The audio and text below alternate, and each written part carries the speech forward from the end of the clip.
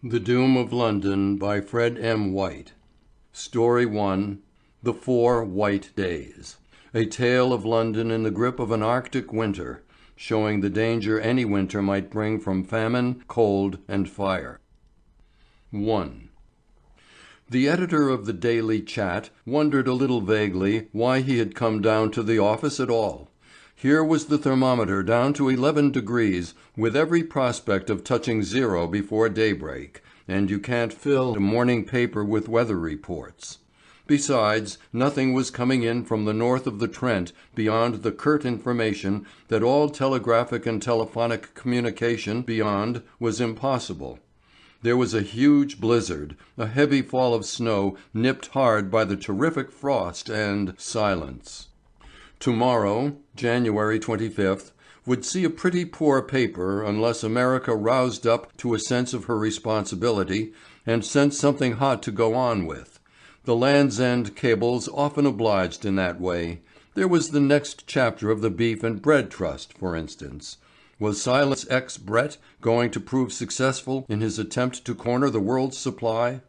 That Brett had been a pawnbroker's assistant a year ago mattered little. That he might at any time emerge a penniless adventurer mattered less. From a press point of view, he was good for 3 columns. The chief sub came in, blowing his fingers. The remark that he was frozen to the marrow caused no particular sympathy. "Going to be a funeral rag tomorrow," the editor said curtly. "That's so," Guff admitted cheerfully. "We've drawn a thrilling picture of the Thames impassable to craft, and well it might be after a week of this Arctic weather. For days not a carcass or a sack of flour has been brought in. Under the circumstances, we were justified in prophesying a bread and meat famine, and we've had our customary jibe at Silas X. Brett, but still it's poor stuff." The editor thought he would go home. Still he dallied, on the off chance of something turning up. It was a little after midnight when he began to catch the suggestion of excitement that seemed to be simmering in the sub-editor's room. There was a clatter of footsteps outside. By magic the place began to hum like a hive. "What have you struck, Goff?" the editor cried. Goff came tumbling in, a sheaf of flimsies in his hand. "Brett's burst," he gasped. "It's a real godsend, Mr. Fisher. I've got enough here to make 3 columns. Brett's committed suicide." Fisher slipped out of his overcoat. Everything comes to the man who waits. He ran his trained eyes over the flimsies. He could see his way to a pretty elaboration. "The danger of the corner is over," he said later, "but the fact remains that we are still short of supplies. There are few provision ships on the seas, and if they were close at hand they couldn't get into port with all this ice about. Don't say that London is on the verge of a famine, but you can hint it." Goff winked slightly and withdrew.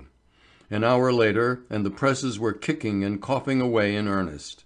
There was a flaming contents bill, so that Fisher went off drowsily through the driving snow Bedford Square way with a feeling that there was not much the matter with the world after all. It was piercing cold. The wind had come up from the east. The steely blue skies of the last few days had gone. Fisher doubled before the wind that seemed to grip his very soul. On reaching home, he shuddered as he hung over the stove in the hall. "My word," he muttered as he glanced at the barometer, "down half an inch since dinner time, and a depression on top that you could lie on. Don't ever recollect London under the lash of a real blizzard, but it's come now." A blast of wind, as he spoke, shook the house like some unreasoning fury. 2. It was in the evening of the 24th of January that the first force of the snowstorm swept London. There had been no sign of any abatement in the gripping frost, but the wind had suddenly shifted to the east, and almost immediately snow had commenced to fall. But as yet there was no hint of the coming calamity. A little after midnight the full force of the gale was blowing. The snow fell in powder so fine that it was almost imperceptible, but gradually the mass deepened until at daybreak it lay some 18 inches in the streets. Some of the thoroughfares facing the wind were swept bare as a newly reaped field, in others the drifts were 4 or 5 feet in height. A tearing, roaring, blighting wind was still blowing as the grey day struggled in. The fine snow still tinkled against glass and brick. By 9 o'clock hundreds of telephone wires were broken. The snow and the force of the wind had torn them away bodily. As far as could be ascertained at present, the same thing had happened to the telegraphic lines. At 11 o'clock nothing beyond local letters had been delivered, and the postal authorities notified that no telegrams could be guaranteed in any direction outside the radius. There was nothing from the continent at all. Still, there appeared to be no great cause for alarm. The snow must cease presently. There was absolutely no business doing in the city, seeing that 3/4 of the suburban residents had not managed to reach London by 2 o'clock. An hour later it became generally known that no main line train had been scheduled at a single London terminus since midday. Deep cuttings and tunnels were alike rendered impassable by drifted snow.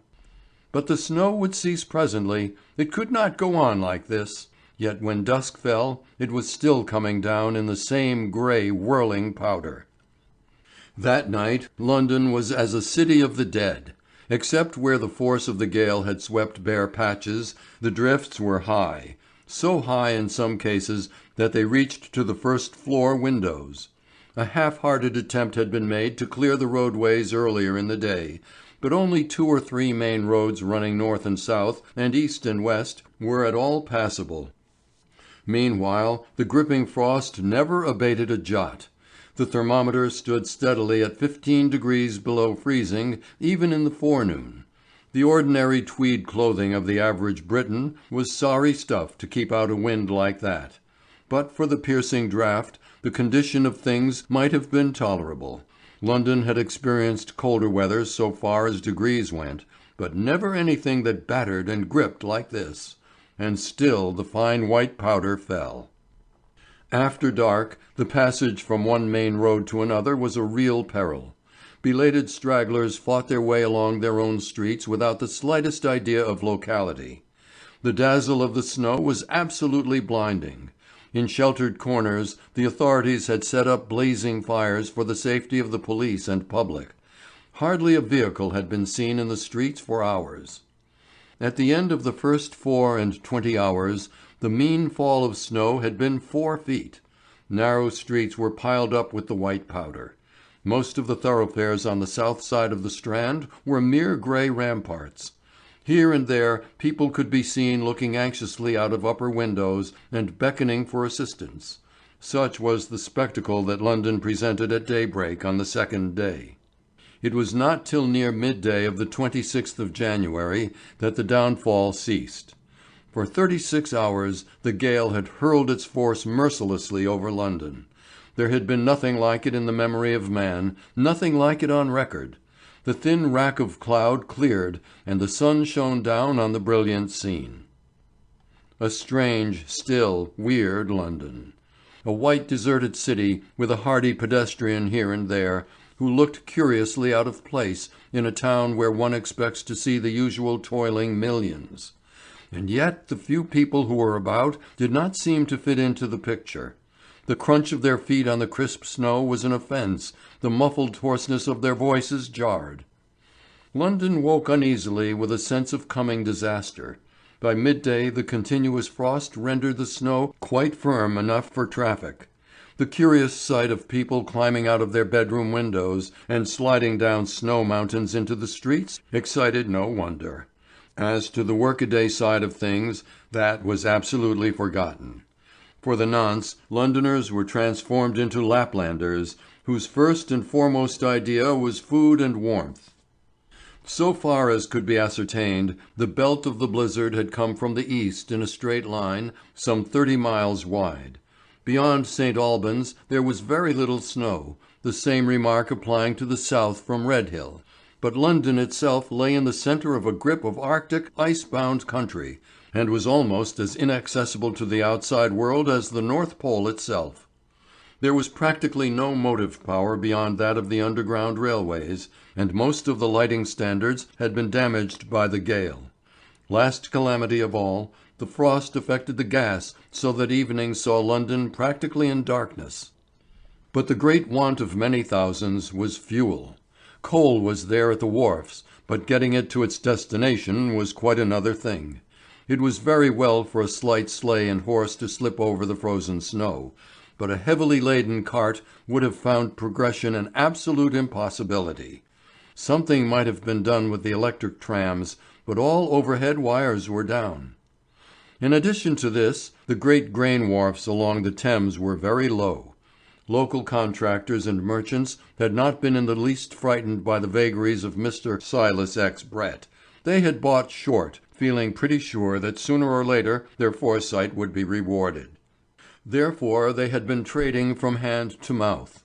The same policy had been pursued by the small rings of wholesale meat merchants who supply pretty well the whole of London with fresh food. The great majority of the struggling classes pay the American prices and get American produce, an enormous supply of which is in daily demand. Here Silas X. Brett had come in again. Again the wholesale men had declined to make contracts except from day to day. Last and worst of all, the Thames, the chief highway for supplies, was, for the only time in the memory of living man, choked with ice below Greenwich. London was in a stage of siege, as close and gripping as if a foreign army had been at her gates. Supplies were cut off, and were likely to be for some days to come. The price of bread quickly advanced to 9d. the loaf, and it was impossible to purchase the cheapest meat under 2 shillings per pound. Bacon and flour and such like provisions rose in a corresponding ratio. Coal was offered at £2 per ton, with the proviso that the purchaser must fetch it himself.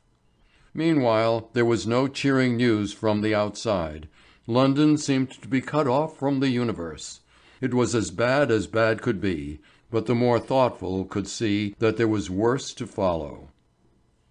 3. The sight of a figure staggering up a snowdrift to a bedroom window in Keppel Street aroused no astonishment in the breast of a stolid policeman. It was the only way of entry into some of the houses in that locality. Yet a little further on the pavements were clear and hard. Besides, the figure was pounding on the window, and burglars don't generally do that. Presently the sleeper within awoke. From the glow of his oil stove he could see that it was past 12.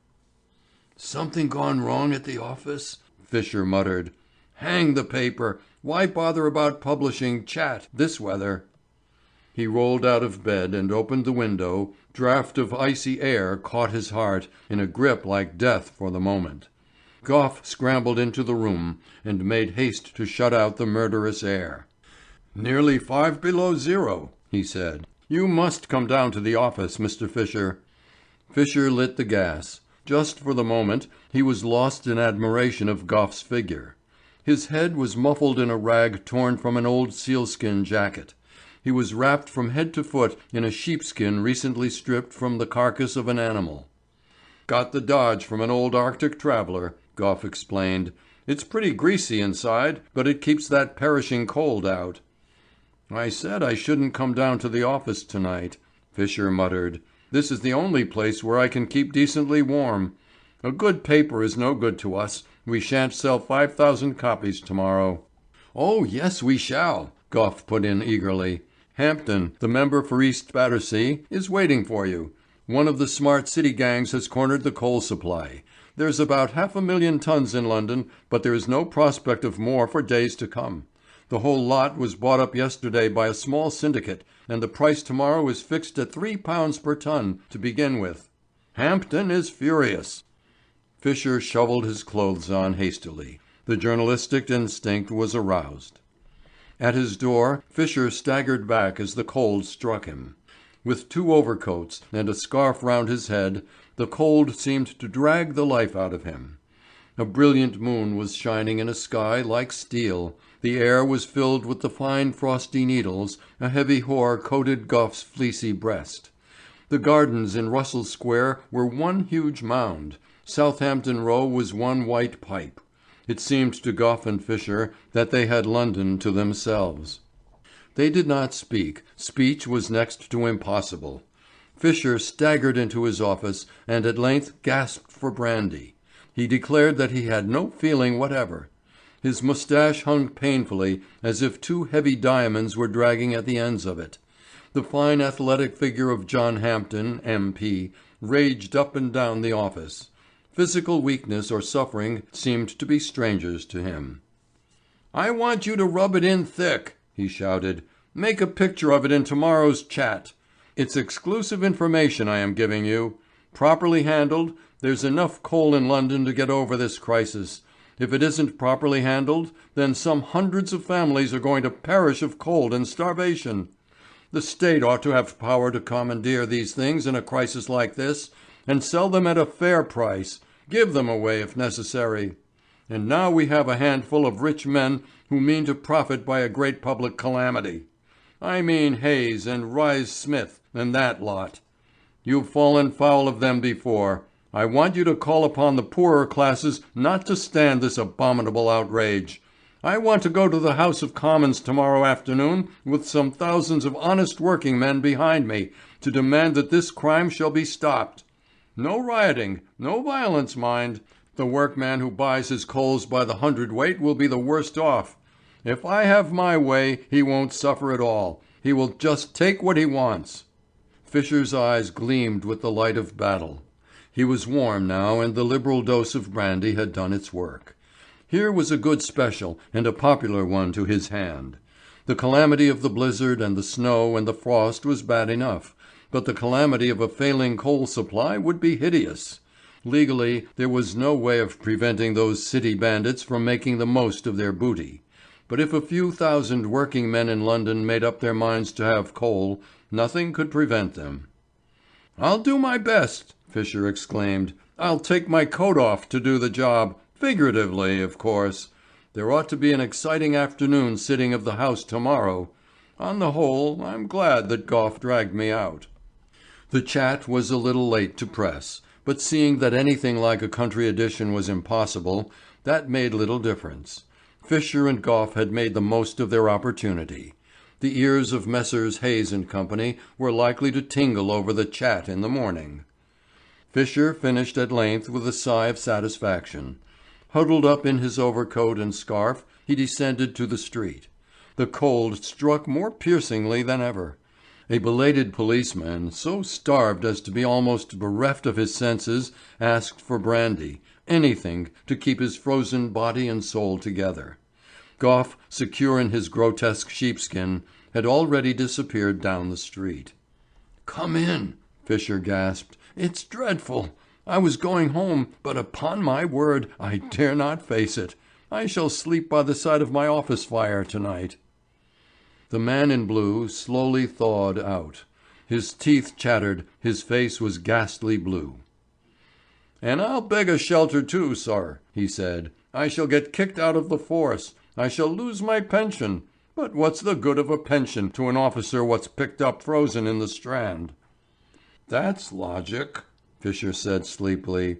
"And as to burglars—" "Burglars! A night like this! I wish that the streets of London were always as safe. If I might be allowed to make up the fire, sir—" But Fisher was already asleep ranged up close alongside the fender. 4. The uneasy impression made by the chat special was soon confirmed next morning. No coal was available at the wharves under 3 shillings per hundredweight. Some of the poorer classes bought at the price, but the majority turned away, muttering of vengeance and deeply disappointed. Whatever way they went, the same story assailed them. The stereotyped reply was given at King's Cross, Euston, St. Pancras, and in the Caledonian Road. The situation had suddenly grown dangerous and critical. The sullen, grotesque stream flowed back westward with a headway towards Trafalgar Square. A good many sheepskins were worn, for Gough's idea had become popular. In some mysterious way it got abroad that John Hampden was going to address a mass meeting. By 2:30 Trafalgar Square and the approaches thereto were packed. It was a little later that Hampden appeared. There was very little cheering or enthusiasm, for it was too cold. The crowd had no disposition to riot, All they wanted was for the Popular Tribune to show them some way of getting coal, their one great necessity, at a reasonable price. Hampden, too, was singularly quiet and restrained. There was none of the wildness that usually accompanied his oratory. He counselled quietness and prudence. He pledged the vast gathering that before night he would show a way of getting the coal. All he required was a vast orderly crowd outside St. Stephen's, where he was going almost at once to interrogate ministers upon the present crisis. There was a question on the paper of which he had given the President of the Board of Trade private notice. If nothing came of that, he would know how to act. There was little more, but that little to the point. An hour later, a dense mass of men had gathered about St. Stephen's, but they were grim and silent and orderly. For an ordinary afternoon sitting, the House was exceedingly full. As the light fell on the square hard face of John Hampden, a prosy bore, prating on some ubiquitous subject, was howled down. A minute later, and Hampden rose. He put his question clearly and to the point. Then he turned and faced the modestly retiring forms of Mr. Hayes and his colleague Rise Smith, and for 10 minutes they writhed under the lash of his bitter invective. As far as he could gather from the very vague reply of the Board of Trade representative, the government were powerless to act in the matter. A gang of financiers had deliberately chosen to put money in their pockets out of the great misfortune that had befallen London. Unless the new syndicate saw their way to bow to public opinion. "It is a business transaction," Hayes stammered. "We shall not give way. If the government likes to make a grant to the poorer classes—" A yell of anger drowned the sentence. All parts of the House took part in the heated demonstration. The only two cool heads there were the Speaker and John Hampden. The First Lord rose to throw oil on the troubled waters. "There is a way out of it," he said presently. "We can pass a short bill giving Parliament powers to acquire all fuel and provisions for the public welfare in the face of crises like this. It was done on similar lines in the Dynamite Bill. In 2 days the bill would be in the statute book." "And in the meantime the poorer classes will be frozen," Hampden cried. "The leader of the House has done his best. He will see that the bill becomes law. After tonight, the working people in London will be prepared to wait till the law gives them the power to draw their supplies without fear of punishment. But you can't punish a crowd like the one outside. I am going to show the world what a few thousands of resolute men can accomplish.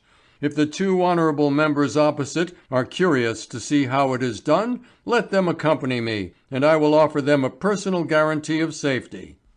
He flung his hand wide to the House. He quitted his place and strode out. Hayes rose to speak, but nobody listened. The dramatic episode was at an end, and Hampden had promised another.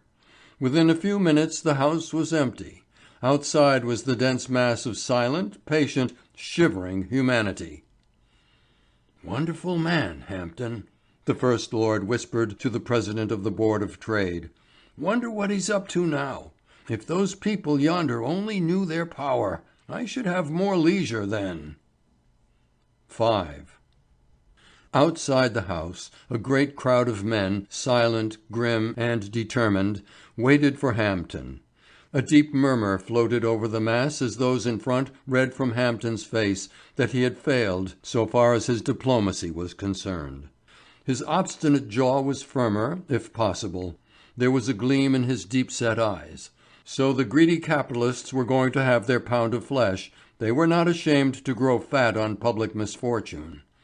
Hampden stood there by the railings of Palace Yard and explained everything in a short, curt speech. Only those who were in need of coal were present, but there would be others tomorrow and the next day and so on. Then let them go and take it. The thing must be done in a perfectly orderly fashion. There were huge supplies at King's Cross, Euston, St. Pancras in Caledonian Road, amply sufficient to give a couple or so of hundredweight per head and leave plenty over for the needs of others. Let them go and take it. Let each man insist upon leaving behind him a voucher admitting that he had taken away so much, or, if he had the money, put it down there, and then at the usual winter's rate per hundredweight. The method would be of the rough rule of thumb kind, but it would be a guarantee of honesty and respectability.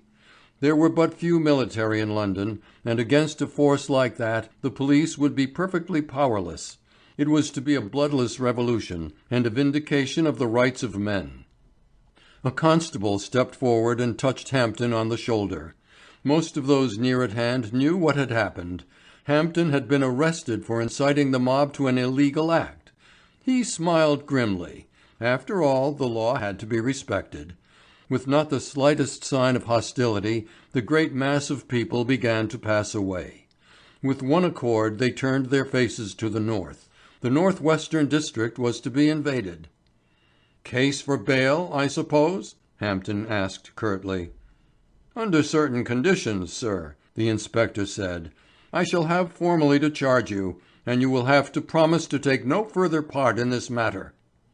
Hampden promised that readily enough. He had done his part of the work so that the rest did not signify. He was looking tired and haggard now, as well he might, seeing that he had been sitting up all night with some scores of labour representatives planning this thing out. He made a remark about it to Fisher, who was standing by, mentally photographing the great event. Then he fastened upon Hampden eagerly. "I want all the details," he said. "I wasn't so foolish as to regard this thing as quite spontaneous. You must have worked like a horse."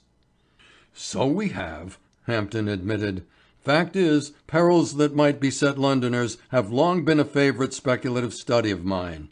And when a thing like this, be it famine, flood, or an Arctic winter, comes, we are certain to be the mark of the greedy capitalist. And I knew that the government would be powerless. Fuel, or the want of it, was one of the very early ideas that occurred to me. I found out where the big supplies were kept, and pretty well what the normal stock is. I pigeonholed those figures. You can imagine how useful they were last night. There are some 200 officials of trades unions with yonder orderly mob, and every one of them knows exactly where to go. There will be very little crowding or rioting or confusion, and before dark everybody will have his coal." Fisher followed with the deepest interest. "Then you are going to leave the rest to your lieutenants?" he asked. "I'm bound to. In a few minutes I shall be on my way to Bow Street. Inciting to robbery, you know. No, there is no occasion to trouble. 100 men here will be willing to go bail for me. If I were you, I should have been somewhere in the neighbourhood of King's Cross by this time." Fisher nodded and winked as he drew his sheepskin about him. He wore a pair of grotesque old cavalry boots, the tops of which were stuffed with cotton wool. A large woolen hood, such as old Highland women wear, covered his head and ears. There were many legislators similarly attired, but nobody laughed, and nobody seemed to be in the least alive to the humours of the situation. "Come along," Fisher said to Gough, who was trying to warm the end of his nose with a large cigar. "Seems a pity to waste all this album of copy upon a paper without any circulation." "What would have a circulation in this frost?" Gough growled. "How deserted the place is. Seems shuddering to think that a man might fall down in Trafalgar Square in the broad daylight and die of exposure, but there it is. Hang me if the solitude isn't getting on my nerves." Gough shivered as he pulled his sheepskin closer around him. "This is getting a nightmare," he said. "We shall find ourselves dodging polar bears presently. It isn't gregarious enough for me. Let's get along in the direction where Hampden's friends are." 6. Meanwhile the vast mob of London's workers was steadily pressing north. There were hundreds of carts without wheels, which necessarily hampered the rate of progression, but would save time in the long run, for there were any number up to a dozen with each conveyance, seeing that various neighbours were working upon the cooperation system. Gradually the force began to break and turn in certain directions. It became like an army, marching upon given points by a score or more of avenues. It was pretty well known that there were a couple of hundred men among the multitude who knew exactly where to go and who had instructions as to certain grimy goals. They were breaking away in all directions now, quiet, steady, and determined, covering a wide area from Caledonian Road to Euston, and from Finsbury Park to King's Cross. They were so quiet and orderly that only the crunch of the snow and the sound of heavy breathing could be heard. Near Euston Station the first sign of resistance was encountered. A force of 80 police barred the way. The mob closed in. There was no hot blood, no more than grim determination with a dash of sardonic humour in it. A head or two was broken by the thrashing staves. But the odds were too great. In 5 minutes the whole posse of constables was disarmed, made secure by their own handcuffs, and taken along as honoured prisoners of war. Perhaps their sympathies were with the mob, for they made nothing like so fine a fight of it as is usually the case. Up by King's Cross Station a still larger force of police had massed, and here there was some considerable amount of bloodshed. But there were thousands of men within easy distance of the fray, and the white silence of the place became black with swaying figures and the noise of turmoil carried far. Finally the police were beaten back, squeezed in between two vastly superior forces, and surrendered at discretion. The victory was easier than it seemed, for obviously the constables had no heart for the work before them.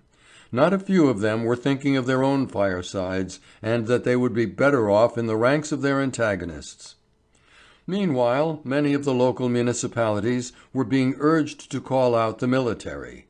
With one accord they declined to do anything of the kind. It was the psychological moment when one touch of nature makes the whole world akin. In the House of Commons, to the agonized appeal of Hayes and his partner, the Secretary for War coldly preferred to be unable to interfere unless the mayor of this or that borough applied for assistance after reading the Riot Act. The matter was in the hands of the police, who would know how to act upon an emergency. Hustled and bustled and pushed good-naturedly, Fisher and his colleague found themselves at length beyond a pair of huge gates that opened into a yard just beyond Euston Station. There was a large square area, and beyond 3 small mountains of coal, all carefully stacked in the usual way. Before the welcome sight the stolid demeanour of the 2,000 men who had raided the yard fairly broke down. They threw up their hands and laughed and cheered. They stormed the office of the big coal company, who were ostensible owners of all that black wealth, and dragged the clerks into the yard. From behind came the crash and rattle of the wheelless carts as they were dragged forward. "No cause to be frightened," the man in command explained. "We're here to buy that coal, 1 or 2 or 3 hundredweight each, as the case may be, and you can have your money in cash or vouchers, as you please. But we're going to have the stuff, and don't forget it. You just stand by the gates and check us out. You'll have to guess a bit, but that won't be any loss to you. And the price is 18 pence a hundredweight." The 3 clerks grinned uneasily. At the same moment the same strange scene was being enacted in over 100 other coal yards. 300 or 400 men were already swarming over the big mound. There was a crash and a rattle as the huge blocks fell. The air was filled with a grimy, gritty black powder. Every face was soon black with it. Very soon there was a steady stream away from the radius of the coal stacks. A big stream of coal carts went crunching over the hard, frozen snow, pulled by 1 or 2 or 3 men according to the load, or how many had cooperated. And as they went along they sang and shouted in their victory. It was disorderly, it was wrong, it was a direct violation of the law. But man makes laws for man. Gough and Fisher, passing down parallel with Euston Road, presently found themselves suddenly in the thick of an excited mob. The doors of a wharf had been smashed in, but in the centre of the yard stood a resolute knot of men who had affixed a hose pipe to one of the water mains and defied the marauders with vigorous invective. Just for a moment there was a pause. The idea of being drenched from head to foot with the thermometer verging upon 0 was appalling. These men would have faced fire, but the other death, for death it would mean, was terrible. "Does that chap want to get murdered?" Fisher exclaimed. If he does that, they will tear him to pieces. I say, sir, are you mad?" He pressed forward impulsively. Mistaking his intention, the man with the hose pipe turned on the cock vigorously. A howl of rage followed, but the dramatic touch was absent. Not one spot of water came. A sudden yell of laughter arose in time to save the life of the amateur fireman. "The water is frozen in the mains!" a voice cried. It was even as the voice said. In a flash everything became commonplace again. Fisher was very grave as he walked away. "This is a calamity in itself," he said. "The water frozen in the mains. By this time tomorrow there won't be a single drop available." 7. Inside the House a hot debate was in progress on the following day. Martial law for London had been suggested. It was a chance for the handful of cranks and faddists not to be neglected. It was an interference with the liberty of the subject and all the rest of it. The debate was still on at 10 o'clock when Fisher came back languidly to the press gallery. At 11 one of the champion bores was still speaking. Suddenly an electric thrill ran through the House. The dreary orator paused. Perhaps he was getting a little tired of himself. Something dramatic had happened. There was the curious tense atmosphere that caused a tightening of the chest and a gripping of the throat before actual knowledge comes. Heedless of all decorum, a member stood behind the speaker's chair and called out. "The Hotel Cecil is on fire," he yelled. "The place is well ablaze." Fisher darted from the gallery into the yard. Even the prosy Demosthenes collapsed in the midst of his oration and hurried out of the House. There was no occasion to tell anybody what the magnitude of the disaster meant. Everybody knew that in the face of such a disaster the fire brigade would be useless. In the Strand and along the approaches thereto, along the embankment and upon the bridges, a dense mass of humanity had gathered. They were muffled in all sorts of strange and grotesque garments, but they did not seem to heed the piercing cold. In the Strand it was as light as day. A huge column of red and white flame shot far into the sky. The steady roar of the blaze was like a surf on a stony beach. There was a constant crackle like musketry fire. The magnificent hotel, one of the boldest and most prominent features of the Strand and the Thames embankment, was absolutely doomed. Now and then the great showers of falling sparks would flutter and catch some adjacent woodwork, but all the roofs around were covered with firemen who beat out the flames at once. Tons of snow were conveyed up the fire escapes and by means of hastily rigged up pulleys, so that gradually the adjacent buildings became moist and cool. But for this merciful presence of the snow, the south side of the Strand, from Wellington Street to Charing Cross, might have passed into history. As it was now, unless something utterly unforeseen occurred, the great calamity had been averted. There was still much for the firemen to do. "Let's get back to the office," Fisher said, with chattering teeth. "I would sell my kingdom for a little hot brandy. I hope the next blizzard we get we shall be more prepared for. I suppose that out in the States they would make nothing of this. And we haven't got a single snowplow worthy of the name this side of Edinburgh." "We are ready for nothing," Gough grumbled. "If there had been a wind tonight, nothing could have saved the Strand. The disaster may occur again. Indeed, there is certain to be a fire, half a dozen fires, before daybreak. Given a good stiff breeze and where would London be? It makes one giddy to think of it." Gough said nothing. It was too cold even to think. Gradually the two of them thawed out before the office fire. A languid sub came in with a pile of flimsies. Quite as languidly Gough turned them over. His eyes gleamed. "My word!" he gasped. "I hope this is true. They've had 2 days' deluge in New York. We are to keep our eyes open for strong westerly gales with a deep depression." For the next 2 hours Fisher bent over his desk. The room seemed warmer. Perhaps it was the brandy. He took off his sheepskin and then his overcoat below. Presently a little bead of moisture grew on his forehead. He drew a little further from the fire. He felt stifling and faint. A desire for air came over him. A little doubtful of his own condition, he almost shamefacedly opened the window. The air was cold and fresh and revived him, but it was not the steely, polished, murderous air of the last few days. Somebody passing over the snow below slipped along with a peculiar soaking, soddened sound. Fisher craned his head out of the window. Something moist fell on the nape of his neck.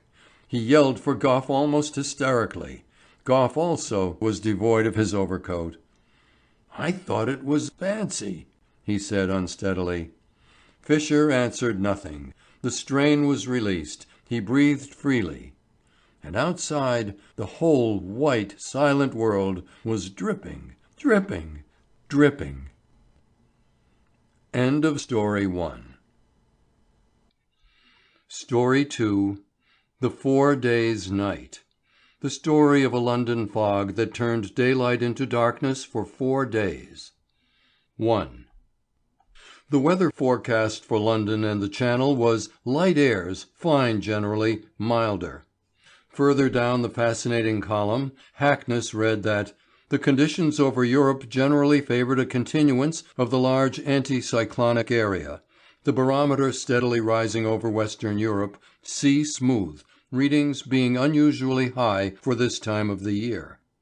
Martin Hackness, Bachelor of Science, London, thoughtfully read all this and more.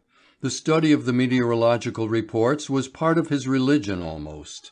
In the laboratory at the back of his sitting room were all kinds of weird-looking instruments for measuring sunshine and wind pressure, the weight of atmosphere and the like.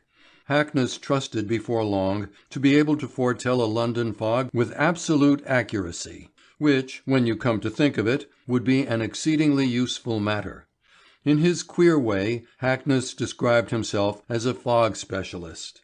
He hoped some day to prove himself a fog disperser, which is another word for a great public benefactor. The chance he was waiting for seemed to have come at last. November had set in, mild and dull and heavy. Already there had been one or two of the dense fogs under which London periodically groans and does nothing to avert. Hackness was clear-sighted enough to see a danger here that might some day prove a hideous national disaster. So far as he could ascertain from his observations and readings, London was in for another dense fog within the next 24 hours. Unless he was greatly mistaken, the next fog was going to be a particularly thick one. He could see the yellow mists gathering in Gower Street as he sat at his breakfast. The door flew open, and a man rushed in without even an apology. He was a little man, with sharp, clean-shaven features, an interrogative nose, and assertive pince-nez. He was not unlike Hackness, minus his calm ruminative manner. He fluttered a paper in his hand like a banner. "It's come, Hackness," he cried. "It was bound to come some time. It's all here in a late edition of the Telegraph. We must go and see it." He flung himself into an armchair. "Do you remember," he said, "the day in the winter of 1898, the day that petroleum ship exploded? You and I were playing golf together on the Westgate links." Hackness nodded eagerly. "I shall never forget it, Eldred," he said, "though I have forgotten the name of the ship. She was a big iron boat, and she caught fire about daybreak. Of her captain and her crew not one fragment was ever found. It was perfectly still, and the effect of that immense volume of dense black smoke was marvellous. Do you recollect the scene at sunset? It was like looking at a half-dozen alpine ranges piled one on top of the other. The spectacle was not only grand, it was appalling, awful. Do you happen to recall what you said at the time?" There was something in Eldred's manner that roused Hackness. "Perfectly well," he cried. "I pictured that awful canopy of sooty, fatty matter suddenly shut down over a great city by a fog. A fog would have beaten it down and spread it. We tried to imagine what might happen if that ship had been in the Thames, say at Greenwich." "Didn't you prophesy a big fog for today?" "Certainly I did, and a recent examination of my instruments merely confirms my opinion. Why do you ask?" "Because early this morning a fire broke out in the great petroleum storage tanks, down the river. Millions of gallons of oil are bound to burn themselves out. Nothing short of a miracle can quench the fire, which will probably rage all through today and tomorrow. The fire brigades are absolutely powerless. In the first place, the heat is too awful to allow them to approach. In the second, water would only make things worse. It's one of the biggest blazes ever known. Pray heaven your fog doesn't settle down on top of the smoke." Hackness turned away from his unfinished breakfast and struggled into an overcoat. There was a peril here that London little dreamt of. Out in the yellow streets, newsboys were yelling of the conflagration down the Thames. People were talking of the disaster in a calm frame of mind between the discussion of closer personal matters. "There's always the chance of a breeze springing up," Hackness muttered. "If it does, well and good. If not, but come along. We'll train it from Charing Cross." A little way down the river the mist curtain lifted. A round magnified sun looked down upon a dun earth. Towards the southeast a great black column rose high in the sky. The column appeared to be absolutely motionless. It broadened from an inky base like a grotesque mushroom. "Fancy trying to breathe that," Eldred muttered. "Just think of the poison there. I wonder what that dense mass would weigh in tons. And it's been going on for 5 hours now. There's enough there to suffocate all London." Hackness made no reply. On the whole he was wishing himself well out of it. That pillar of smoke would rise for many more hours yet. At the same time, here was his great opportunity. There were certain experiments that he desired to make and for which all things were ready. They reached the scene of the catastrophe. Within a radius of 500 yards the heat was intense. Nobody seemed to know the cause of the disaster beyond the general opinion that the oil gases had ignited, and nothing could be done. No engine could approach near enough to do any good. Those mighty tanks and barrels filled with petroleum would have to burn themselves out. The sheets of flame roared and sobbed. Above the flames rose the column of thick black smoke, with just the suspicion of a slight stagger to the westward. The inky vapour spread overhead like a pall. If Hackness's fog came now, it meant a terrible disaster for London. Further out in the country, where the sun was actually shining, people watched that great cloud with fearsome admiration. From a few miles beyond the radius it looked as if all the ranges of the world had been piled atop of London. The fog was gradually spreading along the south of the Thames, and away as far as Barnet to the north. There was something in the stillness and the gloom that London did not associate with ordinary fogs. Hackness turned away at length, conscious of the sketchy breakfast and the fact that he had been watching this thrilling spectacle for 2 hours. "Have you thought of a way out?" Eldred asked. "What are you going to do?" "Lunch," Hackness said curtly. "After that, I propose to see to my arrangements in Regent's Park. I've got Grimfern's aeroplane there, and a pretty theory about high explosives. The difficulty is to get the authorities to consent to the experiments. The police have absolutely forbidden experiments with high explosives fired in the air above London. But perhaps I shall frighten them into it this time. Nothing would please me better than to see a breeze spring up, and yet, on the other hand—" "Then you are free tonight?" Eldred asked. "No, I'm not. Oh, there will be plenty of time. I'm going with Sir Edgar Grimfern and his daughter to see Irving. That is, if it's possible for anyone to see Irving tonight. I've got the chance of a lifetime at hand, but I wish it was well over, Eldred, my boy. If you come round about midnight—" "I'll be sure to," Eldred said eagerly. "I'm going to be in this thing, and I want to know all about that explosive idea." 2. Martin Hackness dressed with less than his usual care that evening. He even forgot that Miss Cynthia Grimfern had a strong prejudice in favour of black evening ties, and, usually, he paid a great deal of deference to her opinions. But he was thinking of other matters now. There was no sign of anything abnormal as Hackness drove along in the direction of Clarence Terrace. The night was more than typically yellow for the time of year, but there was no kind of trouble with the traffic, though down the river the fairway lay under a dense bank of cloud. Hackness sniffed the air eagerly. He detected, or thought he detected, a certain acrid suggestion in the atmosphere. As the cab approached Trafalgar Square, Hackness could hear shouts and voices raised high in protestation. Suddenly his cab seemed to be plunged into a wall of darkness. It was so swift and unexpected that it came with the force of a blow. The horse appeared to have trotted into a bank of dense blackness. The wall had shut down so swiftly, blotting out a section of London, that Hackness could only gaze at it with mouth wide open. Hackness hopped out of his cab hurriedly. So sheer and stark was the black wall that the horse was out of sight. Mechanically the driver reined back. The horse came back to the cab with the dazzling swiftness of a conjuring trick.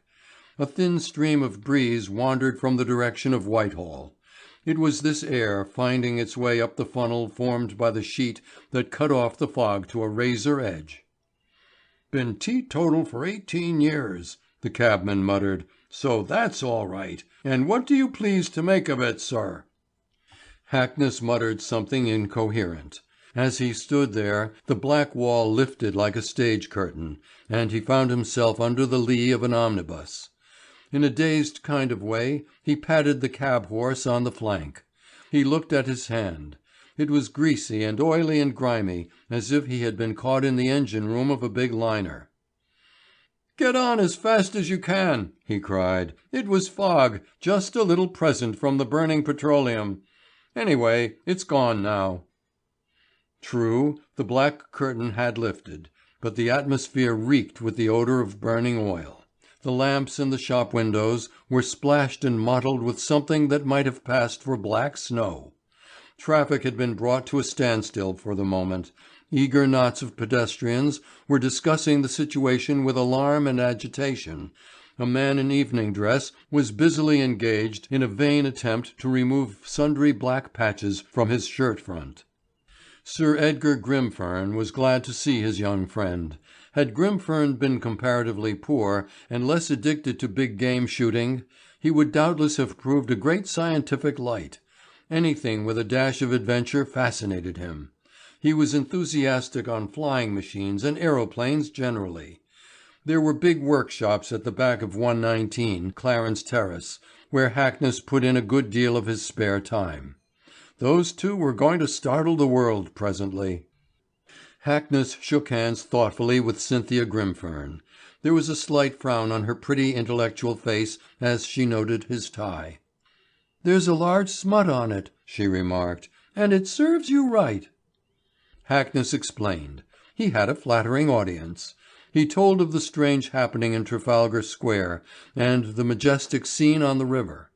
He gave a graphic account of the theory that he had built upon it. There was an animated discussion all through dinner. "The moral of which is that we are going to be plunged into Cimmerian darkness," Cynthia said. "That is, if the fog comes down. If you think you are going to frighten me out of my evening's entertainment, you are mistaken." All the same, it had grown much darker and thicker as the trio drove off in the direction of the Lyceum Theatre. There were patches of dark acrid fog here and there, like ropes of smoke into which figures passed and disappeared only to come out on the other side choking and coughing. So local were these swaths of fog that in a wide thoroughfare it was possible to partially avoid them. Festoons of vapour hung from one lamp post to another. The air was filled with a fatty, sickening odour. "How nasty!" Cynthia exclaimed. "Mr. Hackness, please close that window. I am almost sorry that we started. What's that?" There was a shuffling movement under the seat of the carriage, the quick bark of a dog. Cynthia's little fox terrier had stolen into the brougham. It was a favourite trick of his, the girl explained. "He'll go back again," she said. "Kim knows that he has done wrong." That Kim was forgotten and discovered later on coiled up under the stall of his mistress was a mere detail. Hackness was too preoccupied to feel any uneasiness. He was only conscious that the electric lights were growing dim and yellow, and that a brown haze was coming between the auditorium and the stage. When the curtain fell on the third act, it was hardly possible to see across the theatre. 2 or 3 large heavy blots of some greasy matter fell on to the white shoulders of a lady in the stalls to be hastily wiped away by her companion. They left a long greasy smear behind. "I can hardly breathe," Cynthia gasped. "I wish I had stopped at home. Surely those electric lights are going out." But the lights were merely being wrapped in a filament that every moment grew more and more dense. As the curtain went up again, there was just the suspicion of a draught from the back of the stage, and the whole of it was smothered in a small brown cloud that left absolutely nothing to the view.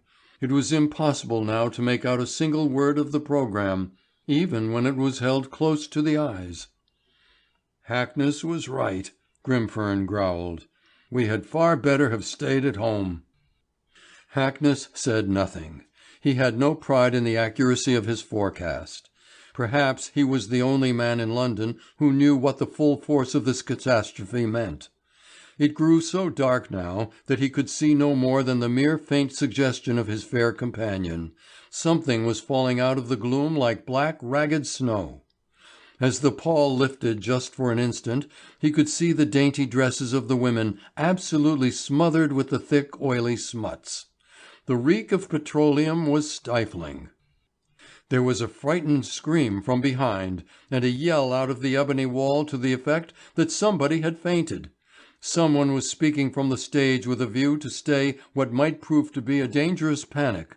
Another sombre wave filled the theatre, and then it grew absolutely black, so black that a match held a foot or so from the nose could not be seen.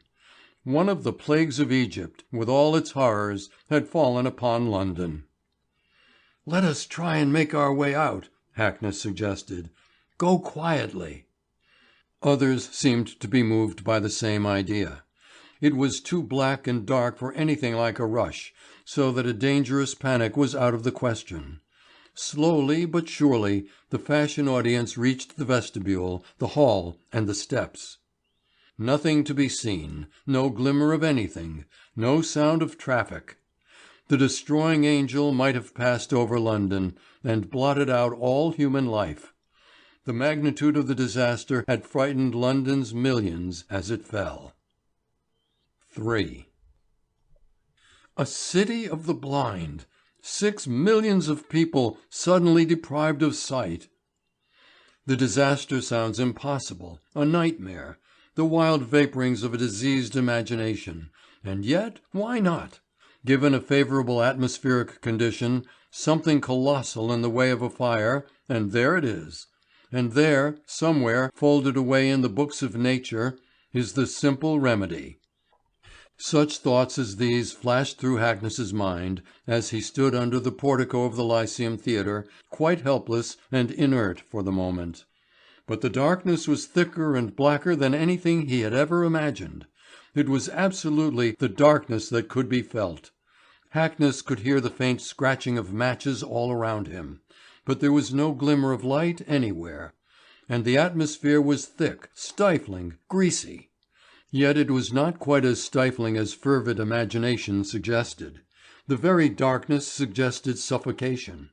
Still there was air, a sultry light breeze that set the murk in motion, and mercifully brought from some purer area the oxygen that made life possible.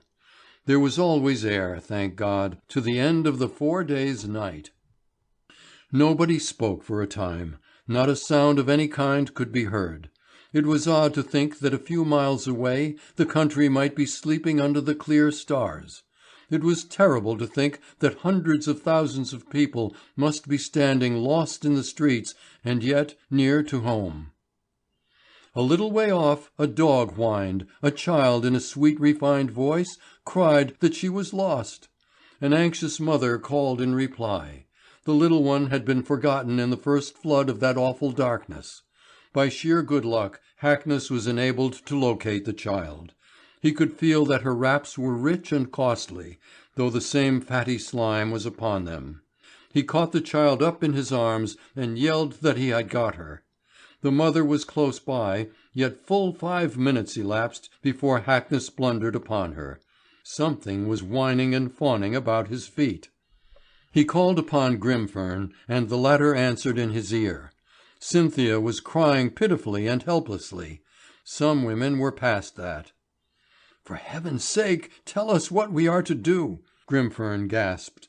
"I flatter myself that I know London well, but I couldn't find my home in this." Something was licking Hackness's hand. It was the dog Kim. There was just a chance here.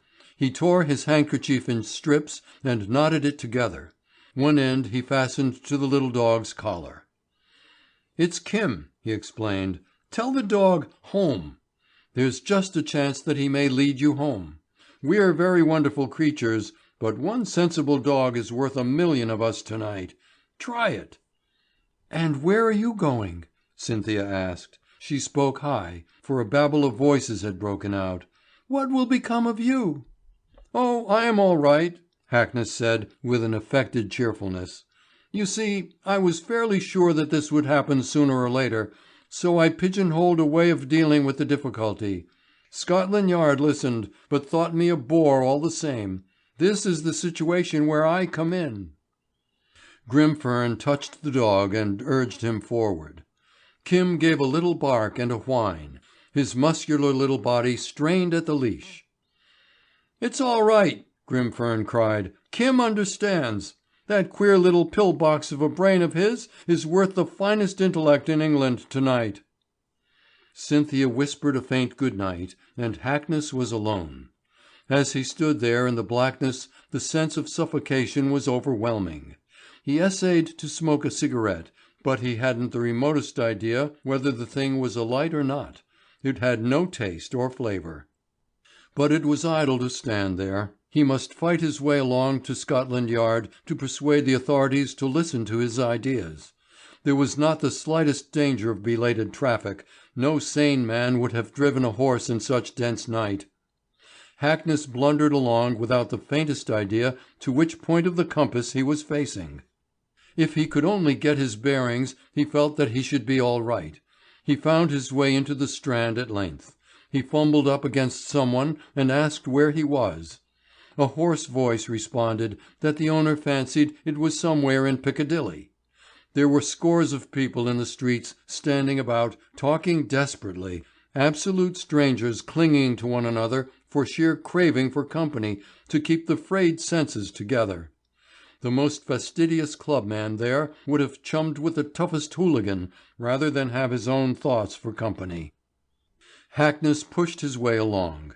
If he got out of his bearings, he adopted the simple experiment of knocking at the first door he came to and asking where he was. His reception was not invariably enthusiastic, but it was no time for nice distinctions. Fear bore everybody down. At last he came to Scotland Yard, as the clocks proclaimed that it was 1:30. Ghostly official voices told Hackness the way to Inspector Williamson's office. Stern officials grasped him by the arm and piloted him up flights of stairs. He blundered over a chair and sat down. Out of the black cavern of space, Inspector Williamson spoke. "I'm thankful you have come. You are just the man I most wanted to see.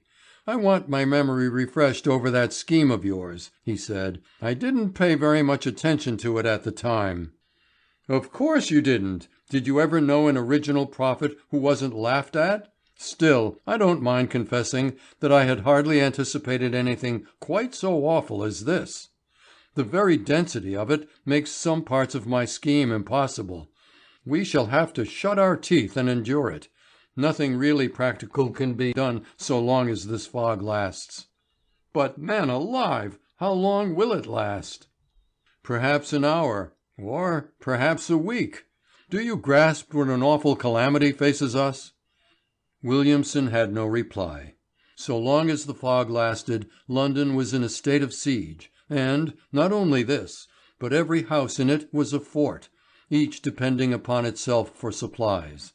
No bread could be baked, no meal could be carried round, no milk or vegetables delivered so long as the fog remained.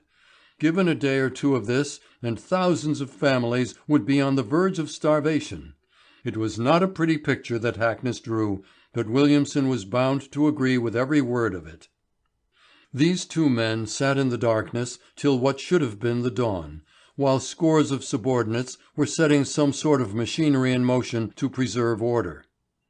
Hackness stumbled home to his rooms about 9 o'clock in the morning, without having succeeded in persuading the officials to grant him permission to experiment.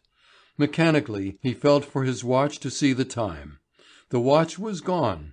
Hackness smiled grimly. The predatory classes had not been quite blind to the advantages of the situation. There was no breakfast for Hackness for the simple reason that it had been found impossible to light the kitchen fire. But there was a loaf of bread, some cheese, and a knife. Hackness fumbled for his bottled beer and a glass. There were many worse breakfasts in London that morning. He woke presently, conscious that a clock was striking 9. After some elaborate thought and the asking of a question or two from another inmate of the house, Hackness found to his horror that he had slept the clock round nearly twice. It was 9 o'clock in the morning, 23 hours since he had fallen asleep. And, so far as Hackness could judge, there were no signs of the fog's abatement. He changed his clothes and washed the greasy slime off him so far as cold water and soap would allow. There were plenty of people in the streets, hunting for food for the most part. There were tales of people found dead in the gutters. Progression was slow, but the utter absence of traffic rendered it safe and possible. Men spoke with bated breath, the weight of the great calamity upon them. News came from a few miles outside the radius and spoke of clear skies and bright sunshine. There was a great deal of sickness, and the doctors had more than they could manage, especially with the young and the delicate. And the calamity looked like getting worse. 6 million people were breathing what oxygen there was. Hackness returned to his chambers to find Eldred awaiting him. "This can't go on, you know," the latter said tersely.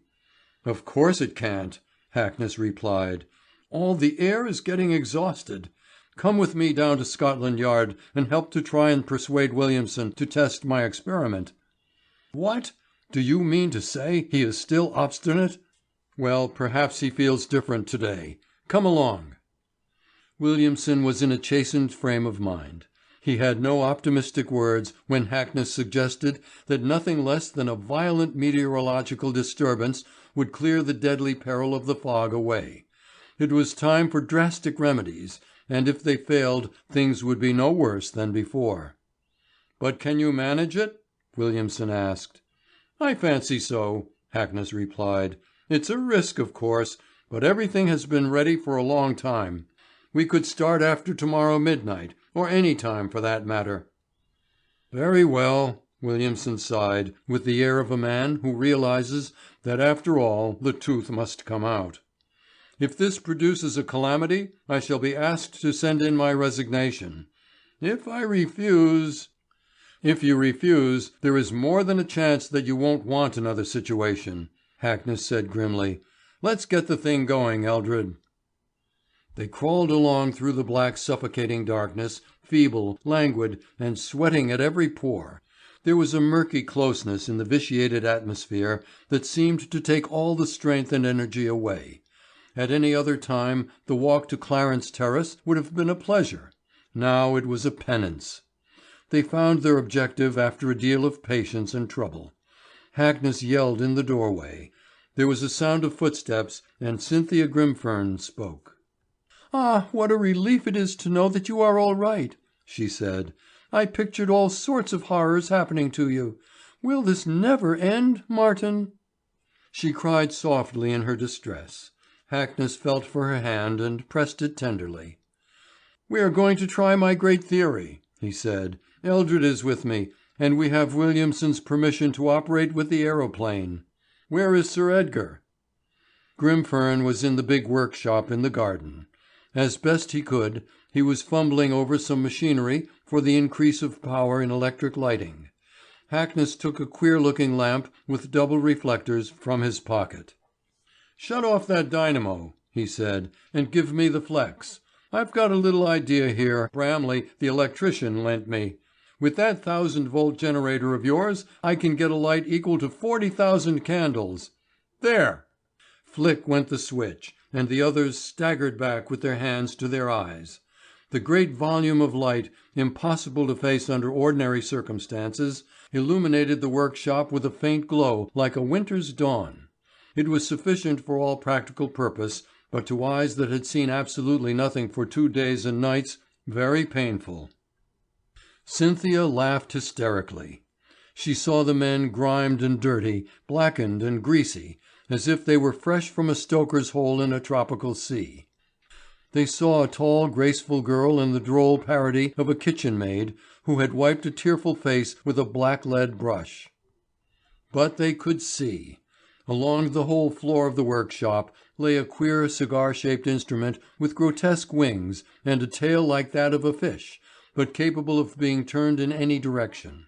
It seemed a problem to get this strange-looking monster out of the place, but as the whole of the end of the workshop was constructed to pull out, the difficulty was not great.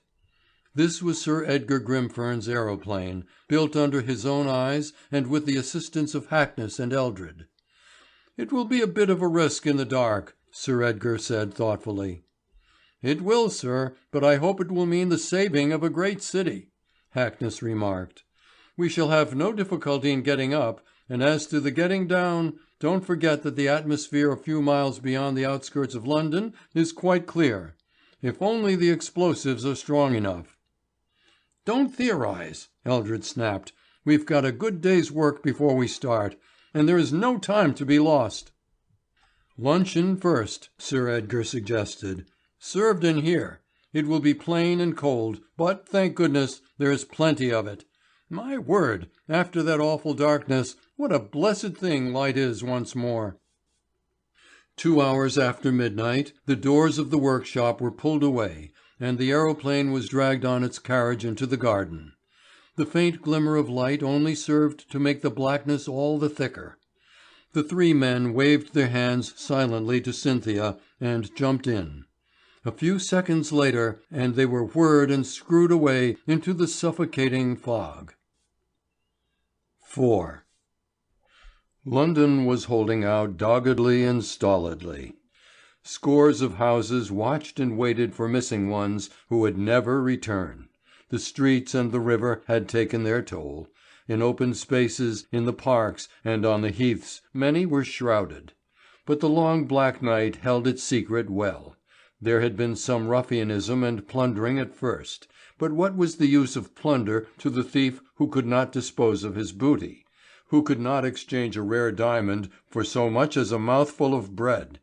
Some of them could not even find their way home. They had to remain in the streets where there was the dread of the lifting blanket and the certainty of punishment with the coming of the day. But if certain houses mourned the loss of inmates, some had more than their share. Belated women, frightened business girls, caught in the fog, had sought the first haven at hand, and there they were free to remain. There were seamstresses in Mayfair, and delicately nurtured ladies in obscure Bloomsbury boarding houses. Class distinction seemed to be remote as the Middle Ages. Scotland Yard, the local authorities, and the County Council had worked splendidly together. Provisions were short, though a good deal of bread and milk had, with greatest difficulty, been imported from outside the radius of the scourge. Still, the poor were suffering acutely, and the cries of frightened children were heard in every street. A few days more, and the stoutest nerves must give way. Nobody could face such a blackness and retain their senses for long. London was a city of the blind. Sleep was the only panacea for the creeping madness. There were few deeds of violence done. The most courageous, the most bloodthirsty man grew mild and gentle before the scourge. Desperate men prowled about in search of food, but they wanted nothing else. Certainly they would not have attempted violence to get it. Alarmists predicted that in a few hours life in London would be impossible. For once they had reason on their side. Every hour the air, or what passed for air, grew more poisonous. Men fancied a city with 6 million corpses. The calamity would kill big cities altogether. No great mass of people would ever dare to congregate together again where manufacturers made a hideous atmosphere overhead. It would be a great check upon the race for gold. There was much justification for this morbid condition of public feeling. So the third long weary day dragged to an end, and people went to bed in the old mechanical fashion, hoping for better signs in the morning. How many weary years since they had last seen the sunshine, colour, anything! There was a change from the black monotony some time after dawn. Most people had nearly lost all sense of time when dawn ought to have been. People were struggling back to their senses again, trying to pierce the thick curtain that held everything in bondage. Doors were opened, and restless ones passed into the street. Suddenly there was a smiting shock from somewhere, a deafening, splitting roar in the ears, and central London shivered. It was as if some mighty explosion had taken place in space, and as if the same concussion had been followed by a severe shock of earthquake. Huge buildings shook and trembled, furniture was overturned, and from every house came the smash of glass. Was this merely a fog, or some thick curtain that veiled the approaching dissolution of the world? People stood still, trembling and wondering. And before the question was answered, a strange thing, a modern miracle happened. A great arc of the blackness peeled off, and stripped the daylight bare before their startled eyes. 5. The work was full of a real live peril, but the aeroplane was cast loose at length. Its upward motion was slow, perhaps owing to the denseness of the atmosphere. For some time nobody spoke. Something seemed to oppress their breathing. They were barely conscious of the faint upward motion. If they only rose perfectly straight, all would be well. "That's a fine light you had in the workshop," said Eldred. "But why not have established a few hundreds of them?" "All over London?" Hackness cut in. "For simple reason that the lamp my friend lent me is the only one in existence. It is worked at a dangerous voltage, too." The upward motion continued. The sails of the aeroplane rustled slightly. Grimfern drew a deep breath. "Air," he gasped. "Real, pure, fresh air. Do you notice it?" The cool sweetness of it filled their lungs. The sudden effect of it was almost intoxicating. A wild desire to laugh and shout and sing came over them. Then gradually 3 human faces and a ghostly shaped aeroplane emerged out of nothingness. They could see one another plainly now. They felt the upward rush. They were passing through a misty envelope that twisted and curled like live ropes. Another minute and they were beyond the fog belt. They looked at one another and laughed. All 3 of them were blackened and grimed and greasy, smothered from head to foot in fatty soot flakes. 3 more disreputable-looking ruffians it would have been hard to imagine. There was something grotesque in the reflection that every Londoner was the same. It was light now, broad daylight, with a round globe of sun climbing up out of the pearly mists in the east. They revelled in the brightness and the light.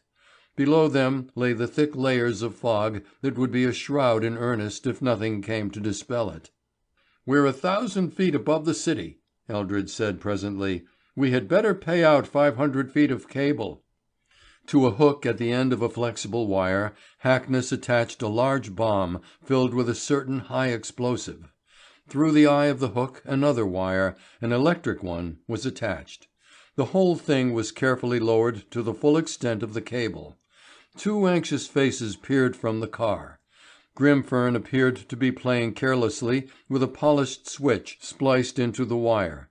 But his hands were shaking. Eldred nodded. He had no words to spare just then. Grimfern's forefinger pressed the polished button.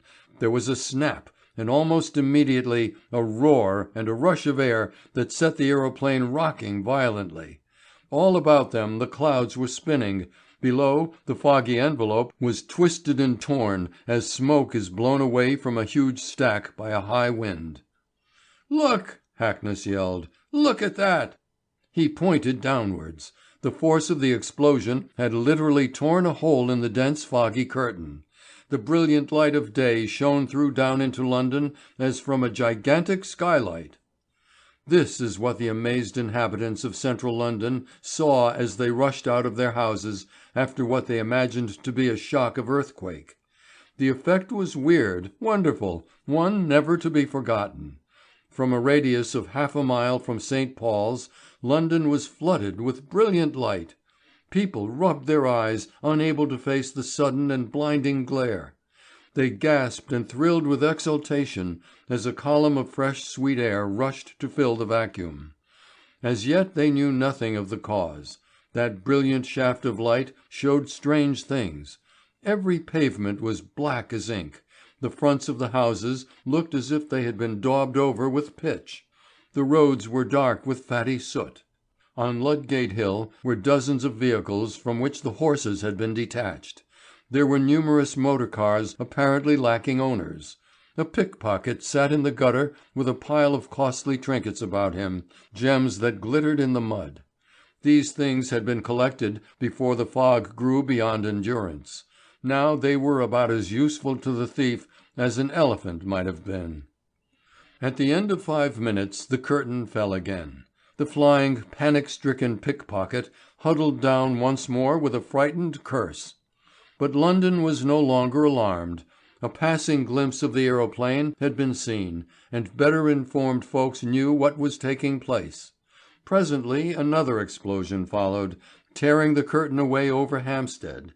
For the next 2 hours the explosions continued at short intervals. There were tremendous outbursts of cheering whenever the relief came. Presently a little light seemed to be coming. Ever and again it was possible for a man to see his hands before his face. Above the fog banks a rack of cloud had gathered. The aeroplane was coated with a glittering mist. An hour before it had been perfectly fair overhead. Then it began to rain in earnest.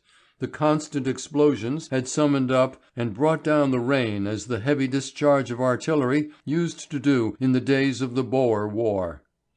It came down in a drenching stream that wetted the occupants of the aeroplane to the skin.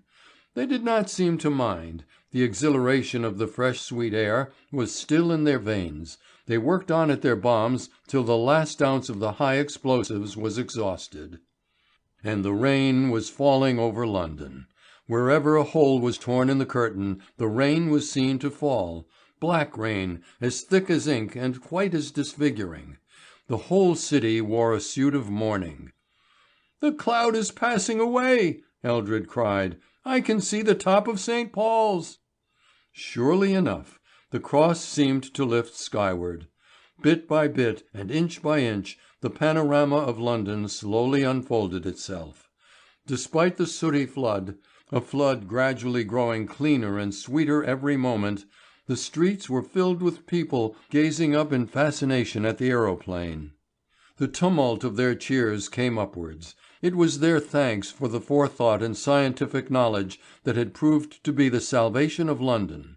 As a matter of fact, the high explosives had only been the indirect means of preserving countless lives. The conjuring up of that heavy rain had been the real salvation. It had condensed the fog and beaten it down to earth in a sooty flow of water. It was a heavy, sloppy, gloomy day, such as London ever enjoys the privilege of grumbling over. But nobody grumbled now. The blessed daylight had come back. It was possible to fill the lungs with something like pure air once more, and to realize the simple delight of living. Nobody minded the rain, nobody cared an atom for the knowledge that he was a little worse and a little more grimy than the dirtiest sweep alive. What did it matter so long as everybody was alike? Looking down, the trio in the aeroplane could see London grow mad, grave men skipping about in the rain like schoolboys at the first fall of snow. "We had better get down," said Grimfern. "Otherwise we shall have an ovation ready for us, and personally I should prefer a breakfast. In a calm like this we need not have any difficulty in making Regent's Park safely." The valve was opened, and the great car dropped like a flashing bird. They saw the rush in the streets, they could hear the tramp of feet now. they dropped at length in what looked like a yelling crowd of demented Hottentots. 6. The aeroplane was safely housed once more. The yelling mobs had departed. London was bent upon one of its occasional insane holidays.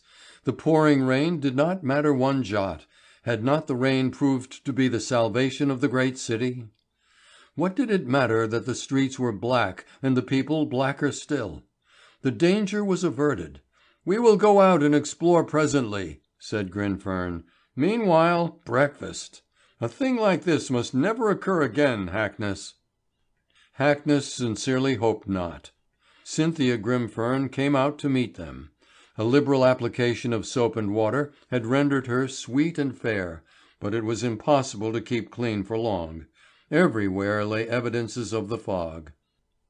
"It's lovely to be able to see and breathe once more," she said. "Last night every moment I felt as if I must be suffocated. Today it is like suddenly finding paradise." "A sooty paradise," Grimfern growled. Cynthia laughed a little hopelessly. "It's dreadful," she said. "I have had no tablecloth laid. It is useless. But the table itself is clean, and that is something. I don't think London will ever be perfectly clean again." The reek was still upon the great city. The taint of it hung upon the air. By 1 o'clock it had ceased raining and the sky cleared. A startled sun looked down on strange things. There was a curious thickness about the trees in Regent's Park. They were as black as if they had been painted. The pavements were greasy and dangerous to pedestrians in a hurry. There was a certain jubilation still to be observed, but the black melancholy desolation was bound to depress the most exuberant spirits. For the last 3 days everything had been at a standstill. In the thickly populated districts the mortality among little children had been alarmingly high. Those who had any tendency to lung or throat or chest troubles died like flies before the first breath of frost. The evening papers, coming out as usual, a little late in the day, had many a gruesome story to tell. It was the harvest of the scare-line journalist, and he lost no chance. He scented his gloomy copy, and tracked it down unerringly. Over 2,000 children, to say nothing of elderly people, had died in the East End. The very small infants had had no chance at all. The Lord Mayor promptly started a Mansion House Fund. There would be work and to spare presently. Meanwhile, tons upon tons of machinery stood idle until it could be cleaned. All the trade of London was disorganized. The river and the docks had taken a dreadful toll. Scores of labourers and sailors, overtaken by the sudden scourge, had blundered into the water to be seen no more. The cutting off of the railways and other communications that brought London its daily bread had produced a temporary but no less painful lack of provisions. "It's a lamentable state of things," Grimfern said moodily as the two trudged back to Regent's Park later in the evening. It was impossible to get a cab for the simple reason that there was not one in London fit to be used. "But I don't see how we are going to better it. We can dispel the fogs, but not before they have done terrible damage." "There is an easy way out of the difficulty," Eldred said quietly. The others turned eagerly to listen. As a rule Eldred did not speak until he had thought the matter deliberately out. "Abolish all fires throughout the metropolitan area," he said. "In time it will have to be done. All London must warm itself and cook its food and drive all its machinery by electric power. Then it will be one of the healthiest towns in the universe. Everything done by electric power. No thousands of chimneys belching forth black poisonous smoke, but a clear, pure atmosphere. In towns like Brighton, where the local authorities have grappled the question in earnest, electric power is half the cost of gas. If only London combined, it would be less than that. No dirt, no dust, no smell, no smoke. The magnificent system at Brighton never cost the ratepayers anything. Indeed, a deal of the profit has gone to the relief of the local burdens. Perhaps this dire calamity will rouse London to a sense of its dangers, but I doubt it." Eldred shook his head despondingly at the dark chaos of the park. Perhaps he was thinking of the victims that the disaster had claimed. The others had followed sadly, and Grimfern, leading the way into his house, banged the door on the darkening night. End of Story 2. The Dust of Death. The story of the great plague of the 20th century. The front door bell tinkled impatiently. Evidently somebody was in a hurry. Alan Hubert answered the call, a thing that even a distinguished physician might do, seeing that it was on the stroke of midnight. The tall, graceful figure of a woman in evening dress stumbled into the hall. The diamonds in her hair shimmered and trembled. Her face was full of terror. "You are Dr. Hubert," she gasped. "I am Mrs. Fillingham, the artist's wife, you know. Will you come with me at once? My husband, I had been dining out, in the studio. Oh, please come." Hubert asked no unnecessary questions. He knew Fillingham, the great portrait painter, well enough by repute and by sight also, for Fillingham's house and studio were close by. There were many artists in the Devonshire Park district, that pretty suburb which was one of the triumphs of the builder's and landscape gardener's art. 10 years ago it had been no more than a swamp. Today people spoke complacently of the fact that they lived in Devonshire Park. Hubert walked up the drive and past the trim lawns with Mrs. Fillingham hanging on his arm, and in at the front door. Mrs. Fillingham pointed to a door on the right. She was too exhausted to speak. There were shaded lights gleaming everywhere, an old oak and armour, and on a large portrait of a military-looking man propped up on an easel. On a lay figure was a magnificent foreign military uniform. Hubert caught all this in a quick mental flash. But the vital interest to him was a human figure lying on his back before the fireplace. The clean-shaven, sensitive face of the artist had a ghastly, purple-black tinge. There was a large swelling in the throat. He is not dead?" Mrs. Fillingham asked in a frozen whisper. Hubert was able to satisfy the distracted wife about that. Fillingham was still breathing. Hubert stripped the shade from a reading lamp and held the electric bulb at the end of its long flex above the sufferer's mouth, contriving to throw the flood of light upon the back of the throat. "Diphtheria!" he exclaimed. "Label's type, unless I am greatly mistaken. Some authorities are disposed to scoff at Dr. Label's discovery. I was an assistant of his for 4 years and I know better.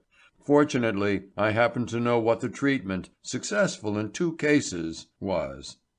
He hurried from the house and returned a few minutes later breathlessly. He had some strange-looking, needle-like instruments in his hands. He took an electric lamp from its socket and substituted a plug on a flex instead. Then he cleared a table without ceremony and managed to hoist his patient upon it. "Now please hold that lamp steadily, thus," he said. "Bravo! You are a born nurse. I am going to apply these electric needles to the throat." Hubert talked on more for the sake of his companion's nerves than anything else. The still figure on the table quivered under his touch, his lungs expanded in a long, shuddering sigh. The heart was beating more or less regularly now. Fillingham opened his eyes and muttered something. "Ice!" Hubert snapped. "Have you got any ice in the house?" It was a well-regulated establishment, and there was plenty of ice in the refrigerator. Not until the patient was safe in bed did Hubert's features relax. "We'll pull him through yet," he said. "I'll send you a competent nurse round in half an hour. I'll call first thing in the morning and bring Dr. Label with me. He must not miss this on any account." Half an hour later Hubert was spinning along in a hansom towards Harley Street. It was past 1 when he reached the house of the great German savant. A dim light was burning in the hall. A big man with an enormous shaggy head and a huge frame, attired in the seediest of dress coats, welcomed Hubert with a smile. "So, my young friend," Label said, "your face promises excitement." "Case of Label's diphtheria," Hubert said crisply. "Fillingham, the artist, who lives close by me. Fortunately they called me in. I have arranged for you to see my patient the first thing in the morning." The big German's jocular manner vanished. He led Hubert gravely to a chair in his consulting room and curtly demanded details. He smiled approvingly as Hubert enlarged upon his treatment of the case. "Undoubtedly your diagnosis was correct," he said, puffing furiously at a long china pipe. "You have not forgotten what I've told you of it. The swelling, which is caused by violent blood poisoning, yielded to the electric treatment. I took the virus from the cases in the north and I tried them on scores of animals, and they all died. I find it is the virus of what is practically a new disease, one of the worst in the wide world. I say it recurs again, and it does. So I practice and practice to find a cure. And electricity is the cure. I inoculate 5 dogs with the virus, and I save 2 by the electric current. You follow my plans and you go the first stage of the way to cure Fillingham. Did you bring any of that mucus here?" Hubert produced it in a tiny glass tube. For a little time Label examined it under his microscope. He wanted to make doubly sure. "It is the same thing," he said presently. "I knew that it was bound to recur. Why, it is planted all over our big cities, and electricity is the only way to get rid of it. It was the best method of dealing with sewage, only corporations found it too expensive. Wires in the earth charged to, say, 10,000 volts. Apply this and you destroy the virus that lies buried under hundreds of houses in London. They laughed at me when I suggested it years ago." "Underground?" Hubert asked vaguely. "Ach, underground, yes. Don't you recall that in certain parts of England cancer is more common than in other places? The germs have been turned up in fields. I myself have proved their existence. In a little time, perhaps, I shall open the eyes of your complacent Londoners. You live in a paradise, ach Gott! And what was that paradise like 10 years ago? Dreary pools and deserted brickfields. And how do you fill it up and level it to build houses upon? By the carting of hundreds of thousands of loads of refuse, of course.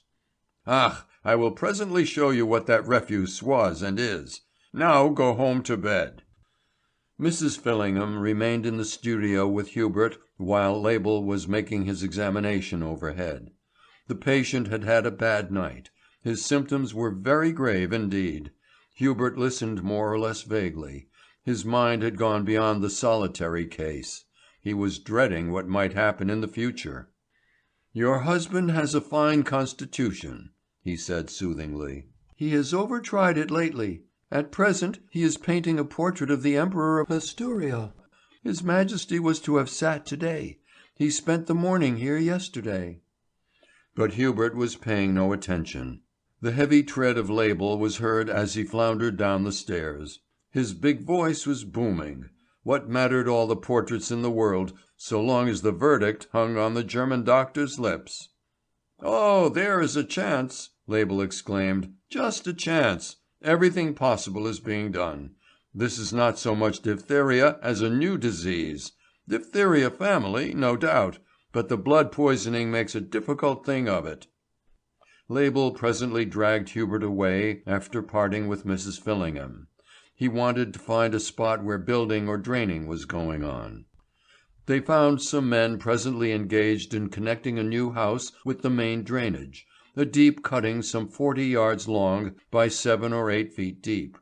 There was the usual crust of asphalt on the road, followed by broken bricks and the like, and a more or less regular stratum of blue-black rubbish, soft, wet, and clinging, and emitting an odour that caused Hubert to throw up his head. "You must have broken into a drain somewhere here," he said. "We ain't, sir," the foreman of the gang replied. "It's naught but rubbage as they made up the road with here 10 years ago. Lord knows where it came from, but it do smell fearful in weather like this." The odour indeed was stifling. All imaginable kinds of rubbish and refuse lay under the external beauties of Devonshire Park in strata ranging from 5 to 40 feet deep. It was little wonder that trees and flowers flourished here. And here, wet and dark and festering, was a veritable hotbed of disease. Contaminated rags, torn paper, road siftings, decayed vegetable matter, diseased food, fish and bones, all were represented here. "Every ounce of this ought to have gone through the destructor," Label snorted. "But no, it is used for the foundations of a suburban paradise. My word, we shall see what your paradise will be like presently. Come along." Label picked up a square slab of the blue stratum, put it in a tin, and the tin in his pocket.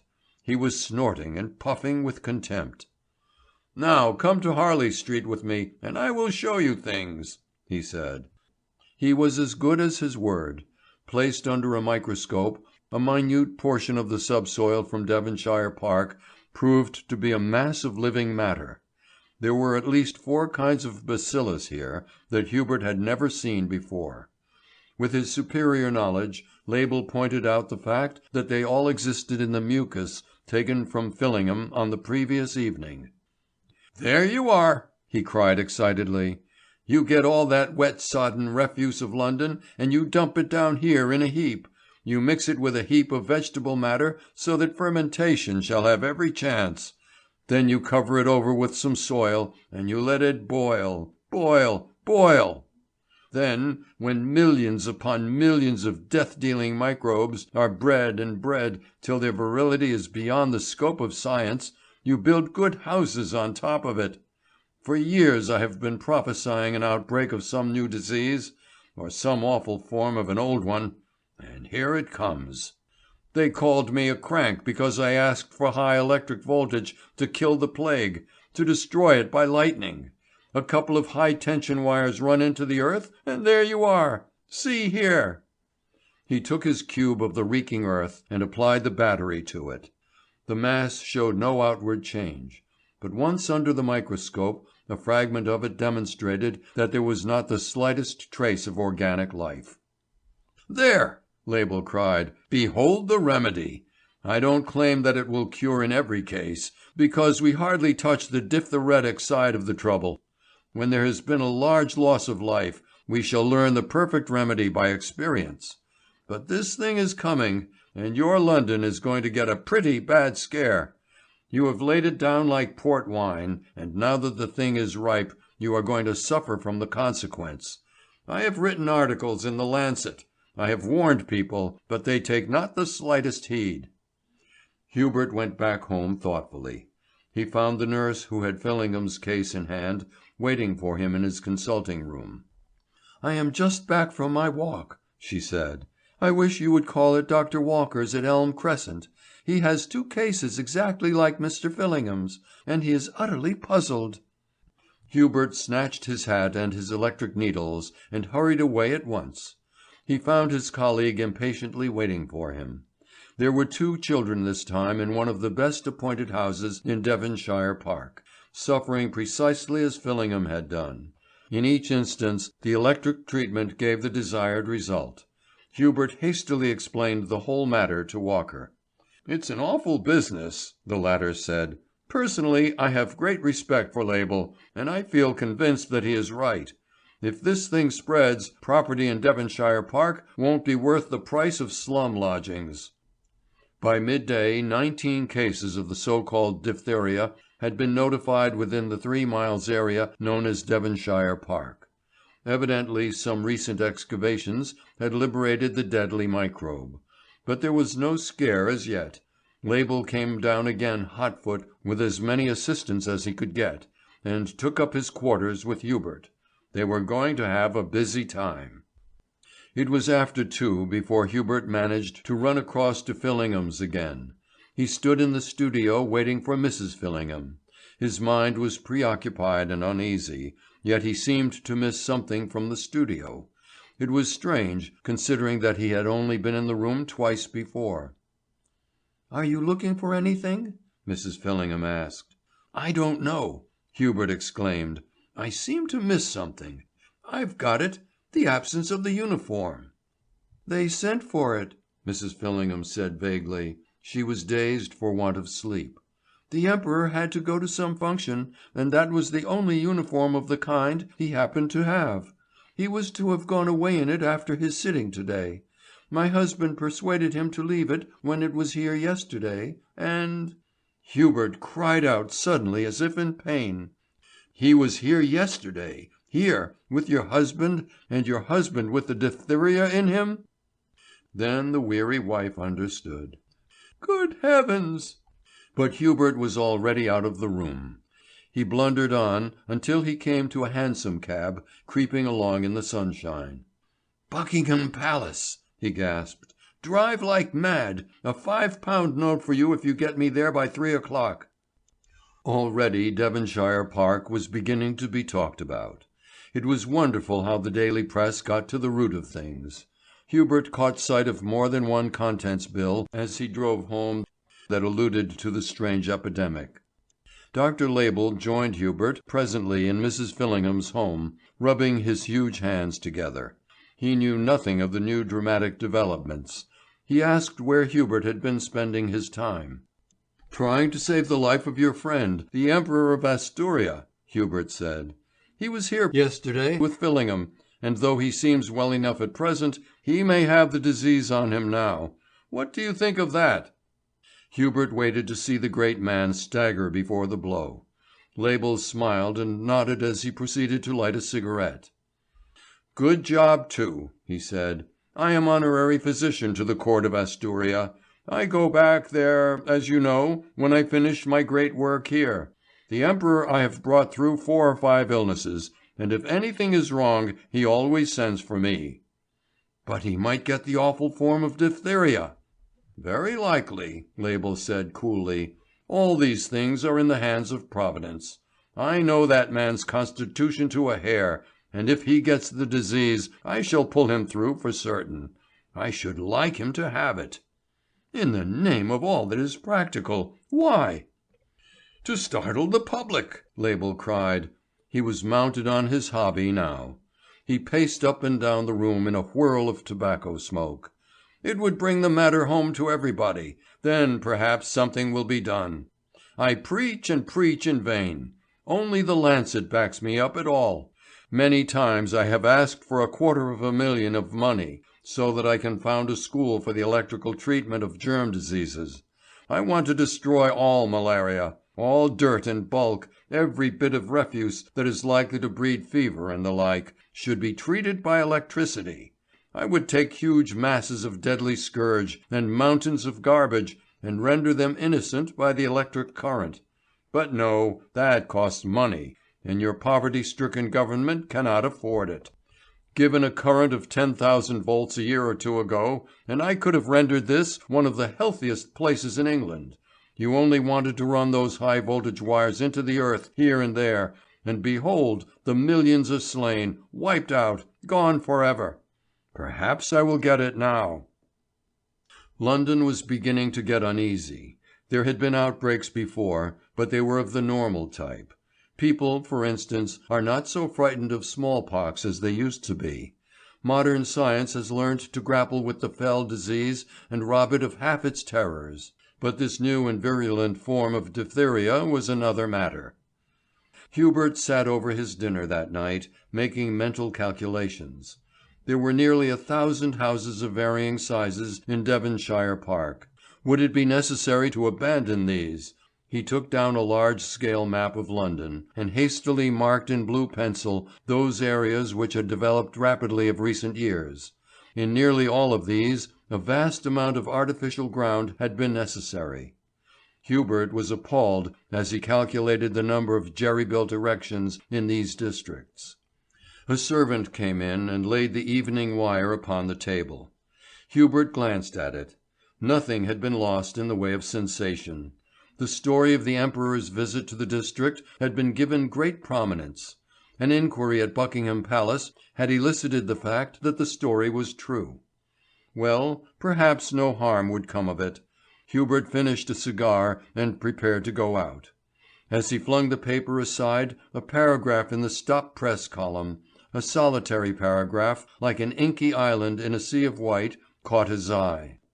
Quote, "No alarm need be experienced as to the danger encountered by the Emperor of Asturia, but we are informed that His Majesty is prevented from dining at Marlborough House tonight owing to a slight cold and sore throat caught, it is stated, in the drafts at Charing Cross Station.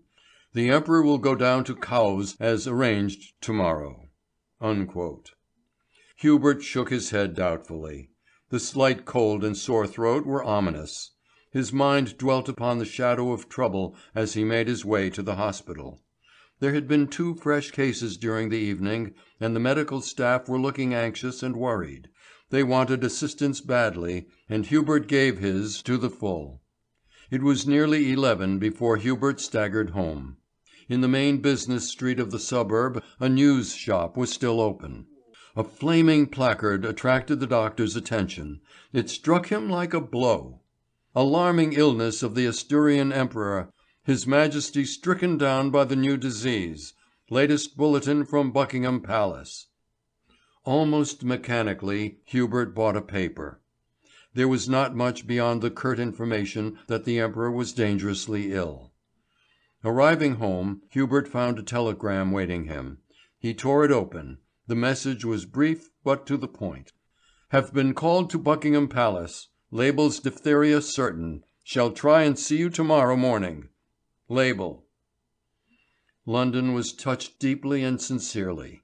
A great sovereign had come over here in the most friendly fashion to show his good feeling for a kindred race. On the very start of a round of pleasure he had been stricken down like this. The public knew all the details from the progress of that fateful uniform to the thrilling 8 o'clock bulletin when the life of Rudolph III was declared to be in great danger. They knew that Dr. Label had been sent for post haste. The big German was no longer looked upon as a clever crank, but the one man who might be able to save London from a terrible scourge. And from lip to lip went the news that over 200 cases of the new disease had now broken out in Devonshire Park. People knew pretty well what it was and what was the cause now. Label's warning had come home with a force that nobody had expected. He had stolen away quite late for half an hour to his own house, and there had been quite free with the pressmen. He extenuated nothing. The thing was bad, and it was going to be worse. So far as he could see, something of this kind was inevitable. If Londoners were so blind as to build houses on teeming heaps of filth, why, London must be prepared to take the consequences. Hubert knew nothing of this. He had fallen back utterly exhausted in his chair with the idea of taking a short rest. For nearly 3 hours he had been fast asleep. Somebody was shaking him roughly. He struggled back to the consciousness that Label was bending over him. "Well, you are a nice fellow," the German grumbled. "I was dead beat and worn out," Hubert said apologetically. "How is the Emperor?" "His Majesty is doing as well as I can expect. It is a very bad case, however. I have left him in competent hands so that I could run down here. They were asking for you at the hospital, presuming that you were busy somewhere. The place is full, and so are 4 houses in the nearest terrace." "Spreading like that?" Hubert exclaimed. "Spreading like that. By this time tomorrow we shall have 1,000 cases on our hands. The authorities are doing everything they can to help us. Fresh doctors and nurses and stores are coming in all the time." "You turn people out of their houses to make way then?" Label smiled grimly. He laid his hand on Hubert's shoulder and piloted him into the roadway. The place seemed to be alive with cabs and vehicles of all kinds. It was as if the inhabitants of Devonshire Park were going away for their summer holidays simultaneously. The electric arcs shone down on white and frightened faces where joyous gaiety should have been. Here and there a child slept peacefully, but on the whole it was a sorry exodus. "There you are," Label said grimly. "It is a night flight from the plague. It has been going on for hours. It would have been finished now, but for the difficulty in getting conveyances. Most of the cabmen are avoiding the place as if it were accursed. But money can command everything, hence the scene that you see before you." Hubert stood silently watching the procession. There was very little luggage on any of the cabs or conveyances. Families were going wholesale. Devonshire Park for the most part was an exceedingly prosperous district, so that the difficulties of emigration were not great. In their panic the people were abandoning everything in the wild flight for life and safety. Then he went in again to rest before the unknown labours of tomorrow. Next morning he anxiously opened his morning paper. It was not particularly pleasant reading beyond the information that the health of the Emperor of Asturia was mentioned, and that he had passed a satisfactory night. As to the rest, the plague was spreading. There were 250 cases in Devonshire Park. Label's sayings had come true at last. It was a fearful vindication of his prophecy. And the worst of it was that no man could possibly say where it was going to end. Strange as it may seem, London's anxiety to the welfare of one man blinded all to the great common danger. For the moment Devonshire Park was forgotten. The one centre of vivid interest was Buckingham Palace. For 3 days crowds collected there until at length Label and his colleagues were in a position to issue a bulletin that gave something more than hope. The Emperor of Asturia was going to recover. Label was not the kind of man to say so unless he was pretty sure of his ground.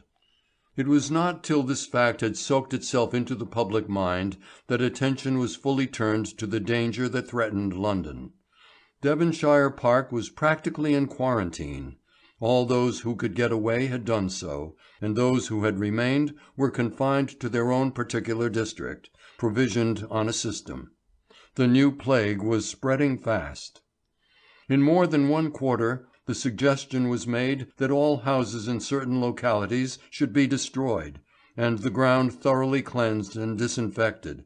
It would mean a loss of millions of money, but in the scare of the moment London cared nothing for that. At the end of a week there were 7,000 cases of the new form of diphtheria under treatment. Over 1,000 cases a day came in. Devonshire Park was practically deserted save for the poorer quarters whence the victims came. It seemed strange to see fine houses abandoned to the first comer who had the hardihood to enter. Devonshire Park was a stricken kingdom within itself, and the commune of terror reigned. Enterprising journalists penetrated the barred area and wrote articles about it. One of the fraternity bolder than the rest passed a day and night in one of these deserted palatial residences and gave his sensations to the press. Within a few hours most of the villas were inhabited again. There were scores of men and women in the slums who have not the slightest fear of disease. They are too familiar with it for that. And they came creeping westward in search of shelter. The smiling paradise had become a kind of Tom Tiddler's ground, a huge estate in Chancery. Nobody had troubled. The tenants were busy finding pure quarters elsewhere. The owners of the property were fighting public opinion to save what in many cases was their sole source of income. If Devonshire Park had to be razed to the ground, many a wealthy man would be ruined. It was nearly the end of the first week before the abnormal state of affairs was fully brought home to Hubert. He had been harassed and worried, and worn by want of sleep. But tired as he was, he did not fail to notice the number of poorer patients who dribbled regularly into the terrace of houses that now formed the hospital. There was something about them that suggested any district rather than Devonshire Park. "What does it mean, Walker?" he asked one of his doctors. Walker had just come in from his hour's exercise, heated and excited. "It's a perfect scandal," he cried. "The police are fighting shy of us altogether. I've just been up to the station and they tell me it is a difficult matter to keep competent officers in the district. All along Frinton Hill and Eversley Gardens the houses are crowded with outcasts. They have drifted here from the East End and are making some of those splendid residences impossible." Hubert struggled into his hat and coat and went out. It was exactly as Walker had said. Here was a fine residence with stables and greenhouses and the like, actually occupied by Whitechapel at its worst. A group of dingy children played on the lawn, and a woman with the accumulated grime of weeks on her face was hanging something that passed for washing out of an upper window. The flower beds were trampled down, a couple of attenuated donkeys browsed on the lawn. Hubert strolled up to the house fuming. Two men were sprawling on a couple of morocco chairs smoking filthy pipes. They looked up at the newcomer with languid curiosity. They appeared quite to appreciate the fact that they were absolutely masters of the situation. "What are you doing here?" Hubert demanded. "If you're the owner, well and good," was the reply. "If not, you take and 'ook it. We know which side our bread's buttered." There was nothing for it but to accept this philosophical suggestion. Hubert swallowed his rising indignation and departed. There were other evidences of the ragged invasion as he went down the road. Here and there a house was closed and the blinds down, but it was an exception rather than the rule. Hubert walked away till he could find a cab, and was driven off to Scotland Yard in a state of indignation. The view of the matter rather startled the officials there. "We have been so busy," the chief inspector said, "but the matter shall be attended to. Dr. Label was here yesterday, and at his suggestion we are having the whole force electrically treated, a kind of electrical hardening of the throat. The doctor claims that his recent treatment is as efficacious against the diphtheria as vaccination is against smallpox. It is in all the papers today. All London will be going mad over the new remedy tomorrow." Hubert nodded thoughtfully. The electric treatment seemed the right thing. Label had shown him what an effect the application of the current had had on the teeming mass of matter taken from the road cutting. He thought it over until he fell asleep in his cab on the way back to his weary labours. London raged for the new remedy. The electric treatment for throat troubles is no new thing. In this case it was simple and painless, and it had been guaranteed by one of the popular heroes of the hour. A week before Label had been regarded as a crank and a faddist. Now people were ready to swear by him. Had he not prophesied this vile disease for years, and was he not the only man who had a remedy? And the Emperor of Asturia was mending rapidly. Had Label bidden the people to stand on their heads for an hour a day as a sovereign specific they would have done so gladly. Every private doctor and every public institution was worked to death. At the end of 10 days practically all London had been treated. There was nothing for it now but to wait patiently for the result. Another week passed, and then suddenly the inrush of cases began to drop. The average at the end of the second week was down to 80 per day. On the 17th and 18th days there were only 4 cases altogether, and in each instance they proved to be patients who had not submitted themselves to the treatment. The scourge was over. 2 days elapsed and there were no fresh cases whatever. Some time before a strong posse of police had swamped down upon Devonshire Park and cleared all the slum people out of their luxurious quarters. 1 or 2 of the bolder dwellers in that once favoured locality began to creep back. Now that they were inoculated there seemed little to fear. But Label had something to say about that. He felt that he was free to act now. He had his royal patient practically off his hands. A strong royal commission had been appointed by Parliament to go at once thoroughly into the matter. "And I am the first witness called," he chuckled to Hubert, as the latter sat with the great German smoking a well-earned cigar. "I shall be able to tell a few things." He shook his big head and smiled. The exertion of the last few weeks did not seem to have told upon him in the slightest. "I also have been summoned," Hubert said. "But you don't suggest those fine houses should be destroyed?" "I don't suggest anything. I am going to confine myself to facts. One of your patent medicine advertisements says that electricity is life. Never was a truer word spoken. What has saved London from a great scourge? Electricity. What kills this new disease and renders it powerless?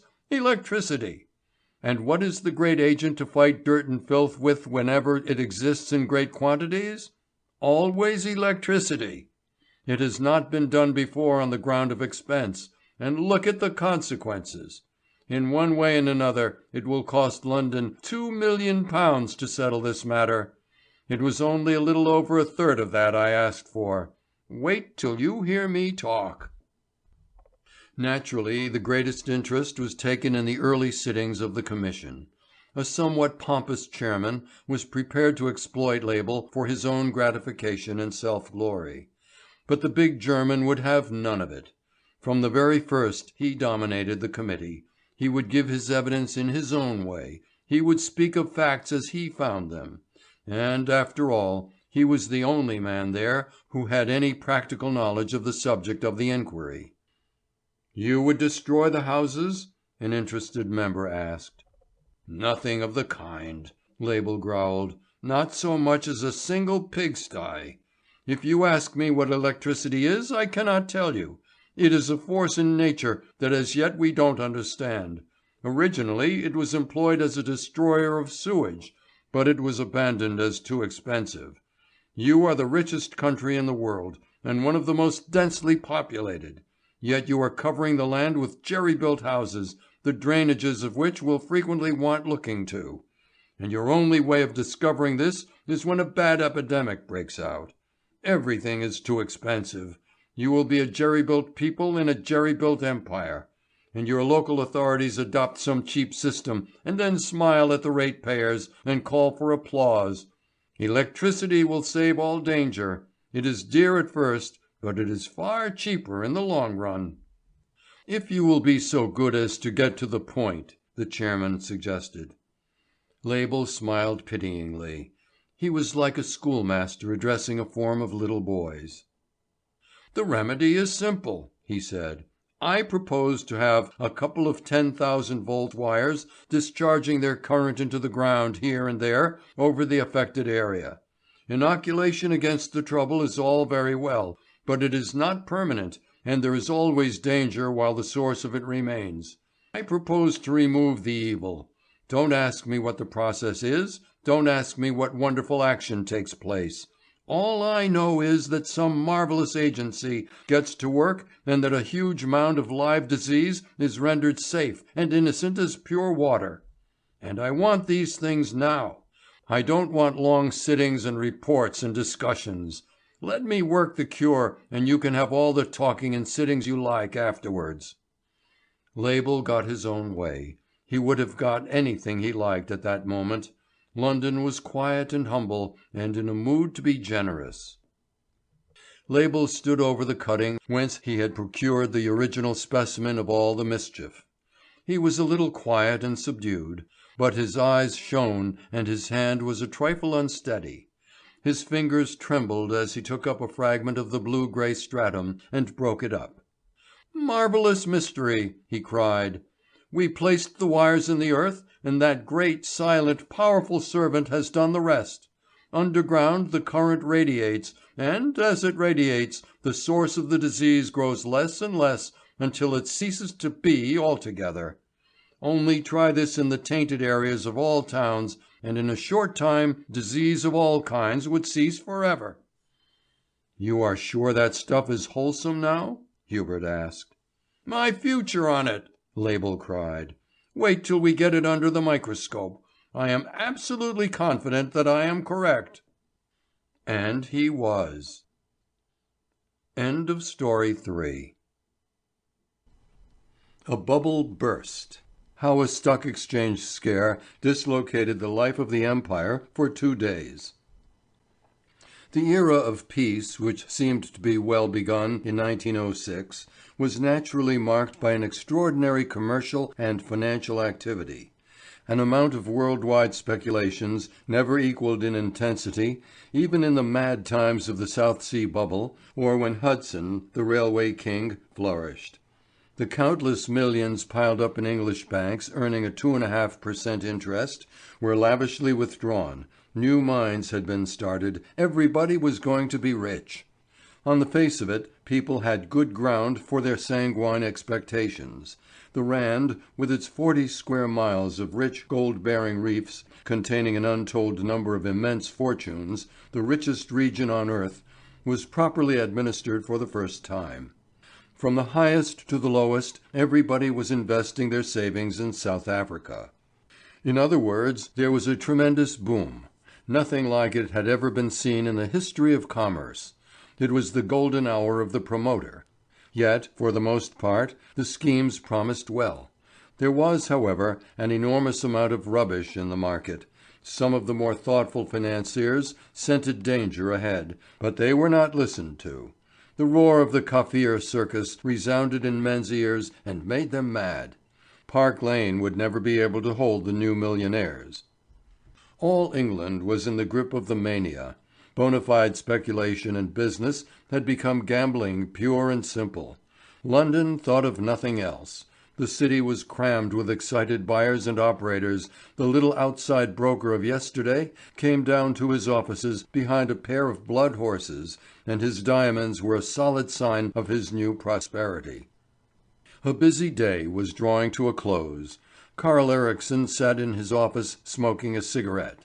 Ericsson yesterday had been waiter in an unimportant restaurant.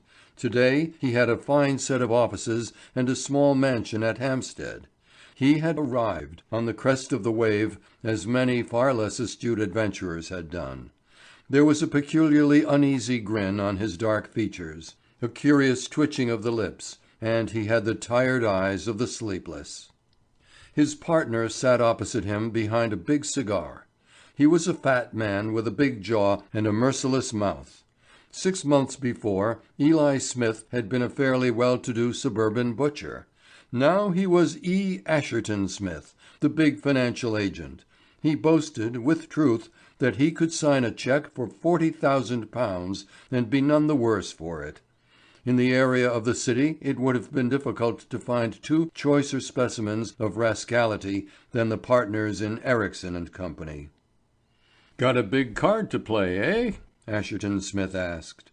Ericsson grinned nervously. His lithe little body was quivering with excitement. There was a furtive look in his drooping eyes. "The ace of trumps," he gurgled. "The coup of the century. Eli, my boy, how much money could we make if we could scare South Africans down 5 or 6 points for a week?" Mr. Asherton Smith's diamonds heaved with emotion. "Millions," he said. "Just as many millions as we could stagger under. Makes my mouth like sawdust to think of it.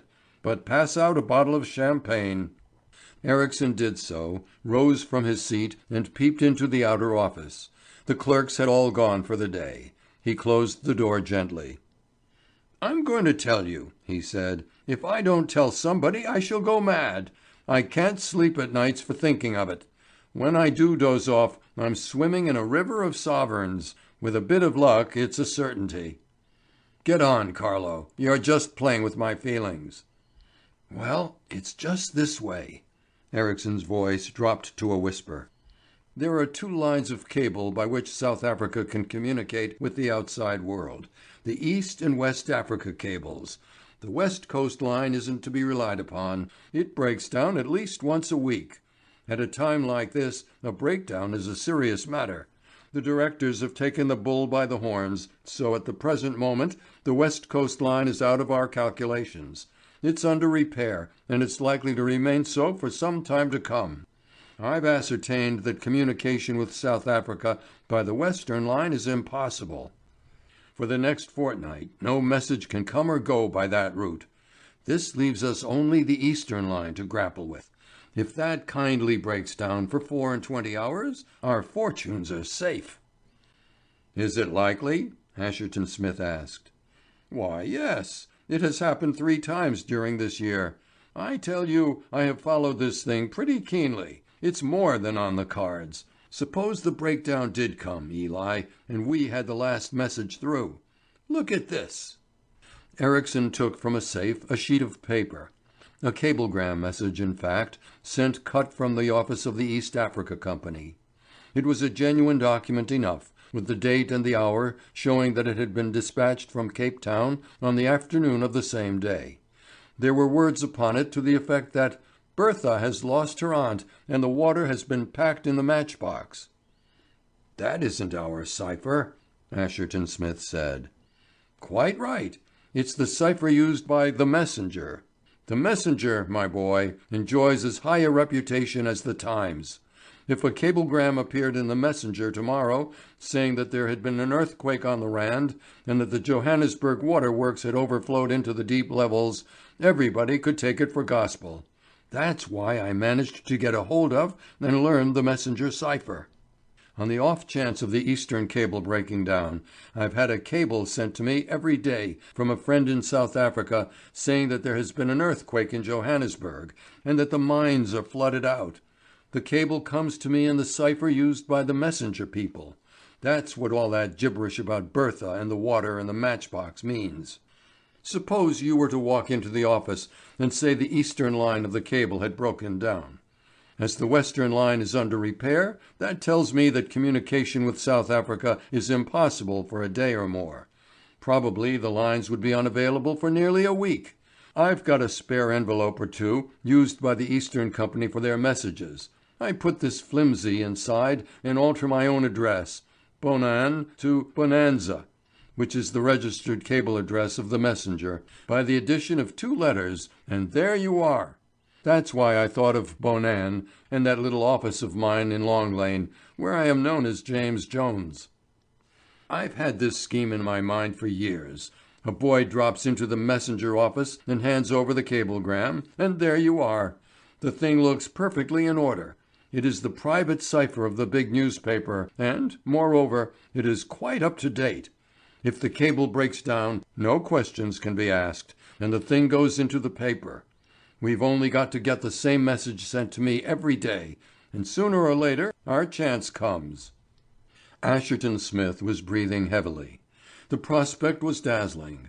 Somebody was tapping at the outer door. A large man in a big fur coat entered. "What are you beggars conspiring about?" he asked. "Got something extra special from down below? Egad, I'd give something for a private wire of my own. We'll get a rest for a day or two. The East Africa cable is bust up south of Mauritius."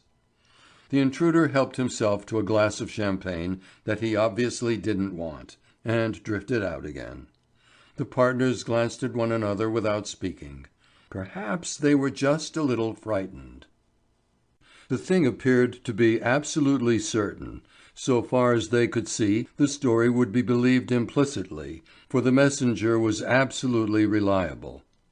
The great beauty of the whole scheme was its conclusiveness. There had never been an earthquake on the Rand, but there was no reason why there shouldn't be. And an earthquake would assuredly destroy the Johannesburg waterworks, which would mean washing away half the place and the flooding of some of the richest mines below the town.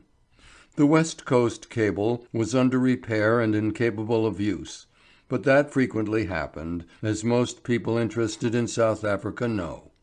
There was no chance of the truth trickling back to London via Australia or New York, and now the Eastern line had broken down also, as all deep-sea cables do on occasion. "Upon my word, I can't see a flaw anywhere," Ericsson remarked in a voice that trembled. "If the Eastern line is repaired by morning, we shall be none the worse off. Our coup will have been miscarried, a few inquiries will be made, and James Jones will never be seen in Long Lane office again." Asherton Smith went home and dined and drank, but sleep was not for his pillow that night.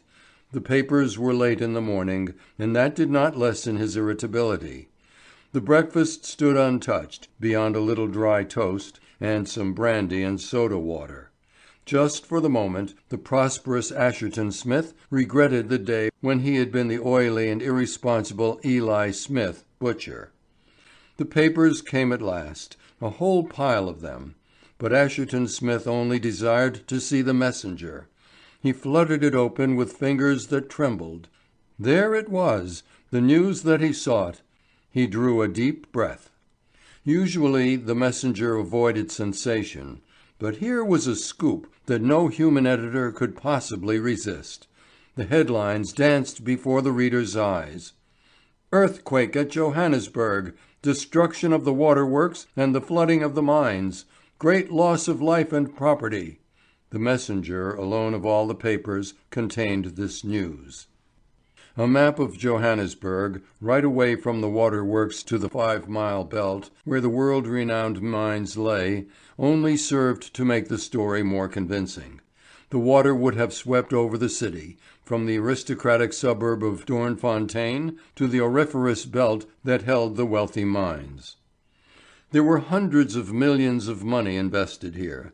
The news of the disaster would have a depressing effect upon the stock exchange.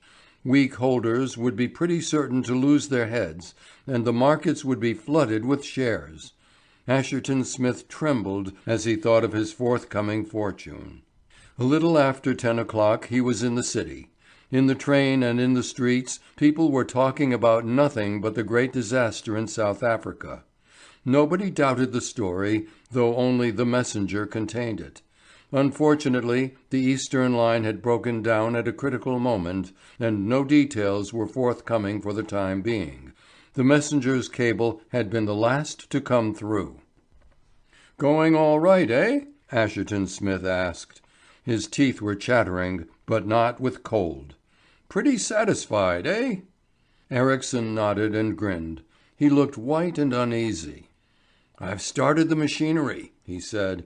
"When prices have dropped 5 or 6 points, we are going to buy quietly. Mind you, I'm going to make no secret of it. I'm going to pose as the savior of the market. The one man who refuses to bow to the panic, shall swagger about the stuff being there in spite of a dozen earthquakes. I shall boast that at bedrock prices we can afford to buy to hold. That line will avert suspicion from us when the cat is out of the bag and our fortunes made. And you'll have to back me up in this. What a row there will be when the truth comes to be told." Ericsson and his partner pushed their way past inquisitive spectators who had nothing to lose, and therefore enjoyed the strange scene. They elbowed wealthy-looking men in all the garb of prosperity, whose haggard faces gave the lie to their outer air. Everybody was constrained and alert. The big financiers who usually controlled the markets were getting frightened. They assumed that there must be no panic. They desired that nothing should be done till the full magnitude of the disaster could be verified. But people believed in the integrity of the messenger, which had never played them false yet. The great men of the exchanges and the marts had forgotten their human nature for the moment. They were asking poor humanity to put aside greed and self-interest and love of money, the father to forget his savings and the widow to ignore her dividends. They might just as well have appealed to the common sense of a flood tide swept by the gale. 2 of the big men were penned on the pavement on Cornhill. Their names were good on 'change for any amount in reason. They reckoned themselves rich and comfortable, but the strain of the situation was getting on their nerves. "I'll give £50,000 to have my way here for a few hours, Henderson," said one. "I'd give twice that to feel that I had what I deemed myself to possess yesterday," said Sir James Henderson. "What would you like to do, Kingsley?" "Clear the streets," the great bullion broker replied. "Get some troops and Maxims and declare the city in a state of siege for 48 hours. Pass a short Act of Parliament prohibiting people from dealing in stocks and shares for a week. By that time the panic would have allayed itself and folks regained their sanity. As it is, thousands are going to be ruined. Every share in the South African market is absurdly inflated, and even if the disaster is small, prices must keep low. But there is worse coming than that, my friend." Already rumours were spreading far and wide as to the fall of certain shares. Mines that yesterday stood high in the estimation of the public were publicly offered at a reduction of from 8 to 10 points. Even the gilt-edged securities were suffering. The feeling grew that nothing was safe. It is the easiest thing in the world to shake public assurance where money is concerned. With one accord, the thousands of large and small speculators had set out for the city to get rid of their liability on the earliest possible occasion. They asked for no profits, they demanded no margin. They would have been content to get out at a loss. It never occurred to the individual that the same brilliant idea might strike a million brains simultaneously. With one accord they rushed to the line of action that might be the ruin of 1/3 of them. Just for the time purchases by a few bold speculators stopped the rush. But presently they got filled up or frightened, so that by 2 o'clock some of the best paper in the market was begging at a few shillings the £1 share. When the fact struck New York and reacted on the London market, nobody knew what might happen. It was fortunate that sellers could not unload at once. Sheaves of telegrams tumbled into brokers' offices, the floors were littered with orange envelopes, the city was musical with the tinkle of telephones. The heads of firms, half mad with worry and anxiety, were offering the girls in the telephone exchange large sums to connect them with this office and the other. The usual sane city of London was as mad now as it had been in the days of the South Sea Bubble. By 3 o'clock, however, business on the Stock Exchange had practically come to a standstill. It was useless to deal with waste paper. Tomorrow the crowd would doubtless be augmented by thousands of provincial speculators. Already the foreign bourses were suffering under the strain. Early in the afternoon there were rumours and signs of an excited struggle in Lothbury. What had happened now? People were straining their ears to listen. The news came in presently. There was a run on the South African Industrial Bank. When the crowd began to clamour at the doors of the South African Industrial, the manager slipped out by a side entrance and made the best pace he could in the direction of the Bank of England. Once there, all his self-possession deserted him. He asked wildly to see the chief cashier, the general manager, the governors, anybody who might help him for the moment. But the officials had other things to occupy their attention. From all parts of the country, intelligence had arrived to the effect that the panic was at its height. It was only now that the big financiers realized what a large amount of fanatical gambling there had been in South Africans. Everybody had been going to make their fortunes, from humble clerks up to the needy aristocrats. Every penny that could be raked together had gone that way. And now the country had taken it into its head that the Rand was lost. Wild appeals had been made to the Eastern Cable Company to do something, but they could only reply that their line had broken down somewhere beyond Mauritius, and that until it could be fished up and spliced. South Africa might as well be in the moon. People were acting as if the Rand had been swallowed up altogether. The Bank of England was full of great financiers at their wits' ends for some means of allaying the panic and restoring public confidence. The great houses, Rothschild and Coutts and the rest, were represented in the governor's parlour. The presiding genius of the South African Industrial found his way into the meeting. He was sorry to trouble them. He would not have come unless he had been absolutely bound to. But there was a run on his bank, and he wanted £2 million immediately. As to security... One of the grave financiers laughed aloud. It seemed an awful thing to do in that solemn and decorous parlour, but nobody seemed to notice. But there was a general consensus of opinion that the money must be forthcoming. If one sound bank was allowed to topple over, goodness only knew where the catastrophe might end. "You will have to do with 500,000 for the present," the chairman said. "There are sure to be applications. You must be diplomatic. Festina lente, you know." "If I could keep open straight away until—" "Madness. Keep to your regulations. Close at 4 o'clock. Delay is everything." The big clock in the room boomed the hour of 4. It was as if some long-drawn mental agony had suddenly ceased. The manager of the South African Industrial fought his way back to the offices with a little comfort at the back of his mind. There was a lull in the roar as he appeared. He took advantage of it. His courage had come back to him now. "Close the doors," he said sharply. "It's past 4 o'clock." The mob yelled its protest. A big man climbed over the trellis along the counter. Just for a moment it looked like a lawless riot, but a cashier whipped a revolver out from a drawer, and as the big man looked down the blue bore his courage failed him. There was no further rush, But at the same time there was no disposition on the part of the crowd to retire. "We are closed for the day," the manager said with considerable coolness. "You can't expect me to stay here all night merely because you have taken it into your heads to want your money all at once. Come tomorrow and you shall be paid."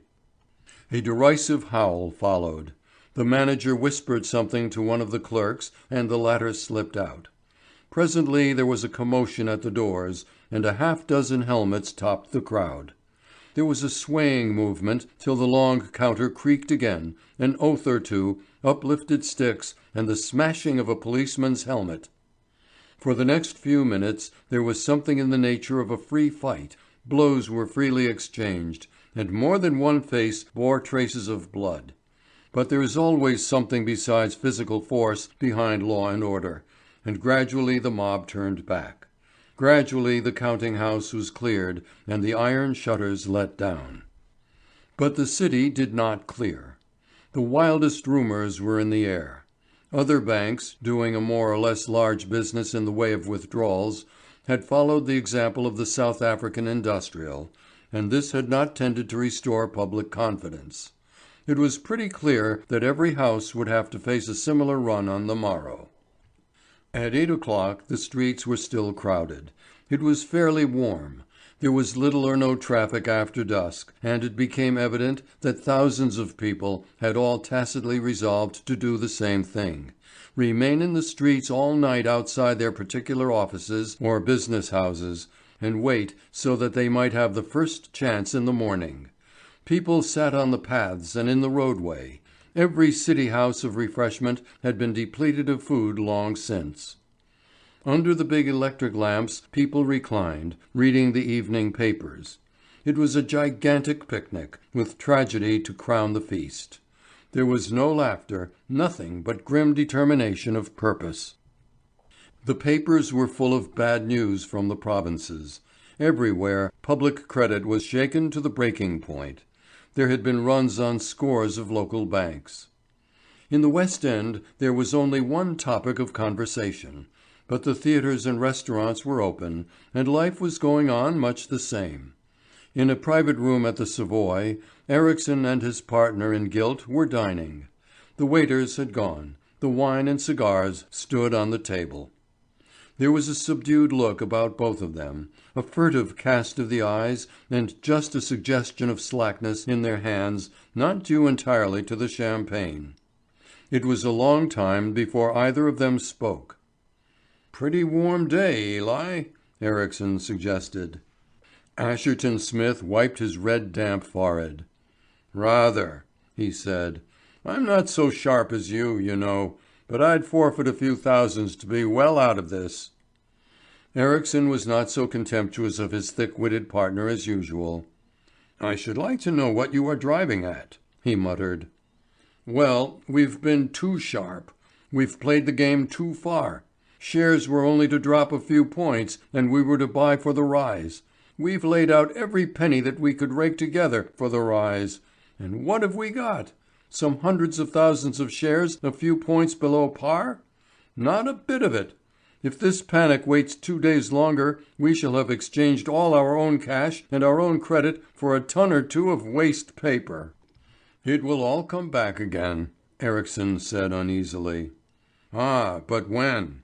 The bogey has been too big for the public. We've given them a scare that they will not get over in a hurry for many a day. We've shown them what might happen, and they tumbled to the fact that things are far too inflated. The fall of a few points would have put millions into our pockets. As it is, we shall have to hold on perhaps for months, and we're not strong enough to do that." "If the cable works again tomorrow," Ericsson said hoarsely, after a pause, "it—" "Yes, and if it doesn't? And if the thing goes on, what then? And if there should be a run tomorrow on the Bank of England?" "I never thought of that," Ericsson groaned. "Pass the brandy. If only tomorrow were Saturday instead of Thursday. A pretty black Thursday it's going to be." Ericsson and Asherton Smith were still sipping their brandy, but they were no longer gloating over their prey with shining eyes. They no longer counted their prospective millions. Like the greedy fox, they had dropped the substance for the shadow. They were going to be ruined with their victims. With moody, furtive, bloodshot eyes, they looked at each other. "I suppose we can't drop a hint?" Ericsson suggested. "Drop a hint?" Asherton Smith sneered. "You're a clever chap, you are. Too clever by half. But if that's all the idea you've got, you'd better shut up. Perhaps you'd like to go and tell the story to the Lord Mayor?" Ericsson's fine turn for repartee seemed to have deserted him. "Who could have anticipated anything like this?" he groaned. "And the worst of it is that we dare not say a word. The merest hint would invite suspicion, and you may be pretty sure that they would make the punishment fit the crime. We'll just have to grin and bear it." Asherton Smith shook his fist in the speaker's face. "You miserable swindler!" he yelled. "But for you I should have been a rich man today. And now I am ruined, ruined!" Ericsson bent his head meekly, with never a word to say. The city was awake earlier than usual next morning. Indeed, for once it had not slept. By 9 o'clock in the morning the streets were packed. The haggard-eyed, sleepless ones gained nothing by their tenacity, for they were pushed from pillar to post by others, fresh for the fray. The provincial trains from an early hour had commenced to pour fresh forces into London.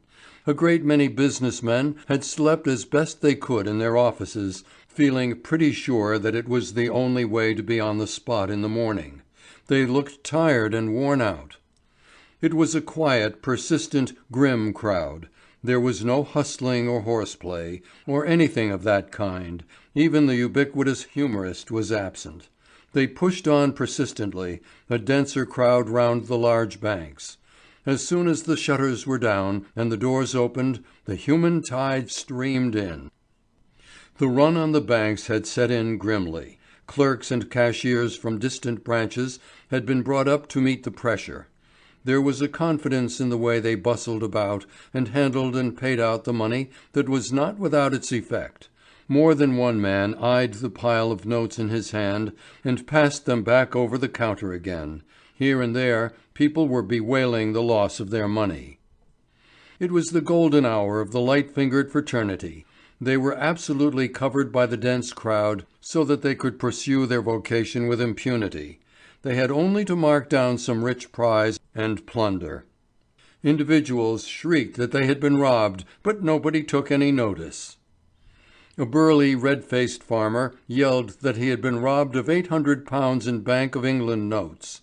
Someone by him retorted that it was no loss, seeing that there was a run on the great national bank. It was the thrilling moment of the day. A run on the Bank of England! And yet it seemed in the light of new circumstances to be the most natural thing in the world. Would the bank be able to cash its own notes? If not, well, if not, nobody could foresee the end. There were thousands of curious people in the crowd who had no business there whatever. Not that there was any business properly so called done in London that day.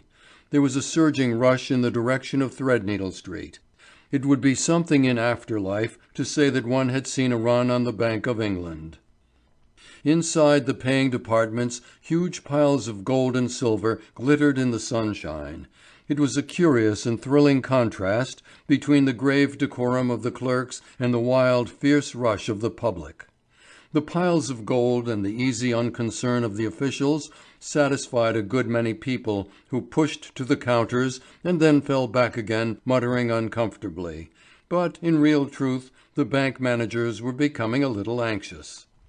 Lord Fairchild, the great capitalist, with his houses in every big city of the world, contrived at length to reach the bank parlour. There was a full meeting of the chairmen and governors. A cheerful tone prevailed. "I sincerely hope we may weather the storm," the chairman said anxiously. "We have had no signal of distress from anyone, but I shall be glad when it is over." Everybody looked tired and worn out. One or two of the governors had fallen asleep in their chairs.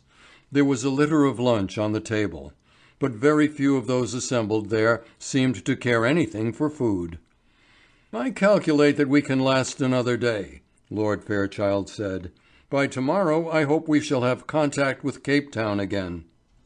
Every effort was being made to bring about this desirable consummation. The broken line might be repaired at any moment. News had come from the Mauritius that the broken cable had been fished up, but there was no further information since midnight. Possibly, when contact could be made again, the disaster would prove to be much less than the last message had forecasted. "It must come," one of the governors sighed. "It must come soon, or Parliament will have to deal with this question. Another 2 days—" "I prefer not to think of another 2 days," Lord Fairchild replied. "If the worst comes to the worst, Government must guarantee our paper. We shall have to issue Treasury bills to make up our deficit. An excited individual burst without ceremony into the room. His hat was off. His smart frock coat was torn to ribbons. "I am from the office of the East Cable Company," he gasped. "I was told to come here at once. My lord, I have the most extraordinary news. The great disaster at Johannesburg is— "Get on, man. We are all impatience." Is no disaster at all. We have verified it. Our agent at Cape Town says he has heard nothing of it. Johannesburg stands where it did. There are 4 messages through and, there has been a cruel fraud, and we are doing our best to get to the bottom of it." A rousing cheer echoed through the bank parlour. The governors yelled and shook each other by the hand like schoolboys. Probably the decorum of that room had never been so grossly violated before. Lord Fairchild passed into the great office where the public were still pushing and struggling. He stood on a table, his spare and striking figure standing out conspicuously. There were hundreds present who recognized that noble figure. "Gentlemen," Lord Fairchild cried, "I have just received the most authentic information that Johannesburg stands intact today. There has been trickery somewhere, but thank heaven, the panic is over." A perfect yell followed. Men went frantic with delight. When Lord Fairchild said a thing it was accepted as gospel.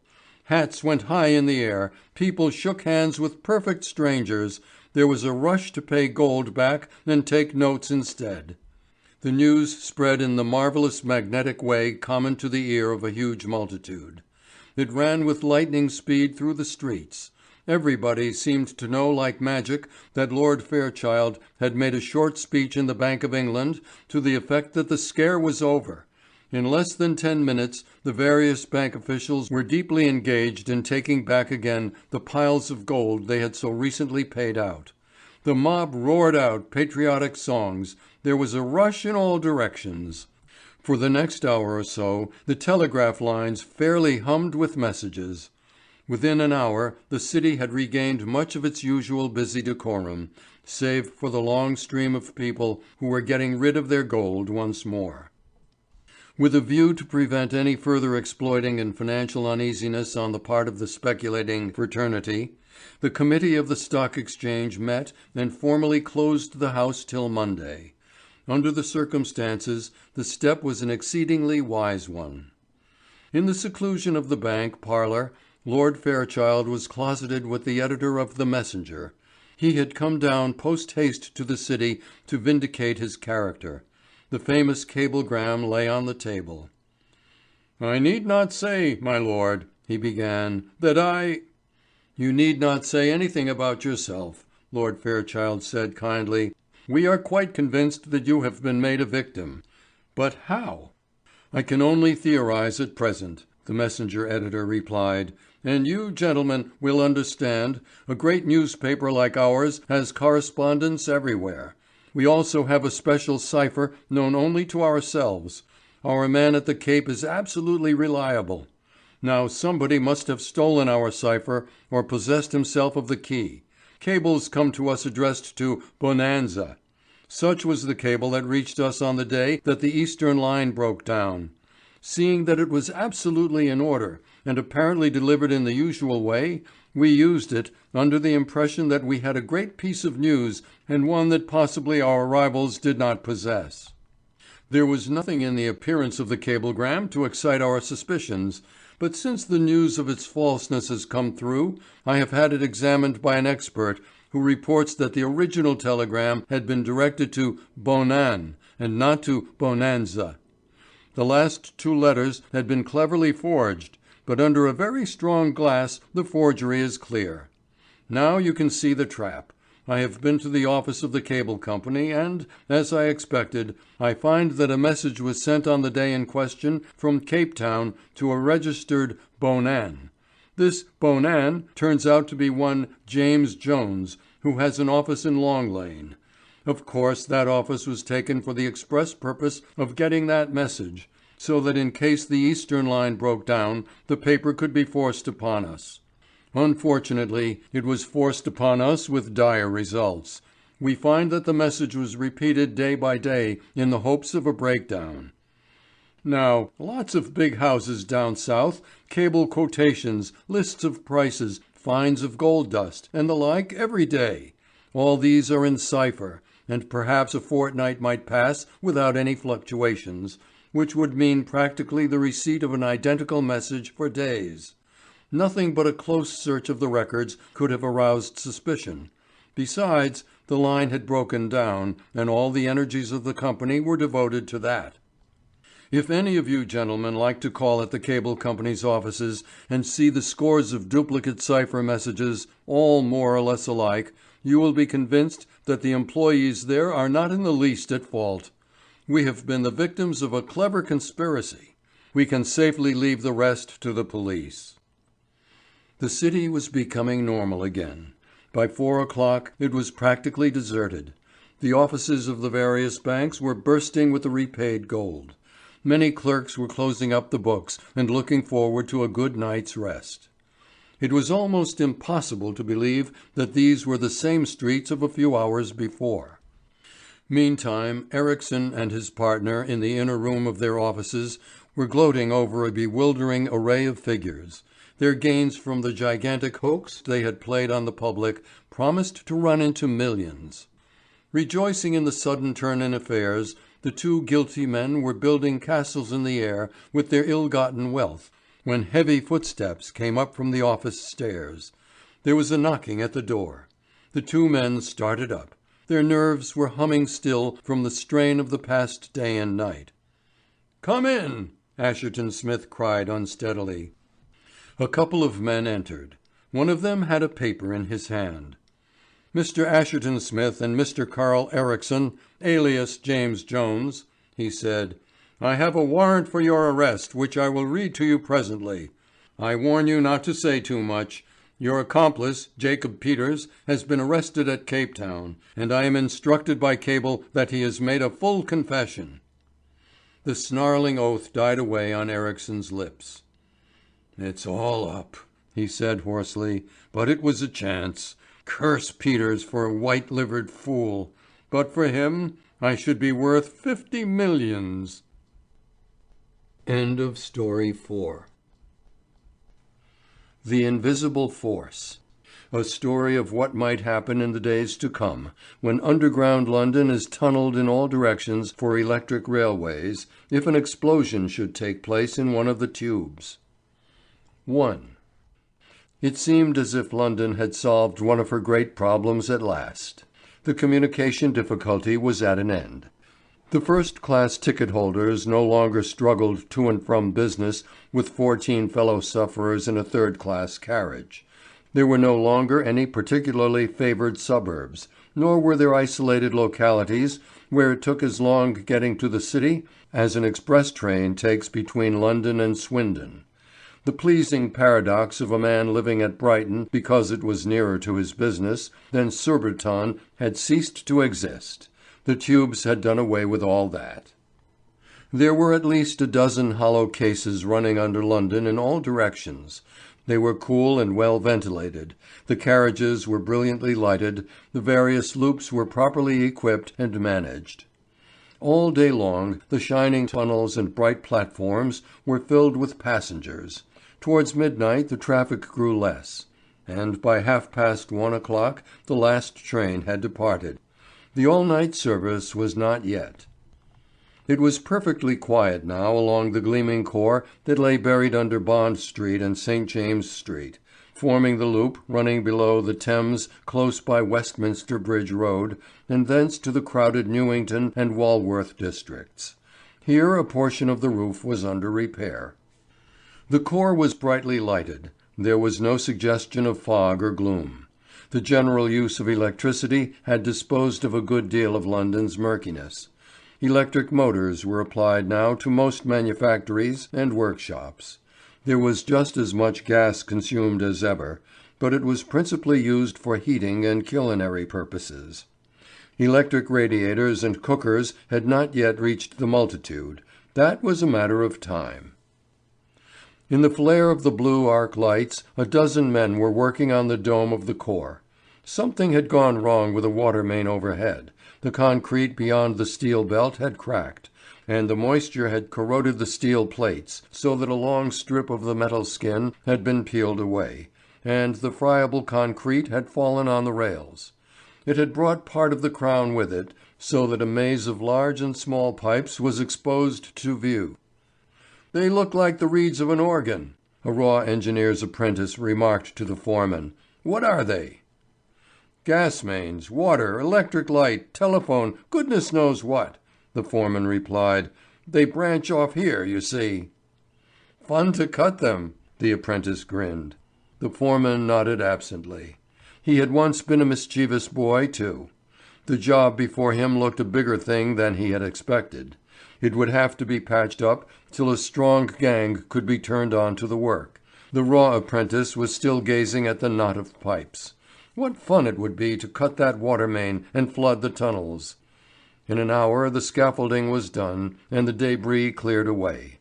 Tomorrow night a gang of men would come and make the concrete good and restore the steel rim to the dome. The tube was deserted. It looked like a polished hollow needle, lighted here and there by points of dazzling light. It was so quiet and deserted that the falling of a big stone reverberated along the tube with a hollow sound. There was a crack, and a section of pipe gave way slightly and pressed down upon one of the electric mains. A tangled skein of telephone wires followed. Under the strain, the electric cable parted and snapped. There was a long, sliding blue flame, and instantly the tube was in darkness. A short circuit had been established somewhere. Not that it mattered, for traffic was absolutely suspended now, and would not be resumed again before daylight. Of course, there were the workmen's very early trains, and the Covent Garden market trains, but they did not run over this section of the line. The whole darkness reeked with the whiff of burning india rubber. The moments passed on drowsily. Along one side of Bond Street the big lamps were out. All the lights on one main switch had gone. But it was past 1 o'clock now, and the thing mattered little. These accidents occurred sometimes in the best regulated districts, and the defect would be made good in the morning. It was a little awkward, though, for a great state ball was in progress at Buckingham Palace. Supper was over, the magnificent apartments were brilliant with lighted dresses and gay uniforms. The shimmer and fret of diamonds flashed back to lights dimmer than themselves. There was a slide of feet over the polished floors. Then, as if some unseen force had cut the bottom of creation, light and gaiety ceased to be, and darkness fell like a curtain.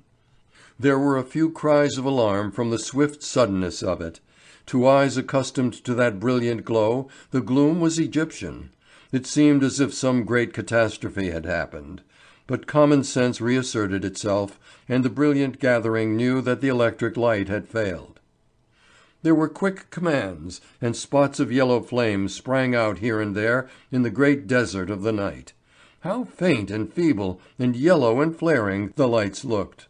The electrician down below was puzzled, for, as far as he could see, the fuses in the meters were intact. There was no short circuit so far as the palace was concerned. In all probability there had been an accident at the generating stations. In a few minutes the mischief would be repaired. But time passed, and there was no welcome return of the flood of crystal light. "It is a case for all the candles," the Lord Chamberlain remarked. "Fortunately the old chandeliers are all fitted. Light the candles!" It was a queer, grotesque scene, with all that wealth of diamonds and glitter of uniforms and gloss of satins, under the dim suggestion of the candles. And yet it was enjoyable from the very novelty of it. Nothing could be more appropriate for the minuet that was in progress. "I feel like one of my own ancestors," a noble lord remarked. "When they hit upon that class of candle I expect they imagined that the last possibility in the way of lighting had been accomplished. Is it the same outside, Sir George?" Sir George Egerton laughed. He was fresh from the gardens. "It's patchwork," he said. "So far as I can judge, London appears to be lighted in sections. I expect there is a pretty bad breakdown. My dear chap, do you mean to say that clock is right?" "4:30, sure enough, and mild for the time of year. Did you notice a kind of rumbling under? Merciful heavens, what is that?" 2. There was a sudden splitting crack, as if 1,000 rifles had been discharged in the ballroom. The floor rose on one side to a perilous angle, considering the slippery nature of its surface. Such a shower of white flakes fell from the ceiling that dark dresses and naval uniforms looked as if their wearers had been out in a snowstorm. Cracks and fissures started in the walls with pantomimic effect. On all sides could be heard the rattle and splinter of falling glass. A voice suddenly uprose in a piercing scream, a yell proclaiming that one of the great crystal chandeliers was falling. There was a rush and a rustle of skirts, and a quick vision of white, beautiful faces, and with a crash the great pendant came to the floor. The whole world seemed to be oscillating under frightened feet. The palace was humming and thrumming like a harp string. The panic was so great, the whole mysterious tragedy so sudden, that the bravest there had to battle for their wits. Save for a few solitary branches of candles, the big room was in darkness. There were 1,500 of England's bravest and fairest and best, huddled together in what might be a hideous death chamber for all they knew to the contrary. Women were clinging in terror to the men, the fine lines of class distinction were broken down. All were poor humanity now in the presence of a common danger. In a little time the earth ceased to sway and rock, the danger was passing. A little colour was creeping back to the white faces again. Men and women were conscious that they could hear the beating of their own hearts. Nobody broke the silence yet, for speech seemed to be out of place. "An earthquake," somebody said at length. "An earthquake, beyond doubt, and a pretty bad one at that. That accounts for the failure of the electric light. There will be some bad accidents if the gas mains are disturbed."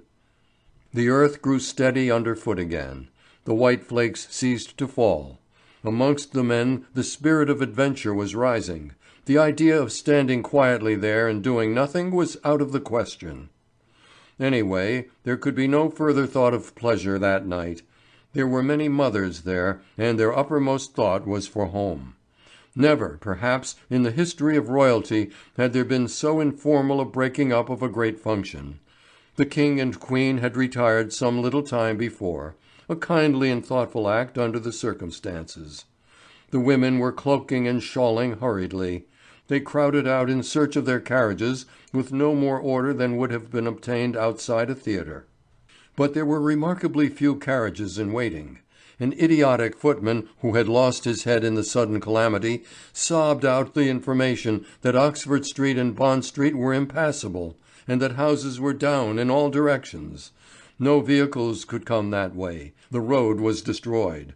As to the rest, the man knew nothing. He was frightened out of his life. There was nothing for it but to walk. It wanted 2 good hours yet before dawn, but thousands of people seemed to be abroad. For a space of a mile or more there was not a light to be seen. Round Buckingham Palace the atmosphere reeked with a fine irritating dust, and was rendered foul and poisonous by the fumes of coal gas. There must have been a fearful leakage somewhere. Nobody seemed to know what was the matter, and everybody was asking everybody else.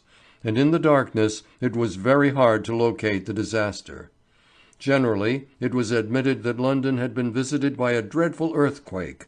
Never were the daylight hours awaited more eagerly. "The crack of doom," Sir Egerton remarked to his companion, Lord Barcombe. They were feeling their way across the park in the direction of the Mall. "It's like a shuddering romance that I read a little time since, but I must know something about it before I go to bed. Let's try St. James Street, if there's any St. James Street left." "All right," Lord Barcombe agreed. "I hope the clubs are safe. Is it wise to strike a match with all this gas reeking in the air?" "Anything's better than the gas," Sir George said tersely. The vesta flared out in a narrow purple circle. Beyond it was a glimpse of a seat with 2 or 3 people huddled on it. They were outcasts and companions in the grip of misfortune, but they were all awake now. "Can any of you say what's happened?" Lord Barcombe asked. "The world's come to an end, sir, I believe," was the broken reply. "You may say what you like, but it was a tremendous explosion. I saw a light like all the world ablaze over to the north, and then all the lights went out, and I've been waiting for the last trumpet to sound ever since." "Then you didn't investigate?" Lord Barcombe asked. "Not me, sir. I seem to have struck a bit of solid earth where I am. And then it rained stones and pieces of brick and vestiges of creation. There's the half of a boiler close to you that dropped out of the sky. You stay where you are, sir." But the 2 young men pushed on. They reached what appeared to be St. James Street at length, but only by stumbling and climbing over heaps of débris. The roadway was one mass of broken masonry. The fronts of some of the clubs had been stripped off as if a titanic knife had sliced them. It was like looking into one of the upholsterers' smart shops, where they display rooms completely furnished. There were gaps here and there where houses had collapsed altogether. Seeing that the road had ceased to exist, it seemed impossible that an earthquake could have done this thing. A great light flickered and roared a little way down the road. At an angle a gas main was tilted up like the spout of a teapot, heaved and snapped from its twin pipes. This had caught fire in some way, so that for 100 yards or so each way the thoroughfare was illuminated by a huge flare lamp. It was a thrilling sight focused in that blue glare. It looked as if London had been utterly destroyed by a siege, as if thousands of well-aimed shells had exploded. Houses looked like tattered banners of brick and mortar. Heavy articles of furniture had been hurled into the street. On the other hand, little gimcrack ornaments still stood on tiny brackets. A scared-looking policeman came staggering along. "My man," Lord Barcombe cried, "what has happened?" The officer pulled himself together and touched his helmet. "It's dreadful, sir," he sobbed. "There has been an accident in the tubes, and they have been blown all to pieces." 3. The constable, for the moment, had utterly lost his nerve. He stood there in the great flaring roar of the gas mains with a dazed expression that was pitiful. "Can you tell us anything about it?" Lord Barcombe asked. "I was in Piccadilly," was the reply. "Everything was perfectly quiet, and so far as I could see not a soul was in sight. Then I heard a funny rushing sound, just like the tear of an express train through a big empty station. Yes, it was for all the world like a ghostly express train that you could hear and not see. It came nearer and nearer. The whole earth trembled just as if the train had gone mad in Piccadilly. It rushed past me down St. James's Street, and after that there was an awful smash and a bang, and I was lying on my back in the middle of the road. All the lights that remained went out, and for a minute or 2 I was in that railway collision. Then when I got my senses back, I blundered down here because of that big flaring light there. And I can't tell you gentlemen any more, except that the tube has blown up." On that fact there was no question. There were piles of débris thrown high in one part, and a long deep depression in another, like a ruined dike. A little further on, the steel core of the tube lay bare with rugged holes ripped in it. "Some ghastly electric catastrophe," Sir George Egerton murmured. It was getting light by this time, and it was possible to form some idea of the magnitude of the disaster. Some of the clubs in St. James's Street still appeared to be intact, but others had suffered terribly. The heaps of tumbled masonry were powdered and glittering with broken glass, and a few walls hung perilously over the pavement. And still the gas main roared on until the flame grew purple to violet and to straw colour before the coming dawn. If this same thing had happened all along the network of tubes, London would be more or less a hideous ruin. For the better part of Piccadilly things were brighter. Evidently the explosion had had a straight run here, for the road had been raised like some mighty zigzag molehill for many yards. The wood pavement scattered all over the place suggested a gigantic box of child's bricks strewn over a nursery floor. The tube had been forced up, its outer envelope of concrete broken so that the now twisted steel core might have been a black snake crawling down Piccadilly. Doubtless the expanding air had met with some obstacle in the tube under St. James's Street, hence the terrible force of the explosion there. There was quite a large crowd in Oxford Street. The whole roadway was wet. The gutters ran with the water from the broken pipes. The air was full of the odour of gas. All the clocks in the streets seemed to have gone mad. Lord Barcombe glanced at his own watch to find that it was racing furiously. "By Jove," he whispered excitedly, "we're in danger here. The air is full of electricity. I went over some works once and neglected to leave my watch behind me, and it played me the same prank. It affects the mainspring, you know." There were great ropes and coils of electric wire of high voltage cropping out of the ground here and there. Coils attached to huge accumulators and discharging murderous current freely. A dog, picking his way across the sopping street, trod on one of the wires, and instantly all that remained of the dog was what looked like a twisted bit of burnt skin and bone. It appealed to Sir George Egerton's imagination strongly. "Poor little brute," he murmured. "It might have happened to you or me. Don't you know that a force that only gives a man a bad shock when he is standing on dry ground often kills him when the surface is wet? I wonder if we can get some India rubber gloves and galoshes hereabouts. After that gruesome sight, I shall be afraid to put one foot before the other." Indeed, the precaution was a necessary one. A horse attached to a cab came creeping over the blocked streets.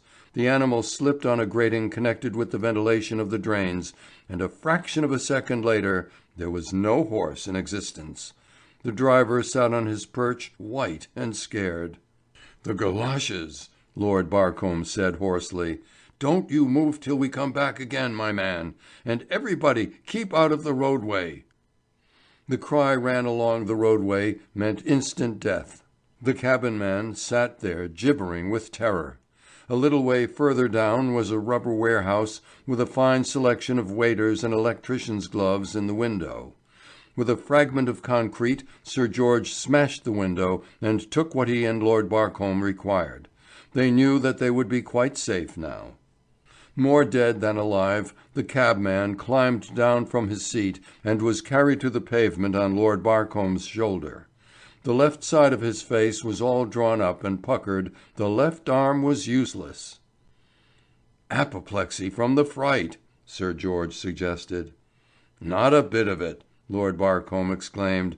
"It's a severe electric shock. Hold up."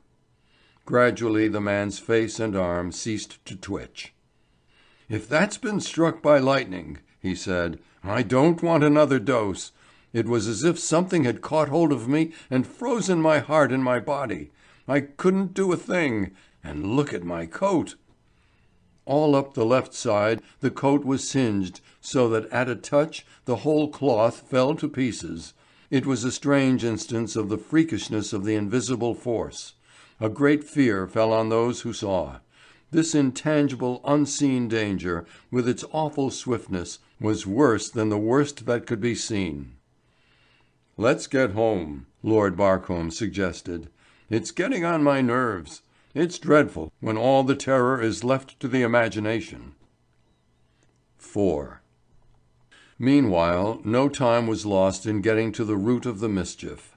The danger could not be averted by switching off the power altogether at the various electrical stations of the metropolis. At intervals along the tubes were immense accumulators which for the present could not be touched. It was these accumulators that rendered the streets such a ghastly peril. It was the electrical expert to the county council, Alton Rossiter, who first got on the track of the disaster.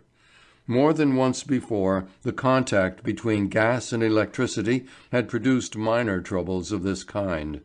Gas that had escaped into manholes and drains had been fired from the sparks caused by a short-circuit current wire.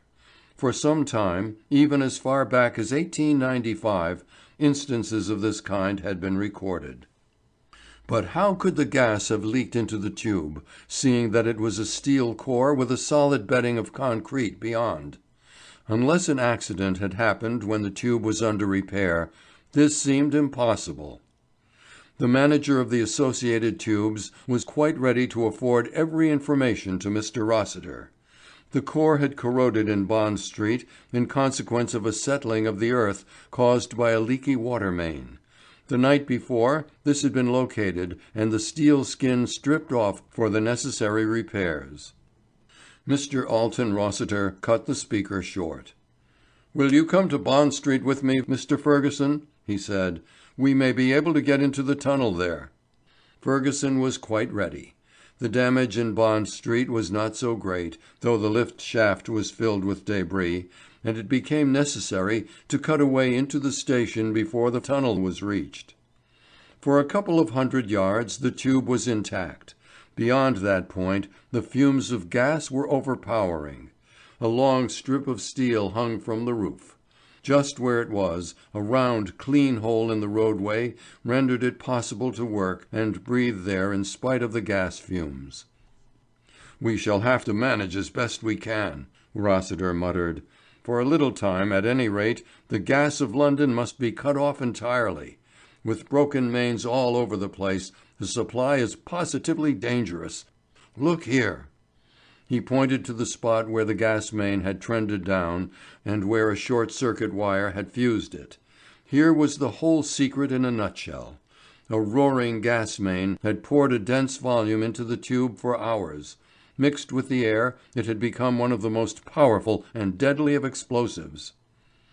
"What time does your first train start?" Rossiter asked.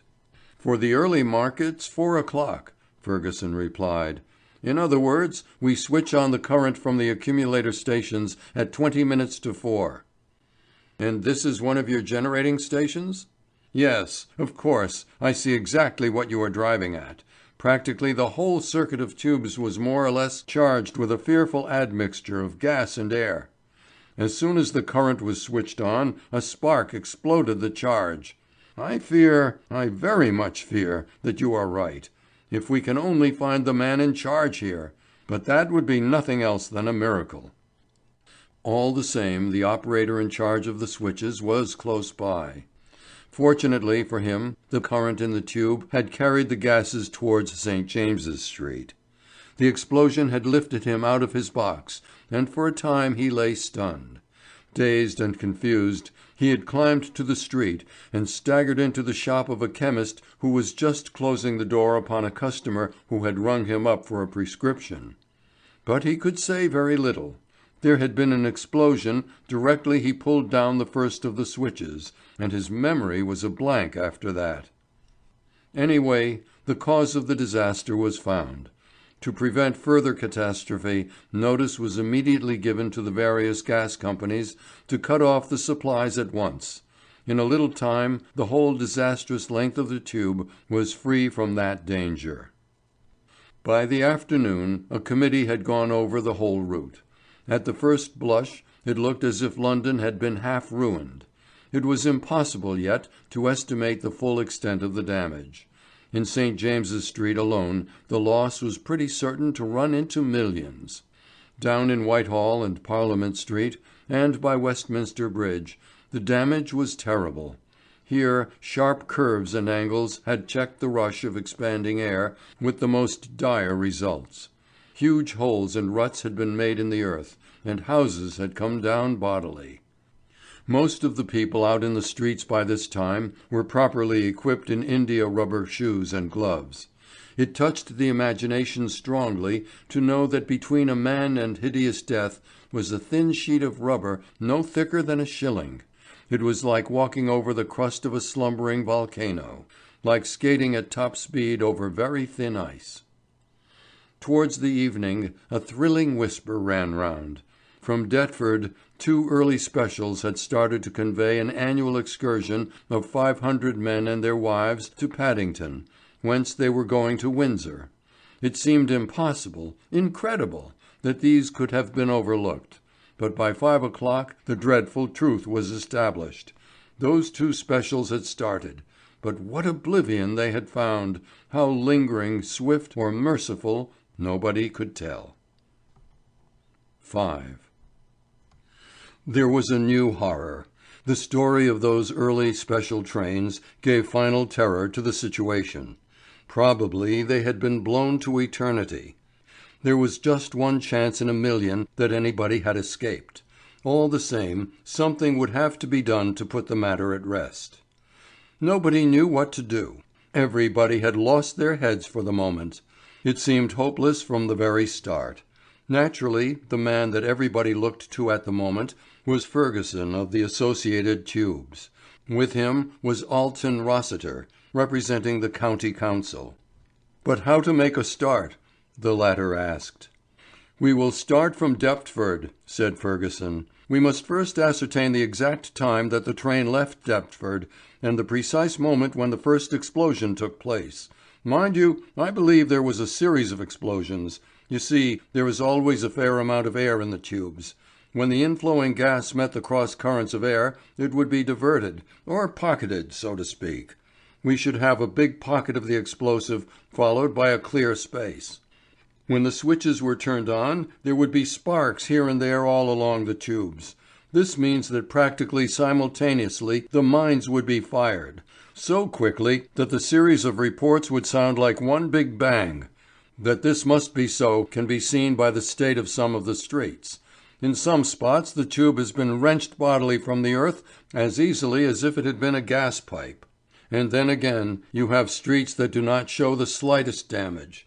You must agree with me that my theory is a correct one." "I do, but what are you driving at?" "Well, I am afraid that my theory is a very forlorn one, but I give it for what it is worth. It's just possible, faintly possible, that those trains ran into a portion of the tube where there was no explosion at all. There were explosions behind them and in front of them, and of course the machinery would have been rendered useless instantly, so that the trains may be trapped with no ingress or outlet.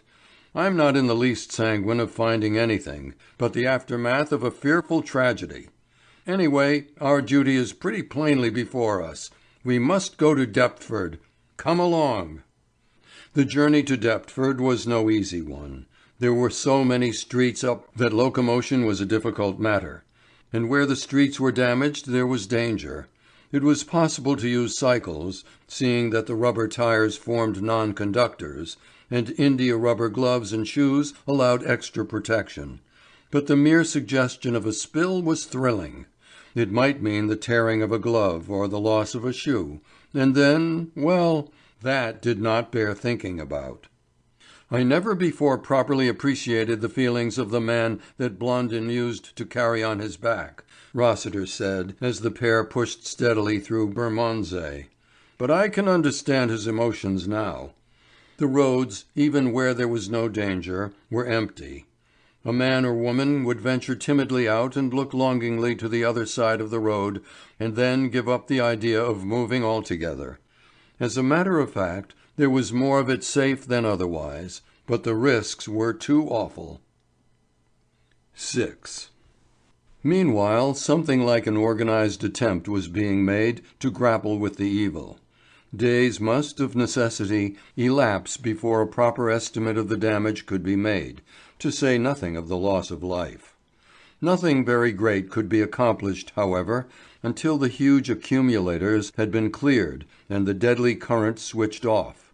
So far as the London area proper was concerned, Holborn Viaduct was the point to aim at. In big vaults there, underground, were some of the largest accumulators in the world. These would have to be rendered harmless at any cost.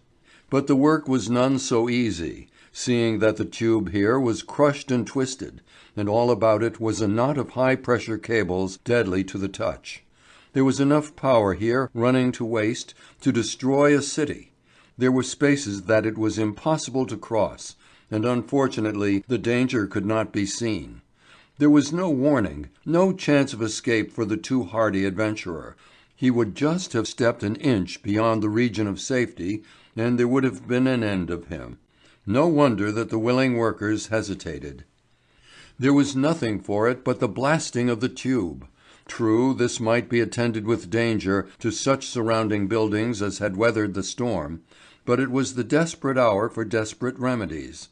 A big charge of dynamite rent a long slit in the exposed length of tube, and a workman taking his life in his hands entered the opening. There were few spectators watching. It was too gruesome and horrible to stand there with the feeling that a slip either way might mean sudden death. The workman, swathed from head to foot in india rubber, disappeared from sight. It seemed a long time before he returned, so long that his companions gave him up for lost. Those strong, able men who were ready to face any ordinary danger looked at one another askance. Fire or flood or gas they would have endured, for under those circumstances the danger was tangible. But here was something that appealed horribly to the imagination, and such a death! The instantaneous fusion of the body to a dry, charcoal crumb. But presently a grimed head looked out of the funnel. The face was white behind the dust, but set and firm. The pioneer called for lights. So far he had been successful. He had found the accumulators buried under a heap of refuse. They were built into solid concrete below the level of the tube, so that they had not suffered to any appreciable extent. There was no longer any holding back. The party swung along the tube with lanterns and candles flaring. They reached the vault where the great accumulators were situated. Under the piled rails and fragments of splintered wood, the shining marble switchboard could be seen. But to get to it was quite another matter. Once this was accomplished, one of the greatest dangers and horrors that paralyzed labor would be removed. It was too much to expect that the average laborer would toil willingly, or even toil at all when the moving of an inch might mean instant destruction. And it was such a little thing to do after all. A child could have accomplished it. The pressure of a finger or two, the tiny action that disconnects a wire from the live power, and the danger would be no more, and the automatic accumulators rendered harmless. But here were a few men, at any rate, who did not mean to be defeated. They toiled on willingly, and yet with the utmost caution. For the knots of cable wire under their feet and over their heads were like brambles in the forest. If one of these had given way, all of them might be destroyed. It was the kind of work that causes the scalp to rise and the heart to beat and the body to perspire even on the coldest day. Now and then a cable upheld by some debris would slip. There would be a sudden cry, and the workmen would skip back, breathing heavily. It was like working a mine filled with rattlesnakes asleep, but gradually the mass of matter was cleared away and the switchboard disclosed. A few light touches and a large area of London was free from a terrible danger. It was possible now to handle the big cables with impunity, for they were perfectly harmless. There was no word spoken for a long time. The men were trembling with the reaction. One of them produced a large flask of brandy and handed it round. Not till they had all drunk did the leader of the expedition speak. "How many years since yesterday morning?" he asked. "Makes one feel like an old man," another muttered. They climbed presently into the street again, for there was nothing to be done here for the present. A few adventurous spectators heard the news that the streets were free from danger once more. The tidings spread in the marvellous way that such rumour carries, and in a little time the streets were packed with people. 7.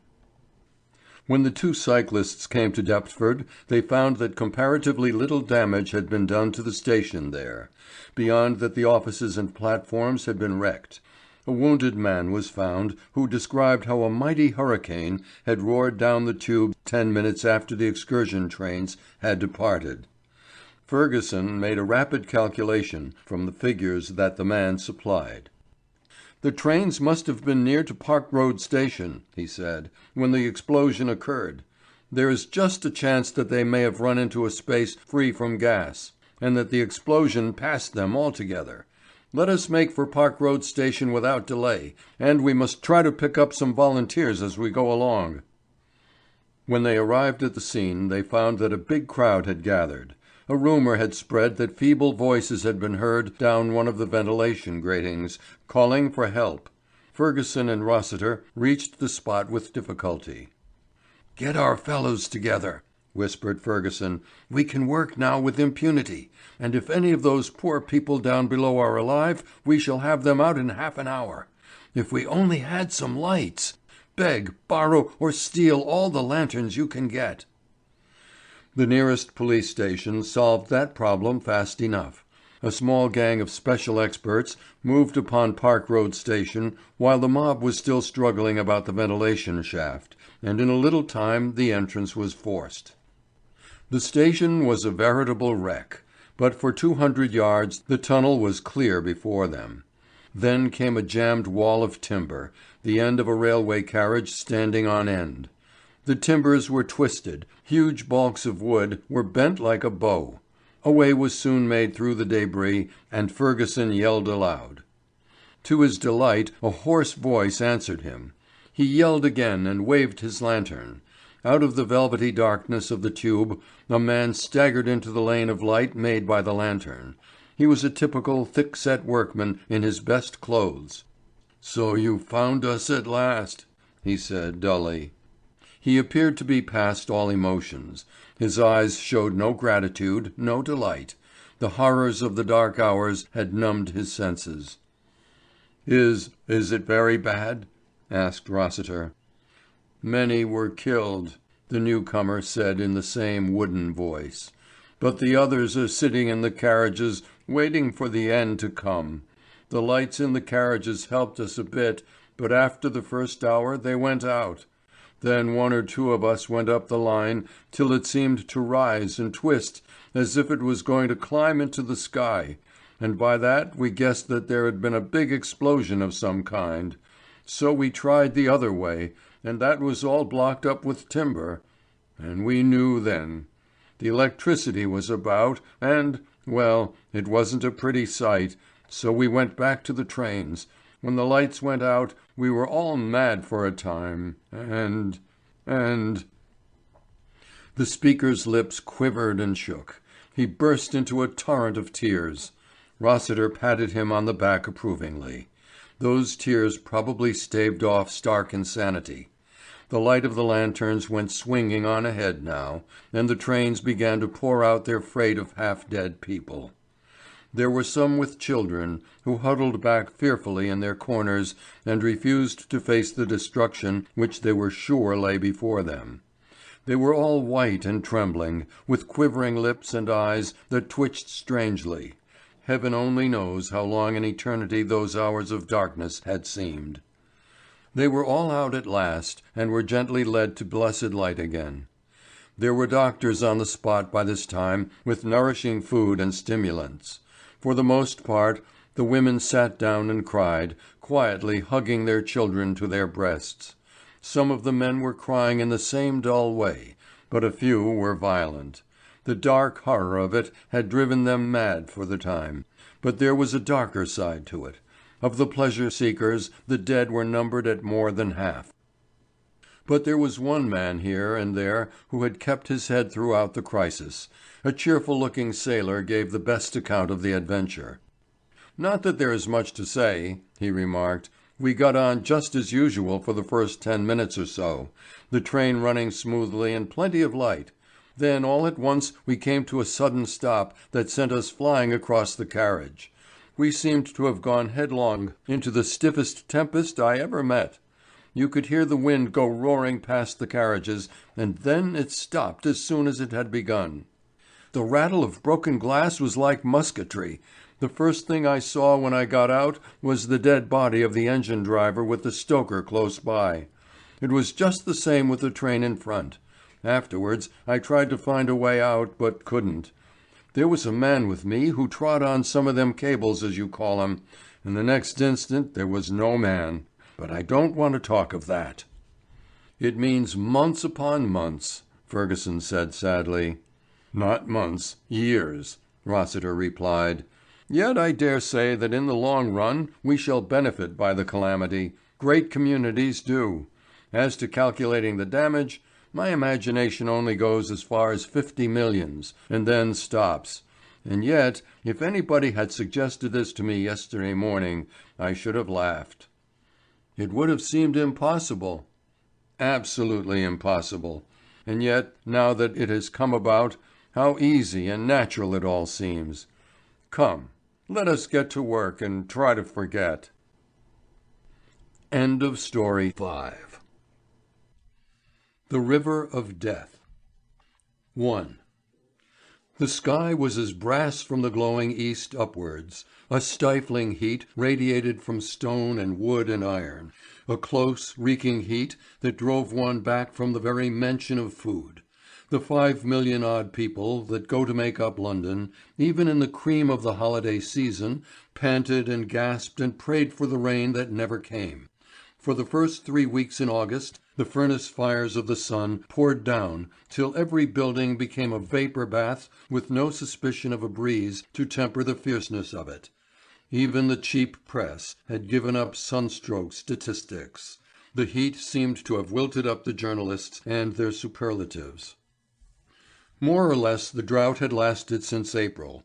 Tales came up from the provinces of stagnant rivers and quick fell spurts of zymotic diseases. For a long time past the London water companies had restricted their supplies. Still there was no suggestion of alarm, nothing as yet looked like a water famine. The heat was almost unbearable, but, people said, the wave must break soon, and the metropolis would breathe again. Professor Owen Darbyshire shook his head as he looked at the brassy, star-powdered sky. He crawled homewards towards Harley Street with his hat in his hand, and his grey frock coat showing a wide expanse of white shirt below. There was a buzz of electric fans in the hall of number 411, a murmur of them overhead. And yet the atmosphere was hot and heavy. There was one solitary light in the dining room, a room all sombre oak and dull red walls as befitted a man of science, and a visiting card glistened on the table. Darbyshire read the card with a gesture of annoyance. James P. Chase, Morning Telephone. "I'll have to see him," the professor groaned. "I'll have to see the man if only to put him off. Is it possible these confounded pressmen have got hold of the story already?" With just a suggestion of anxiety on his strong, clean-shaven face, the professor parted the velvet curtains leading to a kind of study laboratory, the sort of place you would expect to find in the house of a man whose specialty is the fighting of disease in bulk. Darbyshire was the one man who could grapple with an epidemic, the one man always sent for. The constant pestering of newspaper men was no new thing. Doubtless Chase aforesaid was merely plunging around after sensations, journalistic curry for the hot weather. Still the pushing little American might have stumbled on the truth. Darbyshire took down his telephone and churned the handle. "Are you there? Yes. Give me 30795, Kensington." "That you, Longdale?" "Yes, it's Darbyshire. Step round here at once, will you? Yes, I know it's hot, and I wouldn't ask you to come if it wasn't a matter of the last importance." A small thin voice promised as desired, and Darbyshire hung up his receiver. He then lighted a cigarette and proceeded to con over some notes that he had taken from his pocket. These he elaborated in pencil in a small but marvellously clear handwriting.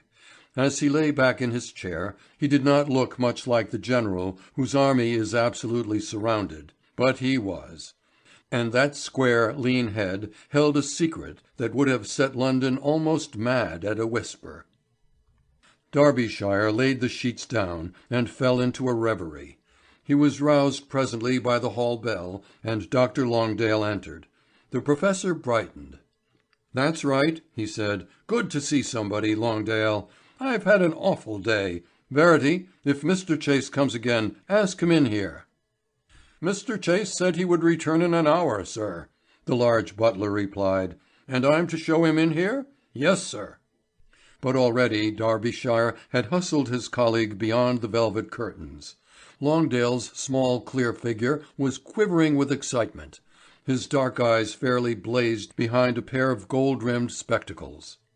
"Well," he gasped, "I suppose it's come at last?" "Of course it has," Derbyshire replied. "Sooner or later it was an absolute certainty. Day by day for a month I have watched the sky and wondered where the Black Hand would show. And when these things do come, they strike where you most dread them. Still, in this case, the Thames—" "Absolutely pregnant!" Longdale exclaimed. "Roughly speaking, 4/5 of London's water supply comes from the Thames. How many towns, villages drain into the river before it reaches Sunbury, or thereabouts, where most of the water companies have their intake? Why, scores of them. And for the best part of a month the Thames has been little better than a ditch stagnating under a brazen sunshine. Will our people ever learn anything, Derbyshire? Is London and its 6 million people always to groan under the tyranny of a monopoly? Say there's an outbreak of typhoid somewhere up the river between here and Oxford. It gets a grip before the thing is properly handled. The village system of drainage is a mere matter of percolation. In 48 hours the Thames is one floating tank of deadly poison. And, mind you, this thing is bound to happen sooner or later." "It has happened," Derbyshire said quietly, "and in a worse form than you think. Just listen to this extract from an Eastern Counties provincial paper. Strange affair at Aldenburgh. A day or two ago the barque Santa Anna came ashore at Spur, near Aldenburgh, and quickly became a total wreck. The vessel was piled high on the spur, and, the strong tide acting upon the worn-out hull, quickly beat it to pieces. The crew of 8 men presumably took to their boats, for nothing has been seen of them since. How the Santa Anna came to be wrecked on a clear, calm night remains a mystery for the present. The barque was presumably inbound for some foreign port and laden with oranges, thousands of which have been picked up at Aldenburgh lately. The coastguards presume the barque to be a Portuguese." "Naturally you want to know what this has to do with the Thames," Derbyshire observed. "I'm going to tell you. The Santa Anna was deliberately wrecked for a purpose you will see later. The crew for the most part landed not far away and, for reasons of their own, sank their boat. It isn't far from Aldenburgh to London. In a short time the Portuguese were in the metropolis. 2 or 3 of them remained there, and 5 of them proceeded to tramp to Ashchurch, which is on the river, and not far from Oxford. Being short of money, their idea was to tramp across to Cardiff and get a ship there. Being equally short of our language, they get out of their way to Ashchurch. Then 3 of them are taken ill, and 2 of them die. The local practitioner sends for the medical officer of health. The latter gets frightened and sends for me. I have just got back. Look here." Derbyshire produced a phial of cloudy fluid, some of which he proceeded to lay on the glass of a powerful microscope. Longdale fairly staggered back from the eyepiece. "Bubonic! The water reeks with the bacillus. I haven't seen it so strongly marked since we were in New Orleans together. Derbyshire, you don't mean to say that this sample came from—" "The Thames? But I do. Ashchurch drains directly into the river. And for some few days those sailors have been suffering from a gross form of bubonic fever. Now you see why they ran the Santa Anna ashore and deserted her. One of the crew died of plague, and the rest abandoned her. We won't go into the hideous selfishness of it. It was a case of the devil take the hindmost." "It's an awful thing," Longdale groaned. "Frightful," Derbyshire murmured. He was vaguely experimenting with some white precipitate on a little water taken from the phial. He placed a small electric battery on the table. The great bulk of the London water supply comes from the Thames. Speaking from memory, only the New River and one other company draw their supply from the Lea. If the supply were cut off, places like Hoxton and Haggerstone and Battersea, in fact all the dense centres of population where disease is held in on the slenderest of threads, would suffer fearfully. And there is that deadly poison spreading and spreading, hourly drawing nearer to the metropolis into which presently it will be ladled by the million gallons. People will wash in it, drink in it. Mayfair will take its chance with Whitechapel. "At any hazard, the supply must be cut off," Longdale cried. "And deprive 4/5 of London of water altogether," Derbyshire said grimly. "And London grilling like a furnace. No flushing of sewers, no watering of roads, not even a drop to drink. In 2 days London would be a reeking, seething hell. Try and picture it, Longdale." "I have, often," Longdale said gloomily. "Sooner or later it had to come. Now is your chance, Derbyshire, that process of sterilization of yours." Derbyshire smiled. He moved in the direction of the velvet curtains. He wanted those notes of his. He wanted to prove a startling new discovery to his colleague. The notes were there, but they seemed to have been disturbed. On the floor lay a torn sheet from a notebook with shorthand cipher. Thereon Derbyshire flew to the bell and rang it violently. "Verity," he exclaimed, "has that has Mr. Chase been here again?" "Well, he have, sir," Verity said slowly. "He come just after Mr. Longdale. So I asked him to wait, which he did. Then he come out again after a bit, saying as you seemed to be busily engaged, he would call again." Did he seem to be excited, Verity?"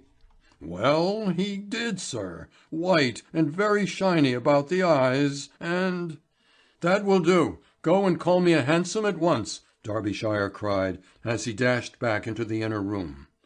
"Here's a pretty thing. That confounded American journalist, Chase, you know him, has heard all we said and has helped himself to my notes. The whole thing will be blazing in the Telephone tomorrow. And perhaps half a dozen papers besides. Those fellows would wreck the Empire for what they call a scoop." "Awful," Longdale groaned. "What are you going to do?" Derbyshire responded that he was going to convince the editor of the Telephone that no alarmist article was to appear on the morrow. He would be back again in an hour, and Longdale was to wait. The situation was not quite so hopeless as it seemed on the face of it. There was a rattle of wheels outside, and Derbyshire plunged hatless into the night. "Offices of the Telephone!" he cried. "A sovereign if I am there in 20 minutes." The cab plunged on headlong. The driver was going to earn that sovereign or know the reason why. He drove furiously into Trafalgar Square. A motor car crossed him recklessly, and a moment later was shot out onto his head from the cab. He lay there with no interest in mundane things. A languid crowd gathered. A doctor in evening dress appeared. "Concussion of the brain," he said in a cool matter-of-fact tone. "By Jove, it's Mr. Derbyshire. Here, police, hurry up with the ambulance. He must be removed to Charing Cross at once." 2. With no spiritual indigestion troubling him, Mr. James Chase, late of the New York Chanticleer, now of the Morning Telephone, lighted a cigarette at the corner of Harley Street. The night was young and there was plenty of time for him to mature his plans. He had got what he called an almighty scoop in his pocket. Indeed, in the whole history of yellow journalism he could remember no greater. London dried up like a withered sponge and absolutely devoid of water. London, with the liquid plague bursting from every subterranean pipe and fountain, were revolving in Chase's close-cropped head. He reached the offices of the Telephone at length and crawled up a dingy flight of stairs. Without knocking he passed the barrier of a door marked "Strictly Private." The controlling genius of the Telephone sat limp and bereft of coat and vest. His greeting of Chase was not burdened with flattering politeness. He merely asked what the blazes he wanted. Chase nodded sweetly and drew a large sheet of paper before him. After a little thought he dashed in a half-dozen vigorous lines with a blue pencil. "Things pretty slack lately," he remarked amicably. "So hot that even the East End can't rise to its weekly brutal murder. Still, you get onto a pearl sometimes. Grady, my boy, what do you think of that for a contents bill?" He held the white sheet aloft so that the flare of the gas should fall upon it. The tired look faded from Grady's eyes. He sat up, alert and vigorous. Here was the tonic that his fretted soul craved for. "Chapter and verse?" he said, speaking fast as if he had run far. "Got it all from Derbyshire," Chase replied. "I overheard a conversation between him and Dr. Longdale in his own house. Also I managed to get hold of some notes to copy." "It wants pluck," Grady remarked. "A scare like that might ruin the Empire. If—" "None of that," Chase cut in. "Take it or leave it. If you haven't got the grit, Sutton of the Flashlight will jump at the chance." He held the contents bill up to the light again, and Grady nodded. He was going to do this thing deliberately, once he was sure of his ground. He remarked cynically that it sounded like a fairy story. "Not a bit of it," Chase said briskly. "The plague breaks out on this bark and the crew know it. There's no ceremony with sailors of that class. They just lose their vessel and strike for the nearest land. Knowing something of our quarantine laws, they make themselves scarce as soon as they can. A local doctor calls the plague English cholera, too much bad fruit in very hot weather, and there you are." Grady nodded again. The sweltering heat of the place no longer affected him. Down below the presses were already beginning to clang and boom. There was a constant clatter of feet along the passages. "Sit down right away," Grady snapped. "Make 2 columns of it. I'll get some statistics out for you." Chase peeled off his coat and got to work at once. Grady found the book he required and proceeded to compile his facts therefrom. The further he dived into the volume, the more terribly grave the situation appeared. The upper waters of the Thames were poisoned beyond doubt, and the Thames for some time past had been little better than a stagnant ditch under a fiery sun. Let that water only find its way into the pipes under London, and who could forecast the magnitude of the disaster? Nearly all London derived its supply from the Thames.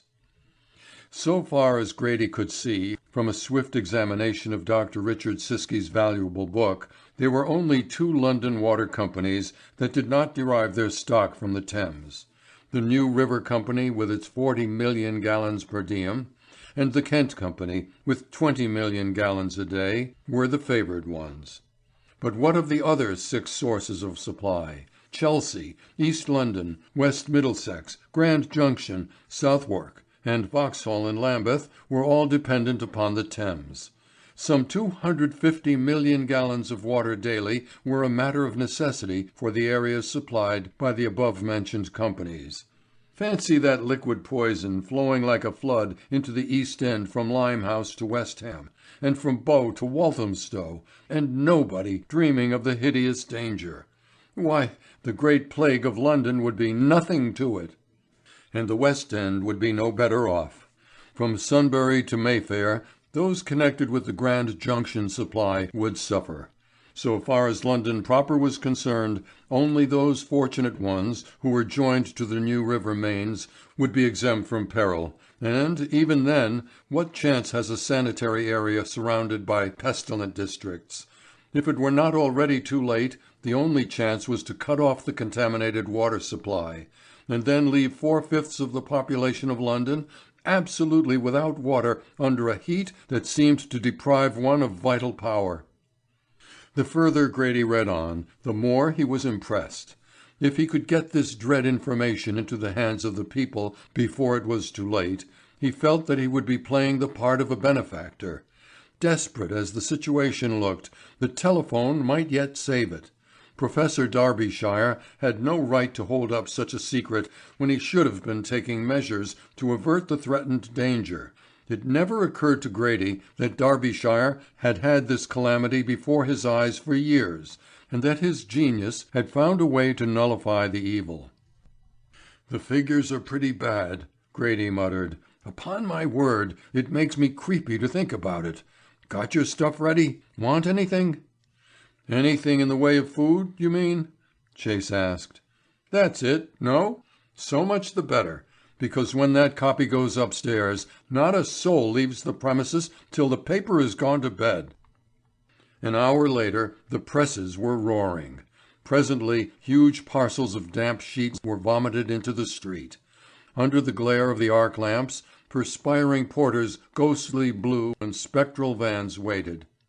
The whole street was busy with the hum of high noon. And all the while, a little way beyond the radius of purple arcs, London slept.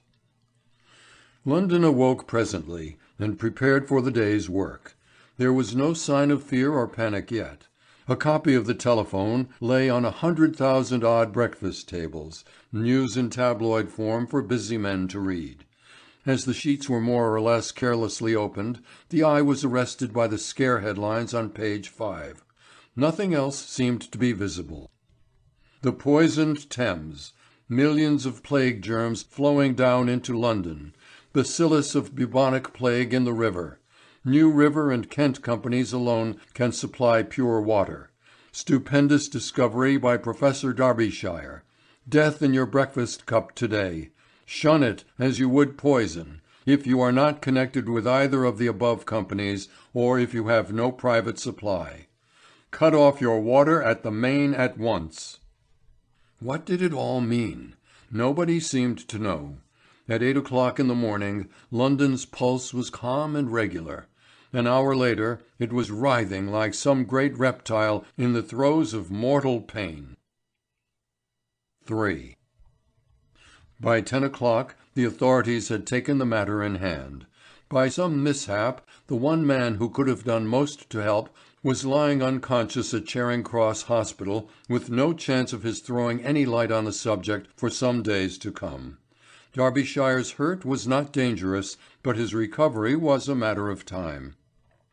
Meanwhile, Dr. Longdale was the man of the hour. But he could not allay the panic that had gripped London. A deadly fear had taken possession of everybody. Longdale could hold out no hope.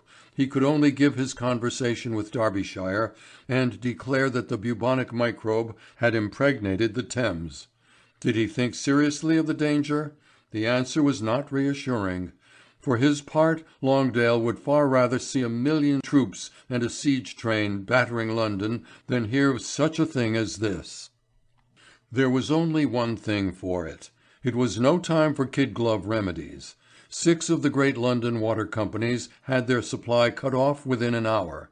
It is almost impossible to sit down and realize what this means, and that under a sky like brass and the thermometer at 97 degrees in the shade. Try and imagine it for a moment, and try and wonder why the thing had not happened before. Think of 2/3 of the 2 millions deprived suddenly of the element which is almost as vital to existence as food. Try and realize that these 2/3 of 6 millions derive their water supply from an open stream that at any moment by the accident of chance might be turned into a hideous poison cup. Under a blazing sunshine, after days of heat and dust, the packed East End was suddenly deprived of every drop of water. For an hour or two no great hardship was felt, but after that every moment added to the agony. Before long the railway termini were packed with people eager to be away from the metropolis. By midday business was at a standstill. There was not a water cart to be seen from Kensington to the Mansion House. Every cart and tank that could be raked together had been dispatched into the New River and Kent water area with instructions to convey a supply as speedily as possible to the congested districts east and southeast of the Thames. By lunchtime the city presented a strange spectacle. Well-dressed businessmen could be seen proceeding in cabs to the favoured area with buckets and water cans with the avowed object of taking a supply forthwith. Cabmen were commanding their own prices. Fairly early in the morning came the announcement that mineral waters had gone up 200% in price. By midday the supply for the time being had ceased. Men of means with an eye to the future had bought up the whole stock. The streets were crowded with people anxiously waiting developments.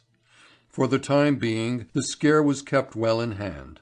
What men were most anxious to know, though they dared hardly whisper the question, was whether any disease had broken out as yet. It was a little after 2 o'clock that the evening flashlight settled the question. A boy came yelling down the Strand with a flapping of papers on his shoulders. "The plague broke out!" he cried. "2 cases of bubonic fever at Limehouse. Dr. Longdale's analysis. Special!" There was a rush for the lad, and his papers were gone in a twinkling of an eye. He looked down dazed at the pile of silver and coppers in the palm of his grimy hand. Yes, there it was, right enough. 2 cases of bubonic plague had been located in a crowded corner of Limehouse, and Dr. Longdale had been called in to verify them. He had not the slightest hesitation in so doing.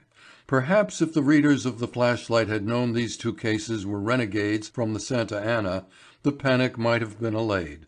But nobody knew. There was terror in the mere suggestion of the plague. Doubtless, people said, these 2 poor fellows had drunk of the polluted flood and paid the penalty. But no fever breaks out quite so soon as that, and within a few hours 9/10 of the white-faced multitude had drunk of the same stream. Man turned to friend and stranger to stranger with the same dread question in his eye. It might be the turn of any one of them next. There were those who shrugged their shoulders stolidly, others that crept in bars and restaurants and asked furtively for brandy. The streets were still packed with people waiting for fresh information. By this time there was something like method in the conveyance of water to the affected parts. But after all, the New River and Kent companies could not do everything.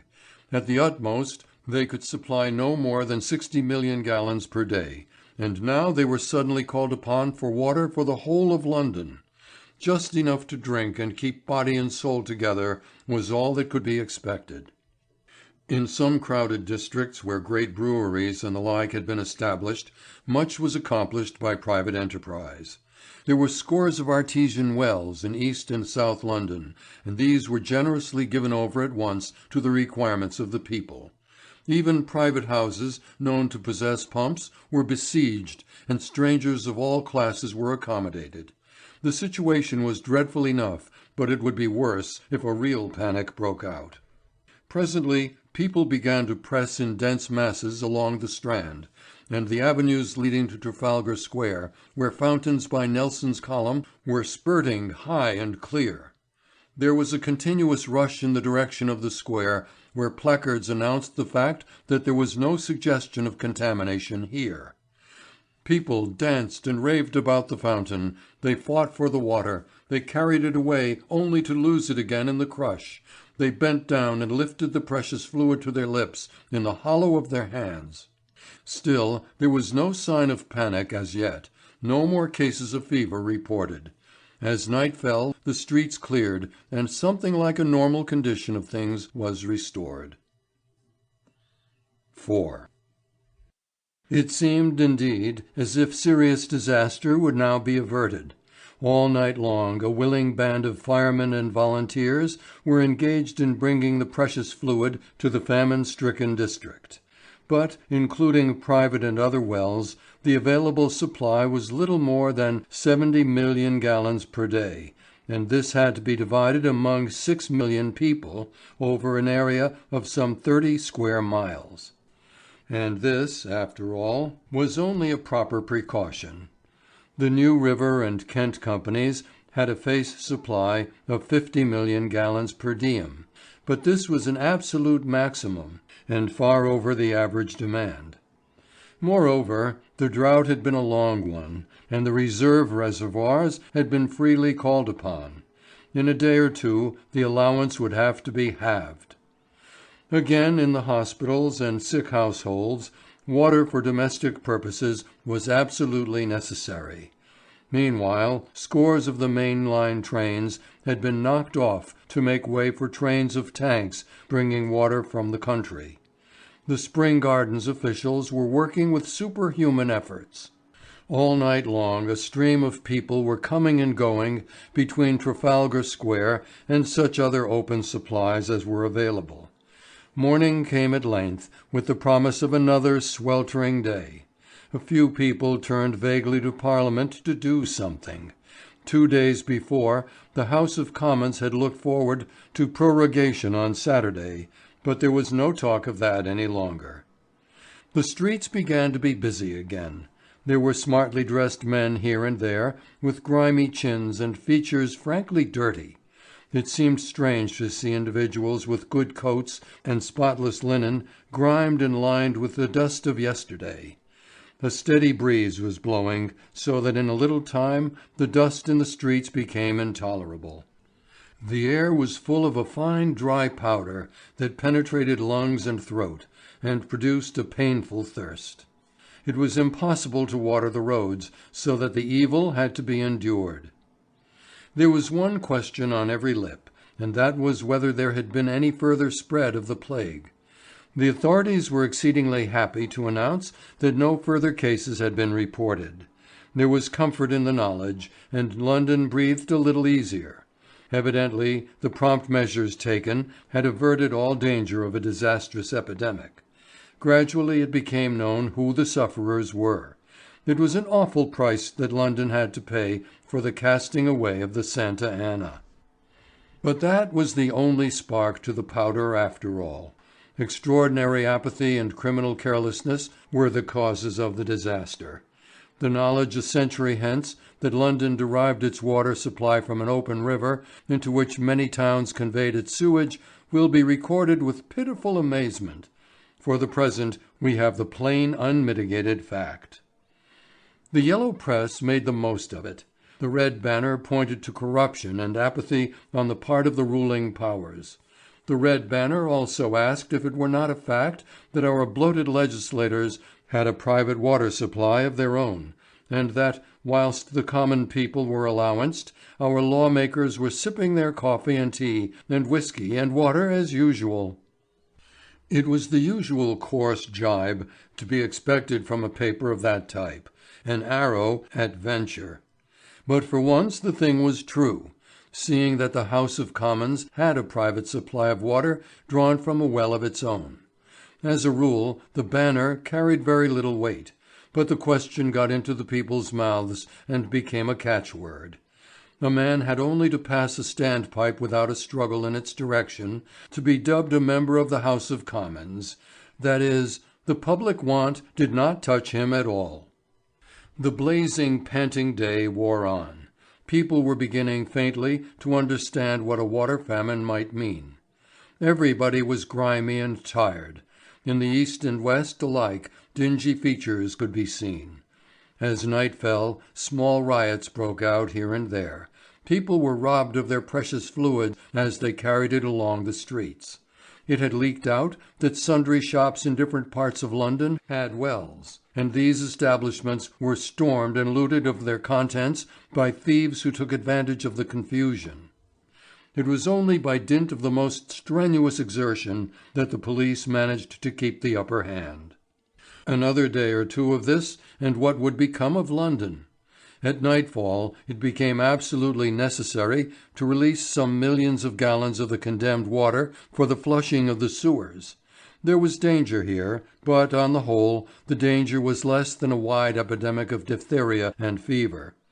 And there were people thirsty and reckless enough to drink this water, heedless of the consequences. With characteristic imprudence, the East End had exhausted its dole early in the day, and wild-eyed men raved through the streets, yelling for more. From time to time the police raided and broke up these dangerous commandos. A well-known Democratic agitator came with a following over Westminster Bridge and violently harangued a knot of his followers in Palace Yard. The police were caught napping for the moment. The burly red-faced demagogue looked round the swelling sea of sullen features and pointed to the light in the clock tower. He started spouting the froth of his tribe. It was all the fault of the governing body, of course. They manage things much better on the continent. If you were men, he yelled, you'd drag them out of yonder. You'd make them come and work like the rest of us. What said the Banner today? Your bloated rulers are all right. They don't want for anything. At the present moment they have plenty of water that you'd sell your souls for. If you'll lead the way, we'll follow, said a voice hoarsely. The orator glanced furtively around. There was not a single police helmet to be seen, nothing but 500 or 600 desperate men ready for anything. Then come along, he yelled. We'll make history tonight. He strode towards the house, followed by a yelling mob. The few police inside were tossed here and there like dry leaves in a flood. The quiet decorum of the lobby was broken up. A white-faced member fled into the chamber and declared that London was in riot and that a mob of desperadoes were here bent on wrecking the mother of parliaments. An interminable debate on some utterly useless question was in progress. The speaker nodded wearily under the weight of his robes and wig. The green benches were dotted with members all utterly overcome with the stifling heat. There was to be a big division about midnight, so that the smoking room and bars and terraces were full of members. The speaker looked up sharply. A stinging reproof was on the tip of his tongue. He had scarcely uttered a word before, as if by magic, the green benches were swarming with the mob. It filled the chamber, yelling and shouting. It was in vain that the speaker tried to make his voice heard above the din. A glass of water and a bottle stood on the table before him. One of the intruders, more audacious than the rest, snatched up the glass and emptied it. A mighty roar of applause followed the audacious act. As yet the mob was fairly good-humoured, though there was no knowing what their mood would be presently. "It's that confounded Banner," one member of the government groaned to another. "They have come after our private supply. Can one of you get to the telephone and call up Scotland Yard?" Meanwhile the mob were inclined to be sportive. They surged forward to the table, driving the speaker back behind the chair. They overturned the table and scattered books and papers in all directions. The foreign element in the company started singing the Marseillaise in strident tones. The martial spirit of it fired the blood of the others. "We are wasting time here," someone cried. "There are bars and dining rooms. As we came in I heard the rattle of glasses. This way!" The crowd reeled back, as if one motion controlled them all. There was still the same note of laughter in the roar, and all might have been well yet, but for the advent of a small but determined body of police. They charged fiercely into the mob, and in the twinkling of an eye, farces gave way to tragedy. In less time than it takes to tell, the police were beaten back with one or two of their number badly hurt, whilst the forefront of the visitors had not come off any better. The popular chamber had become a wreck. Outside in the lobby, broken furniture was scattered about everywhere. Then the tide of humanity surged into the bars and dining rooms. A few frightened attendants and waiters still stuck to their posts. The sight of the glasses and bottles of water about seemed to madden the mob. They demanded that all the taps should be turned on. The fittings were wrenched away amidst a perfect tornado of applause. Soon the floors were swimming with the element that all London was clamouring for outside. The rooms were strewn with broken glass and china. The floors were damp and soppy with the wasted water. Here and there men were feasting on looted food. Never had anything like this been seen in any parliament before. A few courageous members, vainly trying to stop the din, wondered where were the police. But they were coming. They did come presently, 200 of them, steady, stern and disciplined, and before them the rioters fled like chaff before the wind. 5 more minutes and the house was cleared. But the damage was great.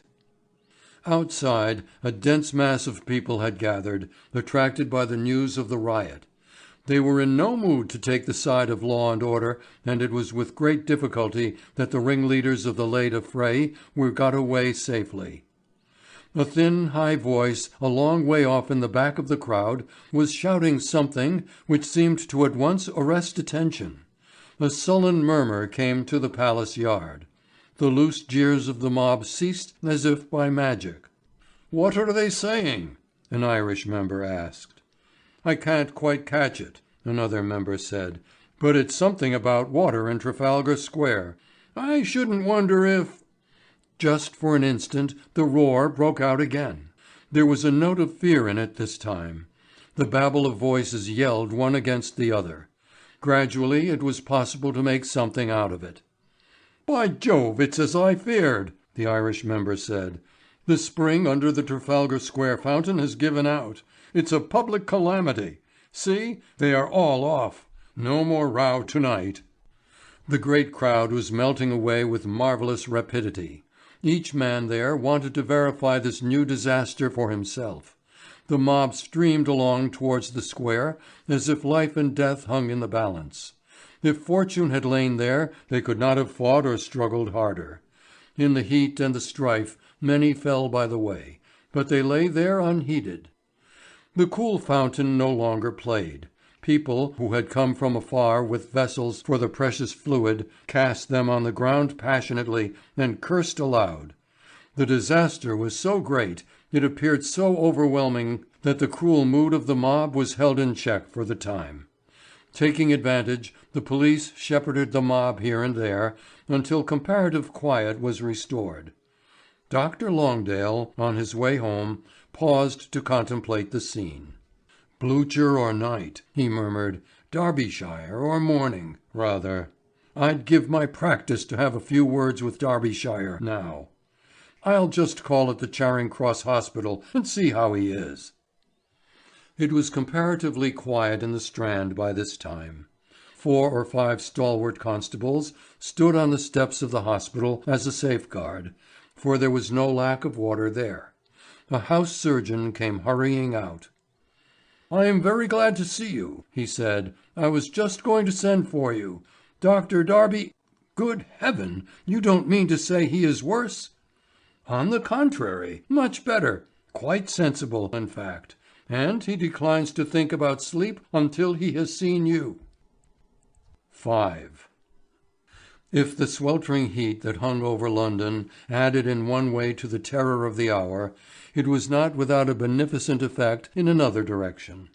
Under such a sky, and with a barometer somewhere in the 90s, it was impossible for rioting to last long at a stretch. The early hours of dawn saw London comparatively quiet again. Perhaps it was no more than the sleep of exhaustion and sullen despair. Perhaps the flame might break out again with the coming of the day. Down in the East End a constant struggle was maintained, a struggle between the industrious and prudent and those who depended upon luck or the power of the strong arm. The day came again with the promise of another round of blazing hours. At first there was no sign of lawlessness, nothing more than an eager jostling stream of people pushing impatiently towards the districts where water could be obtained. These were the folks who preferred to get their own instead of waiting for the carts or tanks to visit them. Naturally, the press was full of good advice. Thousands of correspondents had rushed into print with many a grotesque suggestion for getting rid of the difficulty. Amongst these ingenious inventions was one that immediately arrested popular attention. The writer pointed out that there were other things to quench thirst besides water. There were hundreds of tons of fruit in London. It came up from the provinces by the trainload every day. Foreign vessels brought consignments to the Thames and the Mersey. Let the government pour all this into London and distribute it free in a systematic way. This letter appeared in 3 popular papers. The thing was talked about from one end of London to the other. It was discussed in Whitechapel and eagerly debated in the West End clubs. Instantly the whole metropolis had a wild longing for fruit. Some of the shops were cleared out directly at extraordinary prices. Grapes, usually sold at a shilling or 2 the pound, now fetched 20 times their value. A costermonger in the Strand with a barrow of oranges suddenly found himself a comparatively rich man. Towards midday, crowds began to gather before the big fruit stores, and in the neighborhood of Covent Garden traffic was impossible. Prices went leaping up, as if fruit had become as extinct as the dodo. Still the stuff came pouring in response to urgent telegrams. It looked as if the dealers were bent upon making a fortune out of the public mood. Like lightning, the news of what was happening flashed over London, and gradually the approaches to Covent Garden were packed with people. Presently curiosity was followed by a sullen resentment. Who were these men that should be allowed to fatten on public misfortune? These things ought to have been given away, if only on the ground of mere public policy. Through the crush came a wagon load of baskets and boxes. A determined-looking mechanic stopped the horses, whilst another man, amidst the yells of the crowd, sprang to the top of the load and whirled a basket of apples far and wide. "You've got too heavy a load, matey," he said grimly to the driver. The man grinned meaningfully. He was benefiting nothing by the new order of things. He took an apple and began to eat it himself. In a few minutes every speck of fruit had disappeared. The thing was done spontaneously and in perfect order. One moment the market had been absolutely crammed with fruit of all kinds. An hour afterwards it was empty. It was a fairly good-humoured crowd, if a little grim as yet. But the authorities had serious faces, whilst quite half the police in streets looked shy and out of place, as well they might, by seeing that several thousands of them had been drafted into London from all parts of the country. Towards midday a sport was added to the amusement of the great mobs that packed the main streets. There was not the slightest reason why all London should not be at work as usual. But by mutual consent the daily toil had come to a standstill. It was grilling hot with a sun that made the pavement gleam and tremble in the shimmering haze, and there was little to quench the thirst of the multitude. But then, did not London teem from end to end with places of public entertainment, where thirsts were specially catered for? Already sections of the crowd had begun to enter them and call loudly for sundry liquids. Why should the hotel proprietors get off scot-free? Mysteriously as the sign that called up the Indian Mutiny, the signal went round to raid the public houses. There was no call to repeat it twice. Everybody suffered alike. The bars were choked and packed with perspiring humanity yelling for liquid refreshment. The men who were wise bowed to the inevitable and served out their stock till it was exhausted, and said so with cheerful faces. In the Strand the cellars of certain famous restaurants were looted, and one proprietor proclaimed that Whitechapel and Shoreditch had taken from him wines to the value of £30,000. Men were standing in the Strand with strange dusty bottles in their hands, the necks of which they knocked off without ceremony to reach the precious liquid within. For the most part they were disappointed. There were murmurs of disgust and wry faces at the stored juice of the grape that a connoisseur would have raved over. Fortunately there was little or no drunkenness. The crowd was too vast and the supply too limited for that. And practically there was no rioting where the unfortunate license holders were discreet enough to bow to the inevitable. One or two places were gutted under the eyes of the police, who could no more than keep a decent show of order and bustle about certain suspicious characters who were present for something more than curiosity. About 1 o'clock in the afternoon the early edition of the evening papers began to appear. They were eagerly bought up with a view to the latest news. Presently the name of the Mirror seemed to rise spontaneously to every lip. Nobody knew whence it came or why, but there it was. With one accord everybody was calling for the Mirror. There was pregnant news within. Yet none of the papers could be seen in the streets. There was a rush to the office of the paper. A large flag floated on the top of the building. Across the front was a white sheet with words upon it that thrilled the heart of the spectator. "The panic is at an end. London to use its full water supply again. Dr. Darbyshire saves the situation. The mains turned on everywhere. See the Mirror." What could it mean? In the sudden silence the roar of the mirror printing presses could be heard. Presently the big doors in the basement burst open and hundreds of copies of the paper were pitched into the street. No payment was asked and none was expected. A white sea of rustling sheets fluttered over men's heads as far as the Strand. Up there the turncocks were busy flushing the gutters with standpipes. A row of fire engines was proceeding to wash the streets down from the mains. The whole thing was so sudden and unexpected that it seemed like a dream. Who was this same Dr. Darbyshire who had brought this miracle about? But it was all in the mirror for everyone to see who could read. Very late last night, Dr. Longdale, the well-known hygienic specialist, was called to Charing Cross Hospital to see Dr. Darbyshire, who the night before had been taken to that institution with concussion of the brain. It may not be generally known that Dr. Darbyshire discovered the bubonic plague bacillus in the Thames, which led to the wholesale cutting off of the London water supply. Unfortunately, the only man who might have been able to grapple with the difficulty was placed hors de combat. We know now that if nothing had happened to him, there would have been no scare at all. Unfortunately, the bacillus story found its way to the office of a contemporary, who did not hesitate to make capital out of the dreadful discovery. The dire result that followed on the publication of the telephone we already know to our cost. To obviate that calamity, Dr. Darbyshire was on his way to the telephone office when he met with his accident. Late last night the learned gentleman had so far recovered as to ask full particulars of what had happened, and also to see Dr. Longdale without delay. Judge of the surprise and delight of the latter to know that matters had been already remedied. It appears that for years past Dr. Darbyshire has been experimenting upon contaminated water with a view to making the same innocuous to human life. Quite recently the discovery has been perfectly and successfully tried with water impregnated with the germs of every known disease.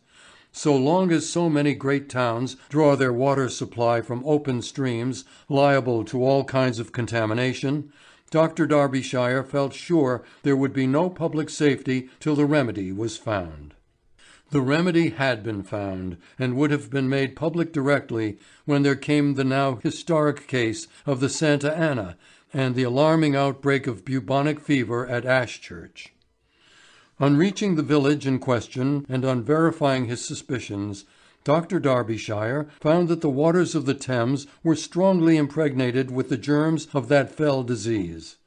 As a matter of fact, the sterilizing process was applied at once, and an examination of the water of the Thames a few miles lower down gave the result of absolute purity. This part of the story Dr. Darbyshire had no time to tell his colleague, Dr. Longdale. He was only too anxious to get away and prevent the issue of a scare leader by the telephone. Accident prevented this design, and when Dr. Longdale was questioned he was bound to admit that he had seen the Thames water strongly impregnated with the bubonic bacillus. After that there was no alternative but to cut off the supply from the Thames. Let us hope the severe lesson has not been in vain. Once these facts came to Dr. Longdale's notice, he lost no time. A special train was dispatched to Ashchurch, and returned quickly, bringing specimens of water from the Thames. These, after investigation, a small body of leading specialists drank without the slightest hesitation. The new process of sterilization discovered by Dr. Darbyshire had saved the situation. Otherwise it would have been impossible to magnify the disaster. Did ever a quiet and dignified newspaper paragraph produce such a sensational outbreak in the history of journalism? Nobody needed to be convinced of the truth of the statement. Truth was on the face of it. Men shook one another by the hand, hats were cast into the air and forgotten, heedless of the blazing sun. Up in the Strand, where fire engines were sluicing the streets with water, people stood under the beating drip of the precious fluid until they were soaked to the skin. Well-dressed men laved themselves in the clear running gutters with an eagerness that the pursuit of gold never surpassed. London was saved from disaster, and Dr. Darbyshire was the hero of the hour. The great man was sitting up in bed and modestly listening to the story that Longdale had to tell. Darbyshire was blaming himself severely. "I ought to have told you," he said. "When I asked you to come round to me the other night, I had a dramatic surprise for you. I told you all about the fever and the state of the Thames. From the condition of the germs I knew that the trouble had not gone far. Here was a chance to test my sterilization on a big scale. I tried it with perfect success. I'll show you the whole process the first time I get back home." "Yes, do," said Longdale grimly. "It's all right as it is, but if you meet with another accident and another such scourge comes along, and we don't know—" "I quite understand. When I had worked upon your feelings I was going to show you the whole thing. Then I found out what that fellow Chase had got hold of, and I had to fly off post haste and see his editor. I didn't mind the paper having its scare so long as I came in at the finish with the assurance that there was no need for alarm. Hence my hurry, and hence my accident. All the same, it was a mean thing, Longdale. Some day, perhaps, the country will realize what a debt it owes to its men of science." Longdale looked at the yelling joyous mob outside, heedless of the sunshine and reckless in the hysteria of the moment. "And perhaps the country will foster them a little more," he said. "Nothing but science could have prevented a calamity that would have multiplied tenfold the horrors of the Great Plague, and destroyed not thousands but tens of thousands." Darbyshire nodded thoughtfully. "One of the things that might have been," he said. "Might have been! We have had a lesson, but I doubt if we shall profit by it. England never seems to profit by anything. It is one of the things that may be. And there is more difference than meets the eye." End of Story 6. End of The Doom of London by Fred M. White.